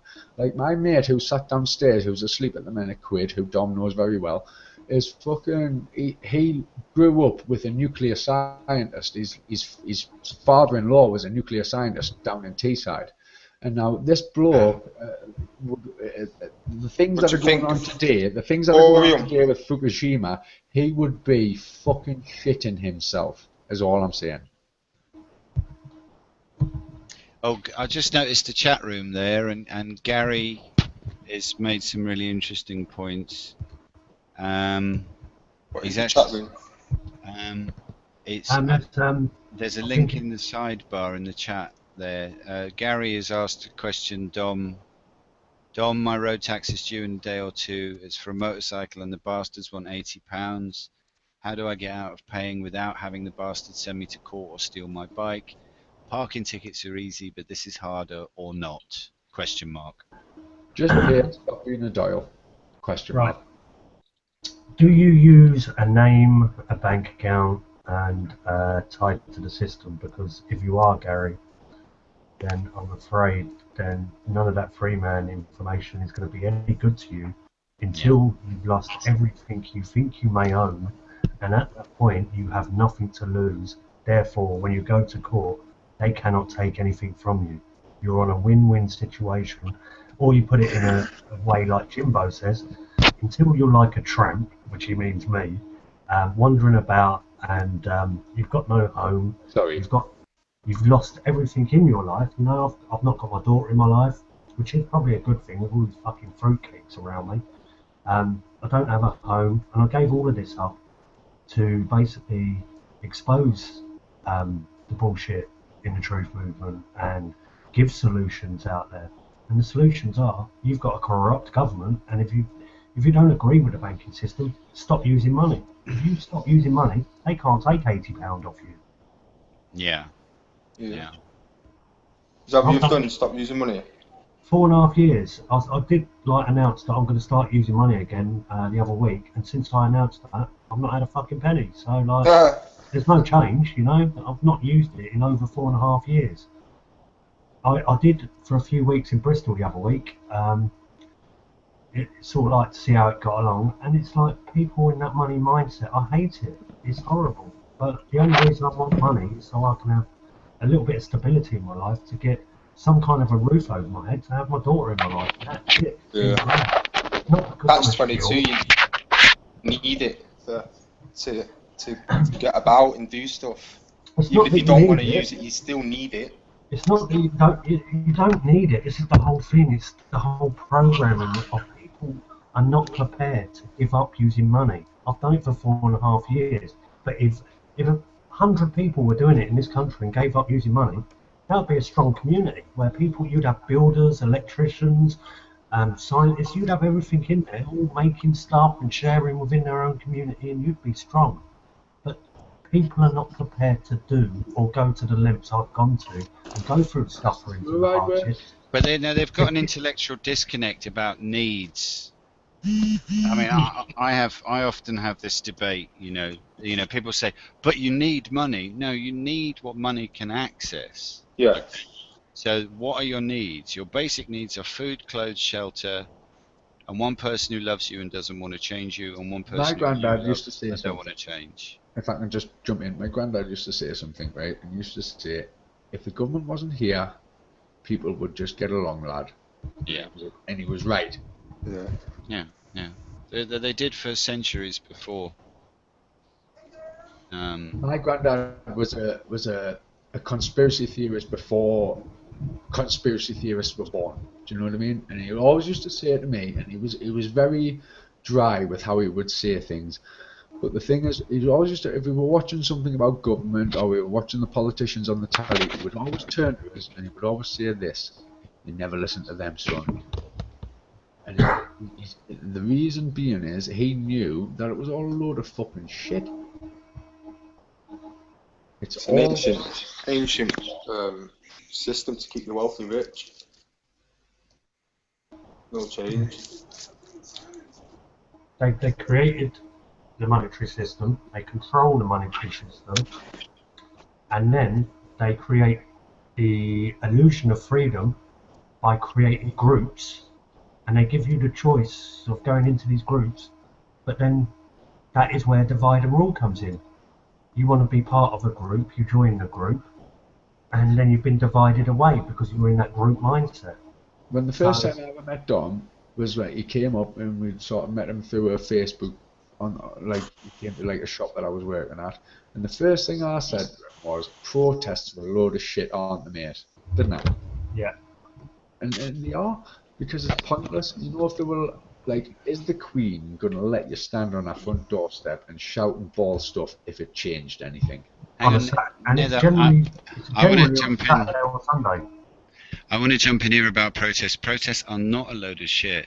No, I would have to say listen, they don't achieve anything, but they have a very important social function, and that social function is to give the illusion of freedom and some sense of achievement, because all of these disparate people have got together as individuals and they find each other for an afternoon and they have a bit of a party and they go home and they buy the papers in the morning and they can say, I was part of history. I smell a bit of sarcasm there. Well, it's absolutely, completely sarcastic. It is a social device. It's a valve to allow. You don't think it creates political pressure? No, it doesn't, because I think if you go back to the 1920s and look at the Jarrow marches, yeah, but now it's like theatre. It's political theatre. But it has got political backing. Like you look at 38 Degrees, the petition group, backed by Labour. Look at the anti-fracking campaign, backed by the Green Party. You look at all of them have got political agendas behind them, funding them. So the people on the front line going, whose streets are streets and buying these silly masks are not doing any good. Yeah, no, At no, all. they're not doing anything might be concrete except Busies supporting their political street. power. Listen, sorry, I hate to jump in, but I'm from an old school, which like I'm a gangster from old school gangster. What, Eton, 14th century? Like going back, yeah, like that's where I grew up. I grew up around gangsters and just gangsters. That's where I grew up around. Yeah, yeah. And at the end of the day, the busies are the biggest gang going, the best equipped gang, the best equipped gang, the best trained, the best agents of the crown.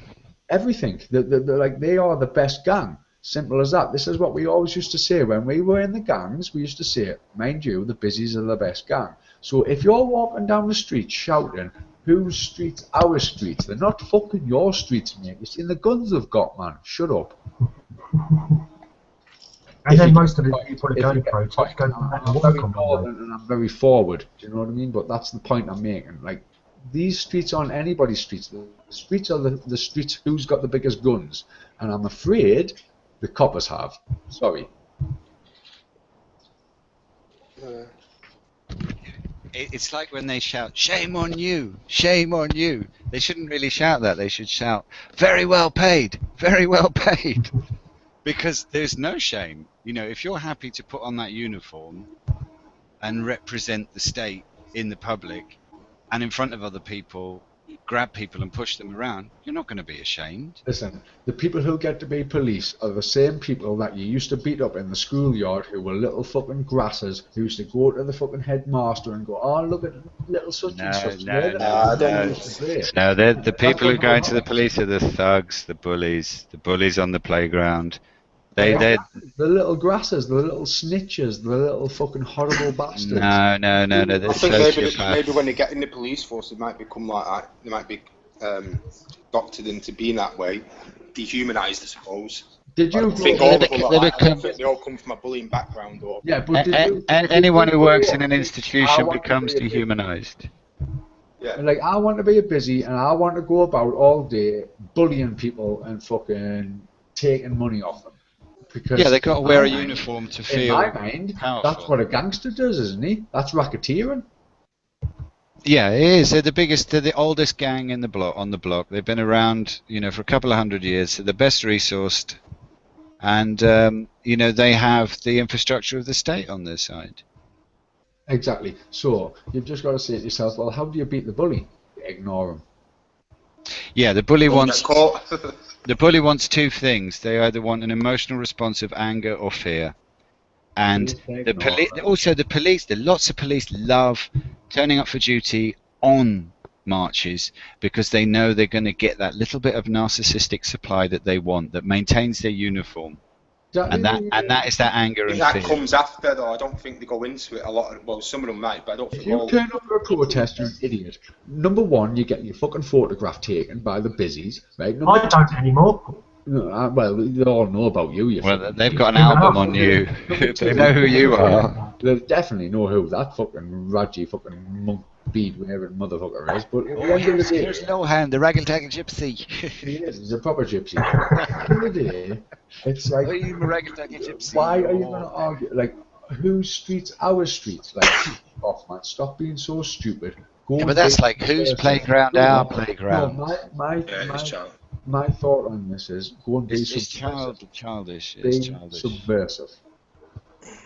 Yeah, they know the psychology of marches. What was it? Strauss, some guy called Strauss studied them in the late 18th century.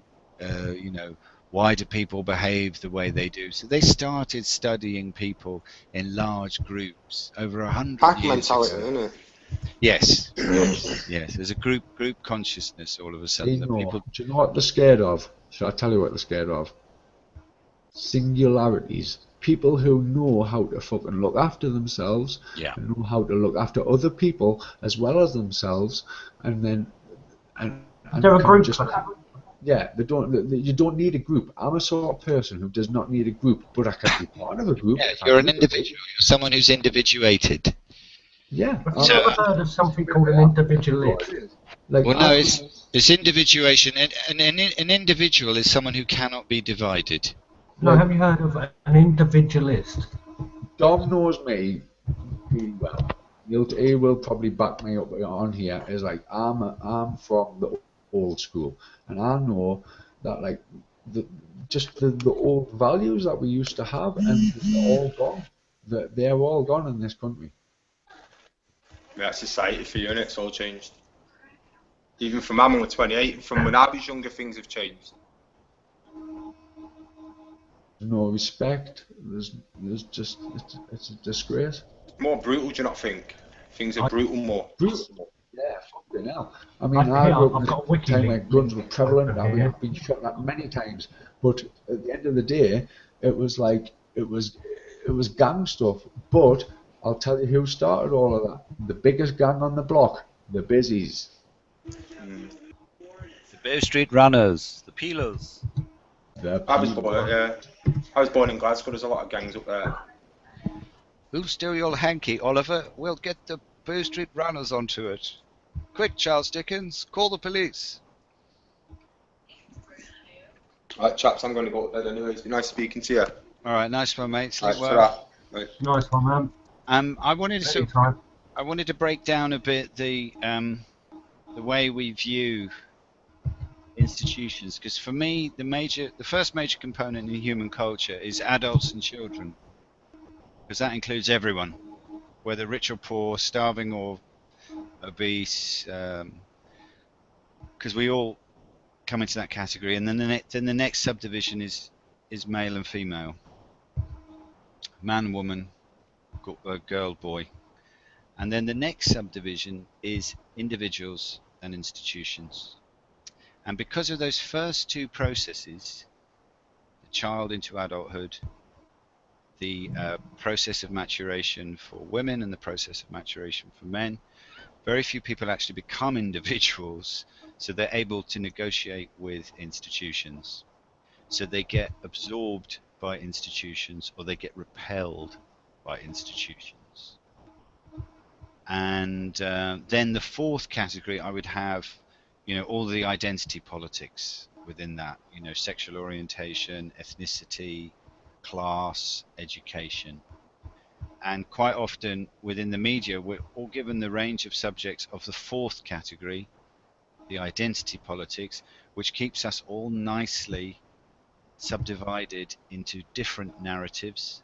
Like you have BBC One, BBC Two, BBC Three, and BBC Four. They're all for different demographics.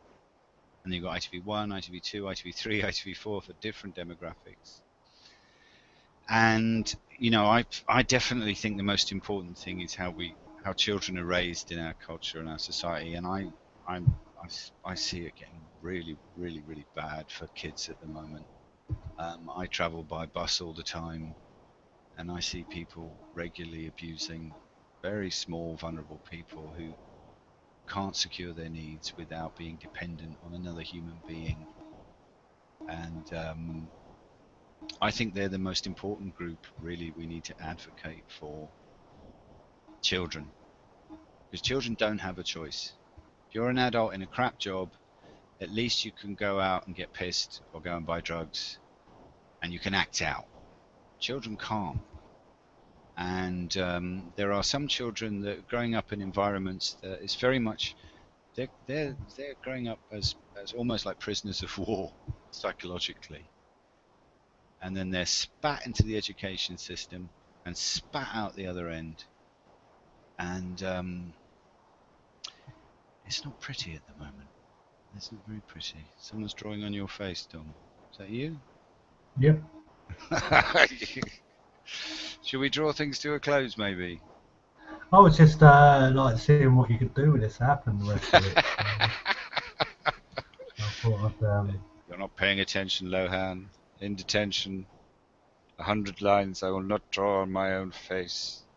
Blah, blah, blah, blah. Hey, Nether, you're still here. That's good. No, I'm still here. I'm just listening. I was a bit ketty. What did you make any sense of what I said there about the four categories of human culture? Adults, children, men, women, girl, boy, adults and institutions, individuals and institutions. Individuals. It's like, ooh, that's a good question, isn't it? Do we have any individuals anymore? Oh, there we go. There's Dom's subconscious is coming out there. He's put a crown on his head. Yeah. I am King Dom. The diamond represents a dial, and on the left-hand side here you'll see the white spot of the spacker, and on the little black triangle of the backward man. But the Emperor's wearing no clothes, Mummy. He hasn't got any money. What the fuck? Ah, see, it was too slow there. Oh, hang on. There we go. Oil. Oh, we've got some words and everything. Some words. Oh, what's going on? And you know, with the Acorn BBC computer, you can program in the classroom. Don't forget to record the Open University programs. How do I turn this off? I know nothing how to use these things, really. He's the king in the castle. So, Nether, what part of the country do you live? Are you up north? North, yeah. Oh, up in the north. Well, yeah. the north is a very different. It's a very different culture. People aren't so frightened of each other up north, I find. We're all friendly. When I walk out of my front door on a morning, I can wave at everybody in the street. Yeah, yeah. I remember living in Nottingham, which isn't north; it's Midlands, and because I'm Irish, you know. Well, my father was Irish, at least. I was, you know, my father would strike up a conversation with anyone because it's the same in Ireland, you know. I used to go spend summers as a boy in Ireland, and it was like virtual reality. You know, I could wave to people in the streets, and they'd wave back. You know, I had some agency in my environment. And, you know, people think I'm a bit mad where I live because I'll just start having conversations with people that I don't know. If they're talking about something that's interesting, I'll talk to them. And they don't I generally find out whether they perceive me as a threat very early on. And if I feel they perceive me as a threat, I don't pursue the conversation. I think that's also another important thing. I think things will change when we stop being frightened of talking to each other. People don't talk enough. Yeah, People don't talk to each other anymore. Yeah, even battery hens in the back of a lorry on the way to the fucking slaughterhouse will still acknowledge the other battery hen in the cage next door. I know my next door neighbour. I talk to her every morning. We talk about politics and fucking weather and whatever. But each day we talk to each other. Yeah. I don't know anything about her life, but I know that her name's Janet, and that she's fucking an old woman who fucking is really nice, and she doesn't like noise on night time. There you go. Yeah, like most people. Exactly. And it's like and we just all live together, lovely. It's just I don't see where all this fucking kickoff is coming from, and all of this like new world order bullshit. But how long have you lived next door to her, Nether? Oh, it's like 8 months now. Okay. 8 months. Well, Yeah. the thing is, I live in South London, and the population's very fluid. I've lived in London before in Cricklewood, right, and it was the most lonely experience of my life. I got off the bus at Victoria Station. I found a wallet with 50 quid in it the second I got off the bus, right, and it was the first time, like, I don't mean to be racist, it was the first time I'd seen so many black people in my life, and I was just like, what is this place? And then I stayed there for 6 months, and I came back. I still can't tell you now that I even made a friend in London, because nobody looks at each other, nobody talks to each other, nobody acknowledges each other. It's just bollocks. Now, your opportunities for social interaction in the city are limited. Bollocks. But also, when you live in the countryside, they're even more limited. And you have a smaller pool of people with which to interact with. That's what I love about being in the city. Is that there are always different new people all the time. I'm sort of in between two pools, though. I skip in between Newcastle. I'm a graffiti artist. I'm also a sound engineer, many things. But I skip in between two places, and I go to the city, and when I go to the city, all I see is a failed experiment. Well, it's an experiment, that's true, but whether it's failed, it depends who's conducting the experiment.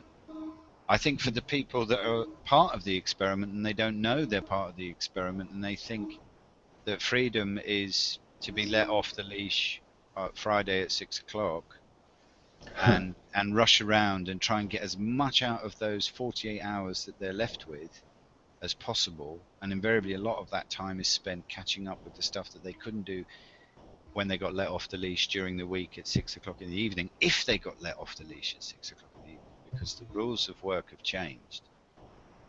I remember being a kid and going, you want me to give you 5 days of the week? Fuck off. And I get 2? Hang on. There's a bit of a disconnect there. Bullshit. Is that freedom? Really, that's freedom.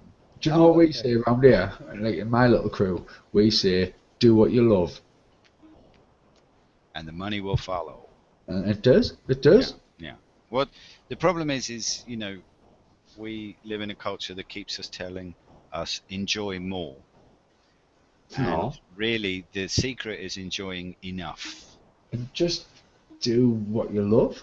Like, love life. Like, that's a big thing. Like, I'm a graffiti writer. I write love life everywhere. And it's a sigil magic. It works on people. If I write love life and somebody reads that and it's in their head, then it's too late. I've already got you. Well, can I extend the sigil making that you're doing? Yeah. Turn life into a verb and not a noun. Yeah, I understand you. Yeah, keep going. Love your living. Yeah, I like it. How you can flip the words over. Yeah. And because we have this really, as part of the culture of work, making a living. The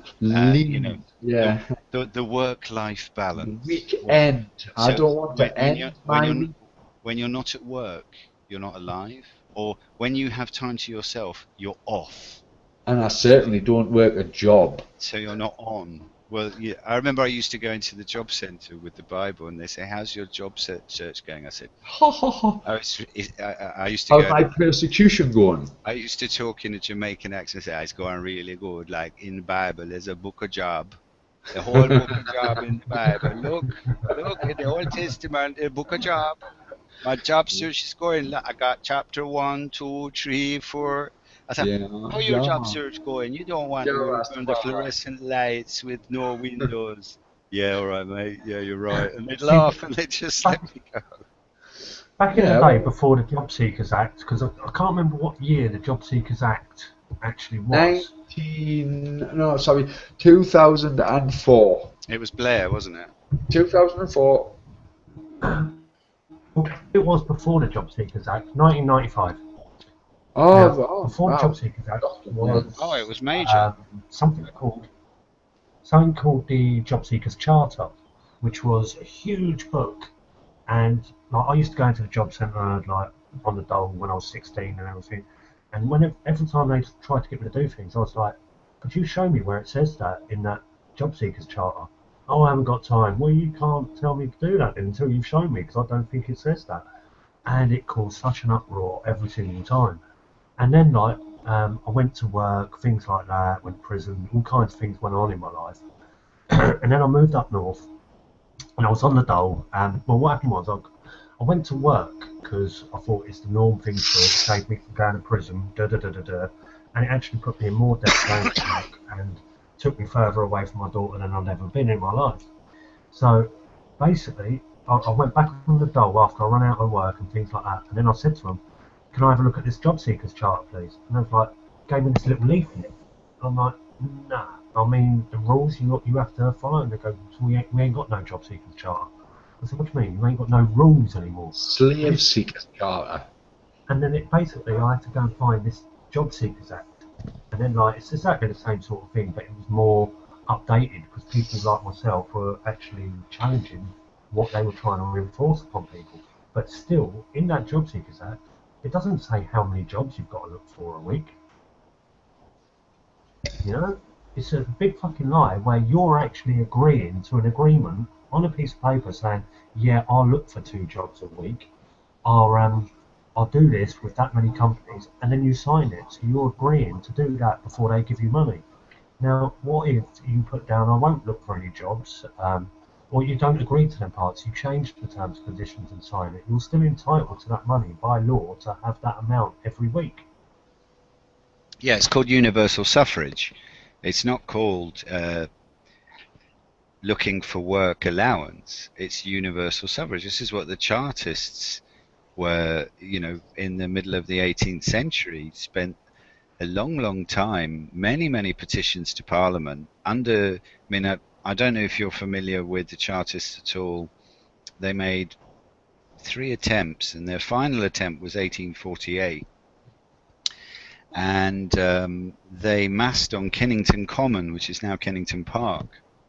And the first photograph of a crowd ever taken in human history was taken on Kennington Common.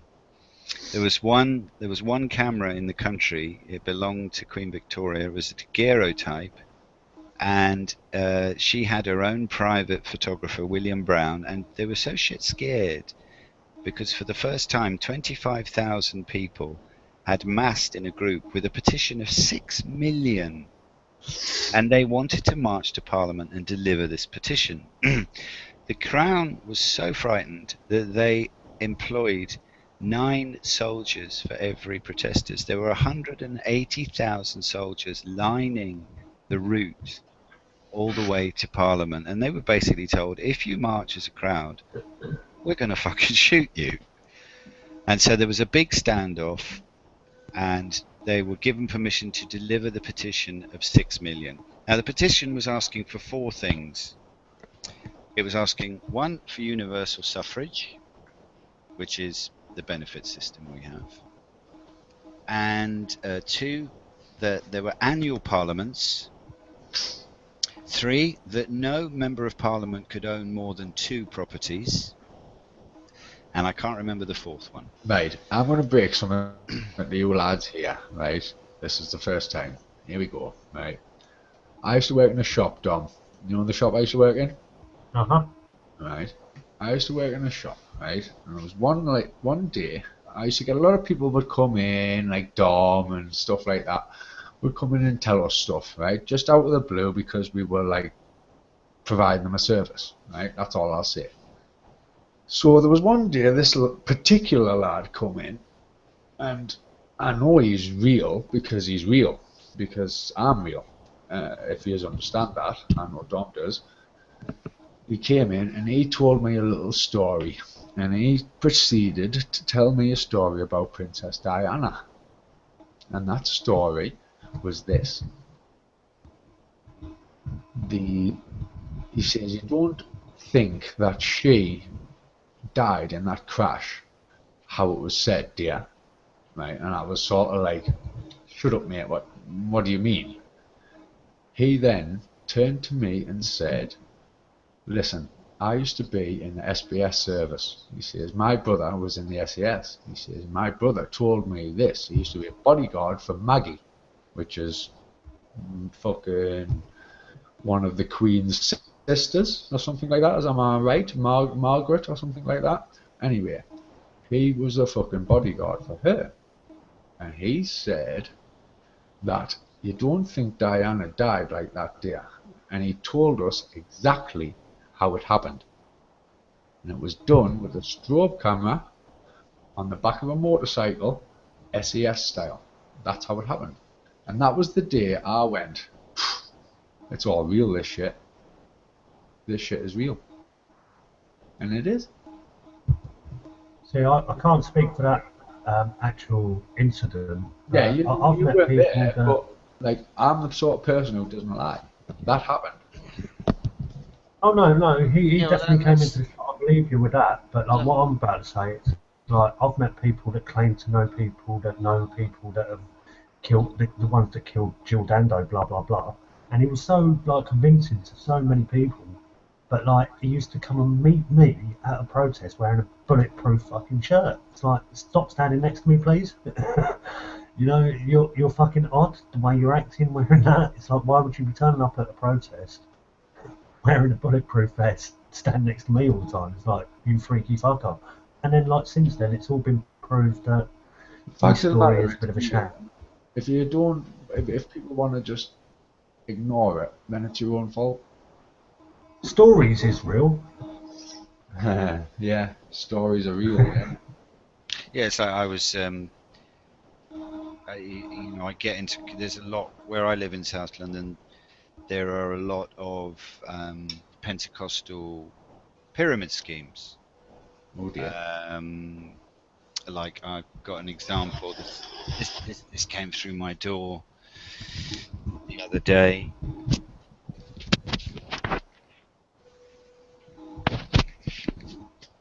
One is the Jehovah's Witness. I will sit and talk to them because I've got some knowledge of different religions and how they interrelate, and historical processes and how they interrelate, and empires. And the Jehovah's turned up with a leaflet this week called, the title is "A World Government. Why do we?" Well, they were holding a meeting, weren't they, in Twickenham last week? Yeah. Why do we need? Bristol, that. Why do we need one? Is it possible? Who is qualified to rule? And then there's another one. They call themselves Rhapsody of Realities. Who? The Christ Embassy, Streatham, and they have a whole load of things. Basically 28 days. Teachings from the Bible that you can read every day, and they've got Bible quotes and biblical references. But they have this very interesting thing, an app you can download and pay for, which sends you inspirational quotes. Go early, go everywhere, every time with the e-Rhapsody of Realities. Here are 10 reasons why you should try it out. Get your Rhapsody of Realities any day, anytime and anywhere. Enjoy marvelous discounts when you pay for 3 months subscription or more. It's never late. Download your copy of e-Rhapsody of Realities before the first week of the month. 4. Pay in any currency. 5. Everywhere you go, the e-Rhapsody of Realities is right there with you. So essentially, like, they're using the language of telephone companies to deliver spirituality down into your phone for a price. And just get some DMT. Sorry? Just get some DMT in here, and then you'll know all about spirituality. And then see God. Yeah. Well, I don't think. What I find is most people are quite happy to put up with a general low level of anxiety rather than an anxiety spike. And DMT will give you quite a severe anxiety spike about. Yes, it will. The nature of consciousness, who you are, and what could be going on elsewhere. But so I often get into conversations with these Christians, and there's a lot of Jehovah's Witnesses in London. I don't know if you've noticed on the streets, handing out a book called "What Does the Bible Really Teach Us?" And I always stop and I say, "Oh, what's this?" Oh. So I think they had a magazine that this guy was holding, and it says, "Why is God interested in you?" I said, that's an interesting question. Why is God interested in you? I mean, if you think, maybe he has galaxies to work on, blah, blah, blah. No, he's interested in me. All that to get on with. I mean, that's a full-time job. Why is he interested in me? Because God loves you. No, that's the same proposition as him being interested in me. That doesn't answer the question. That just repeats the statement in the question that you're presenting me. And this guy said, I don't speak English, you have to talk to the other guy. So I get into a lengthy conversation, and the only argument they have is, it's because it's in a storybook. It's because it's in the Bible. And it's like, well, look, plenty of Christian scholars have disproved the veracity of the Bible as an historical document. And, your God of love in the second book is equal to your God of vengeance in the first book. And we have this very dangerous situation now where, because I think religion has been a major component in the infantilization of the species. The what? It's a major component in the infantilization of the What species. does that mean? Sorry, I'm a bit ignorant. What does that mean? No, it's fine. Turning people into infants, turning people into All dependent right, children okay. as adults. Right, That Roger. actually, that they can't find the answers to their own problems and situations themselves. Yeah, I get it. So, and because this is also in popular culture now, okay, you know, people talk about dumbing down. I don't call it dumbing down, I call it dumbing up. You know, when I was a kid, to get my dad to come and see a Disney movie was bloody hard work. But now, since Toy Story 2, there are multi-level narrative texts available for all the family, and there are gags that the kids get that don't click with the parents, but there are gags that the parents get that don't click with the kids until they're older. And so it's not dumbing down, it's dumbing up, and there's a repeat of the infantilization of human beings that is mirrored in religion. And what I find with religious people is that they're obsessed with three things: death, the Christian bogeyman Satan, and where the Christian bogeyman lives, hell. If you ever ask them, tell me about heaven, what happens in heaven? The regular answer I will get is, you will be with the Father. But you ask them about hell, and they know all about it. You know, there are no virgins in hell. There are. I've been dead a few times, and I can tell you now, there's nothing there. There's no death. There is no death. There is no death. Okay? There's no afterlife because there's no pre-death before life. I think life is a glitch when you think about it. If you think about the physical we operate on, and that's just a tiny part of the spectrum that we do see, feel, touch, smell. It's tiny and minute. Oh, fuck. Jesus Christ, right. You're not talking about life there, you're talking about consciousness. Yeah, well, the thing is, there's much more than just what we perceive, and that's what we know about. Yes. So the stuff that we don't know about, we couldn't even possibly put that into a language that we could transpire on a physical realm. So yeah, it's like that. You know the band Prefab Sprout. In their first album. They're from Concert.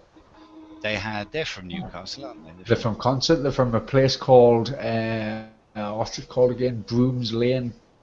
Okay, well, Paddy McAloon, he has a brilliant lyric in that first album, and he's an English graduate. I think he went to Cambridge. And My dad's a friend of them. Oh, he's a brilliant songwriter, brilliant. And he has this lyric: words are trains for moving past things that really have no names. Yeah, they used to live in a little house on a bike track that me and Dom's went past, actually.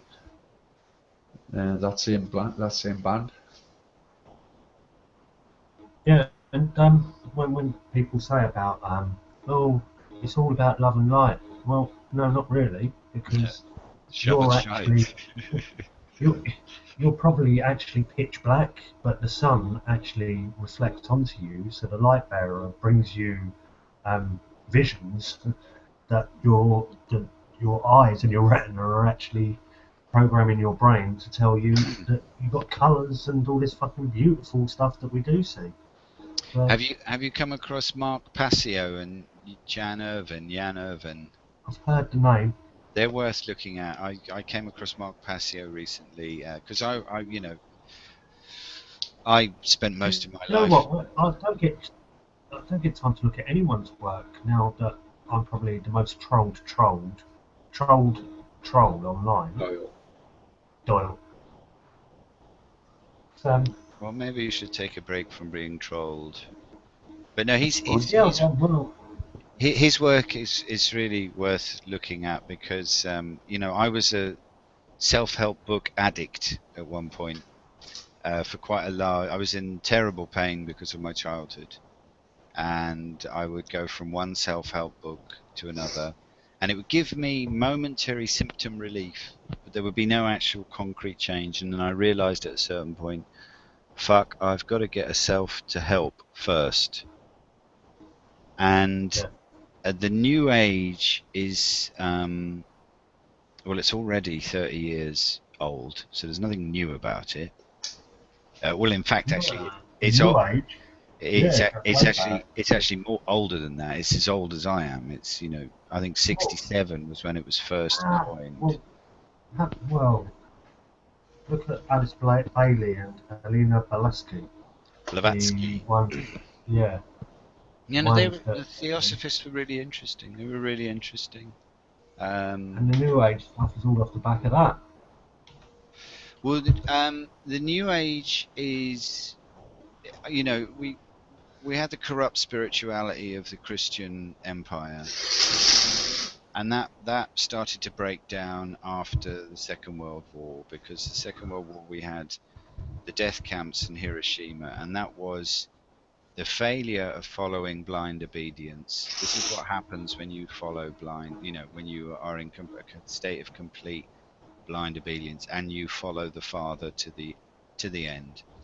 And there was a real crisis of faith, consciousness, whatever you want to call it, in the human species, and we've moved away into crass materialism, and the word materialism comes from the word mater, which is mother.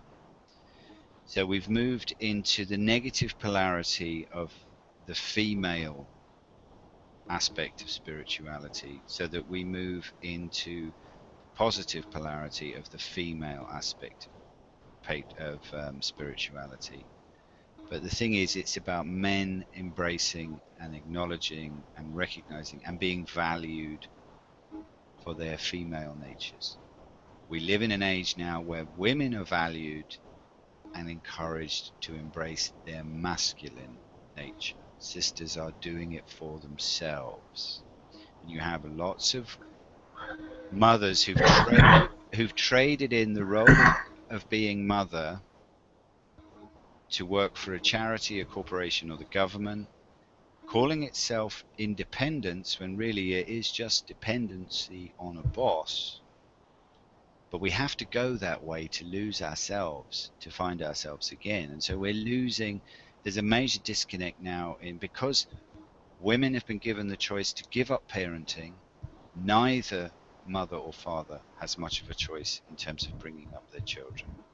So you have this wonderful paradox of a woman gets up in the morning, feeds her children breakfast, spends time with them, dresses them, cleans them, gets them ready for the day, puts them in the car to deliver them to another woman to take care of for the day, so she can go somewhere else and take care of somebody else's children.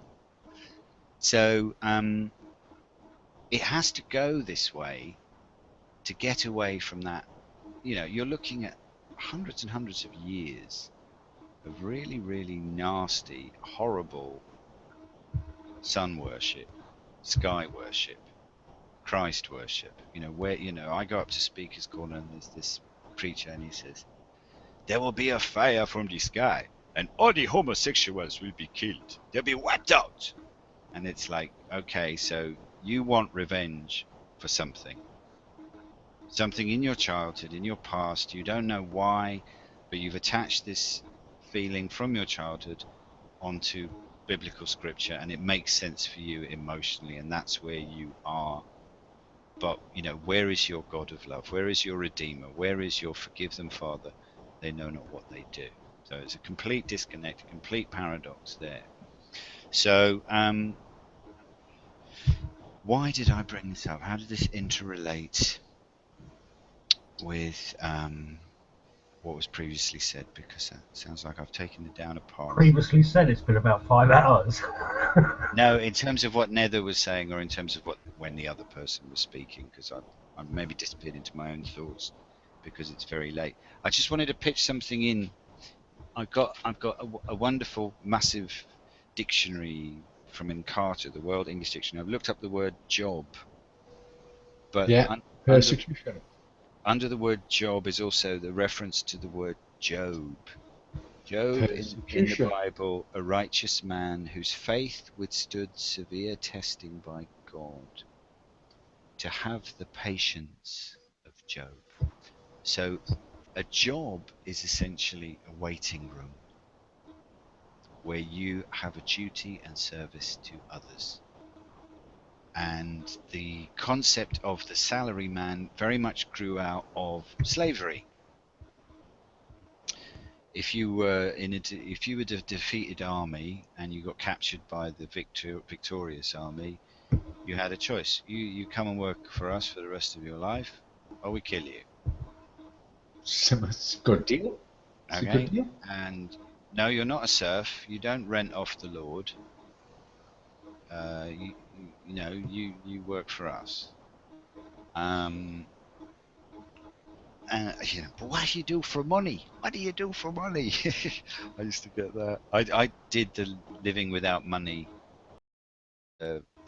6 months, and it was very, very interesting. I've never done that because it changed. It completely reconfigured the way I had to relate to human beings in a different way. I had to learn humility. And I had to increase my ability to communicate, and that gave me something that I couldn't find in university, I couldn't find in work, and I couldn't find being unemployed.